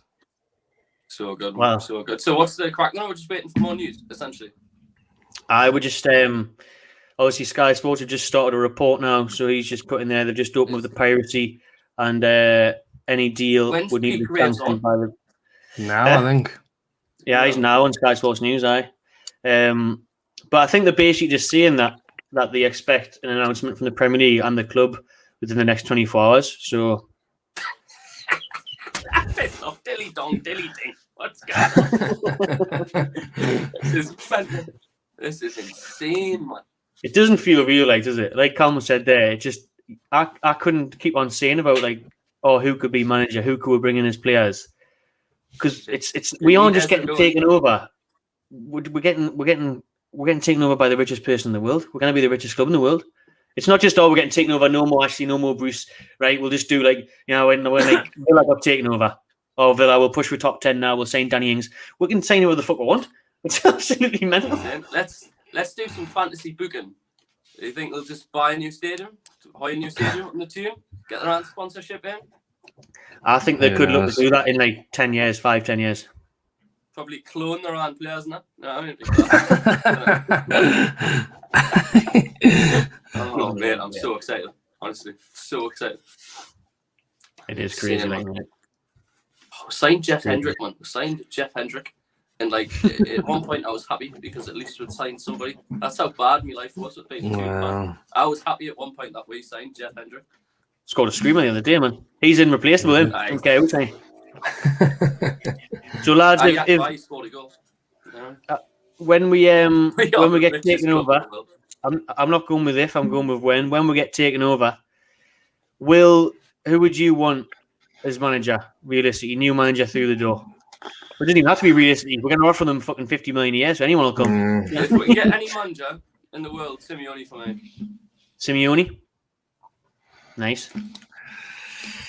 I don't know. I'm torn. I mean, I've always liked that little idea of Mourinho just because of the Bobby Robson link. I've always kind of liked that. But at the same time, though, Mourinho doesn't really play the fun, flowing football that we've been dying for. So I'm also edging towards maybe, again, someone a bit different, maybe a bit younger. I mean, I don't know if I've got all the money in the world. Do I really want Lampard? I don't know. But just someone up and coming and something a bit different, maybe. That's cracking me up the comments. I've just obviously because we're getting the steak, so it's just like Zidane will be ideal. And say, Ideal. We'll have to, Perfect. I think it's destiny that Jose Mourinho will come to Newcastle one day. Like, I just don't think it would happen now because I think he's enjoying Roma, and I think he's having a good time there. Him and Tammy tearing it up. I think it's probably too soon for him to come now. Bad timing, but one day I think he will. My number one choice is Antonio Conte. Like, if we could get him, Antonio Conte. I wouldn't say no. I've had. I wouldn't say no. Steve Bruce. Anybody above that pay grade, I'm married. To be fair, Oh, yeah. You know, see, I'm so excited, man. Like I'm like a kid, like literally like a kid. Like we might actually get some European nights. Imagine a European night, man. Sell out. I know, that is just. Is that what happens though? Eventually they just stop going. It's like, oh. And that's what Man City did. Yeah. I think what would be class would be European nights, like the Champions League music back at St James's Park, the stars getting waved in the middle of the park. But I'm desperate for a European night away, man. Do you know, like early 2000s when they were in Milan, San Siro? Imagine being a part of that, man. Be incredible. Oh, mate, honestly, absolutely. Is Zidane actually 2-1 next manager? That's fucking No. What are the odds on Mbappe? He's always got good odds, hasn't he, these days? Real Madrid were getting Mbappe with it. I haven't signed anything yet. He's on a free next summer. I know, yeah. I said he wanted to come to 2. That's what I heard. Oh, mate. Loves the big market, that's why. He just can't wait to just get on the... It's Holland. Holland not got like a release clause. We'll just have Holland and Mbappe up front. We'll just rip it up here. 67 million or something next year, isn't it? Pennies to us, that. Pennies to us. Oh, man. Honestly, imagine if they come in and they're just like worse than Mike Ashley. They're just like, put me in the club. Wow. I don't think that's possible. I don't think that's possible. I know. I don't think it can be, to be honest. I don't think how it could get any worse. I really don't. There you go. Harry Kane wants out with Spurs, doesn't he? He does want out. He wants to win things. Well, had England's best striker at one point, might as well have him again. Modern version. Break them transfer records. Absolutely, man. So people are obviously putting in players that they would sign now. We've mentioned manager, who you would get. Phil Jones is the first signing. For a laugh. Signing. For a laugh. Just to show how much money we've got. 200 million for Phil Jones just to try and flex. This is how much we've got to spend. Send him on loan to Middlesbrough. You've got to fill that English quota. You know what I mean? We'll have like, in 10 years' time, we'll have like the Scott Carson of that era in the team. Like, that's what I've never played ever. Oh god. Immobile's cracked down. Yeah, Mobley, Basuma, Marcus Llorente. I liked people were saying earlier, Calvert-Lewin there was saying earlier, someone realistic in terms of like maybe a Jesse Lingard. So that'd be like a good first signing. Do you know what I mean? Had a bit of money and a good project behind you.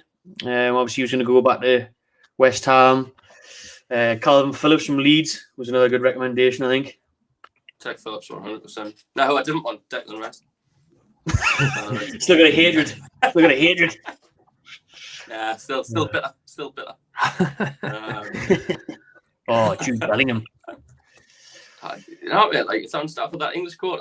Honestly, I wish Ruben Loftus-Cheek got a chance to sign him on like a free or something.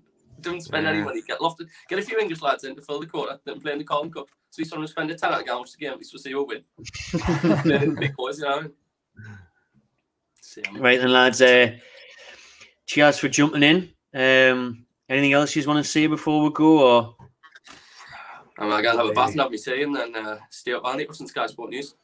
I know. Well, that's the thing. I don't know what to do with myself now. Just sit around and look at Twitter constantly and hope something happens. I mean, I'm just really hoping that. I don't think anything's going to be said tonight. I'd love it if I wake up tomorrow and it was done. Like, so I'm going to have to spend all tomorrow sat on my phone again. It's just like as quick as you can, please. That's the dream. No, fingers crossed. Like, and I'm getting to put my tune top on. Like, I know. I just stuck mine on quickly. Stephen. Pajamas the night out. This is happening, man. Benitez honestly took a job at the wrong time. He did, like, didn't he? Would have been back. This is insanity, man. This isn't happening. You need to come back up to the 290 level. That's what I was saying. I was thinking, oh, bollocks, I can't have timed this wrong, haven't I? Come to the end of the month, man. End of the month party. People are saying, like, just get the Saudis to make you, like, in the media team and then just sack your masters off. I was like, if the Saudis want to employ me, I'll sack Southampton off in a second. I don't think that. They might let you borrow the helicopter, just fly back and forward. Get the helicopter. Will sell my soul to the devil. I will be up there tonight. Oh, Oh, mate, Face incredible. that screen. Wait, I'm gonna shoot because I need some food. Stop. Yeah. I need to move my legs. I think I'm getting fucking jet lag. Go for a You walk. gotta move the legs, mate. You gotta at least stay a little whack doing that. Yeah, I'm gonna go for Why a do a walk before I 24-hour get stream, my- Matty? How for the takeover? You got to. Well, once it's official, maybe. Eh? All right, okay. I don't think I'm 24-hour stream. We're gonna need a lot of help for that. Jesus. Right, cheers, George. Rick, good seeing you, mate. You Yeah, too. I'll jump off Cheers, as well, mate. I'll let you Safe sign out. out, Good Matty. news in the morning. Thanks for having us. Appreciate it. Cheers for Cheers, joining, yeah. Ruby. Appreciate it, mate. Nice one, Cheers, lads. guys. Bye-bye. See you later. Right then, thanks everyone in the chat and everyone that's been on this stream for a massive 4 hours and 11 minutes. I'm absolutely knackered. I need another can and a lie down, maybe some scran. Appreciate every single one of you that have jumped in and out throughout this stream who've stayed. There's been people there who's been there for 4 hours. I've seen your names. It's amazing. Can't thank you enough. The new members, the super chats, everyone that's commented. I hope everyone's just give a quick thumbs up, quickly like the video and subscribe to the Back by Channel TV. It means a lot, and hopefully we'll be back very soon. Probably not tonight, you would imagine now. I said I reckon 5, 6 o'clock tomorrow will hopefully be announced. I said within the next 24 hours. So hopefully by this time tomorrow night, we're on another long stream, or we've completed a stream, and the takeover is done. Imagine if the takeover is done. Holy shit. Holy shit. If this time tomorrow, the takeover is done. I mean, it should be, if you believe all the media outlets, even Sky Sports and whatnot. We should at least have statements tomorrow. We should at least have an update tomorrow. Let's wait and see. Yeah, let's wait and see. Thanks again, everyone. Much appreciated. Enjoy the rest of your night. Enjoy yourselves, and hopefully I'll see you all very soon.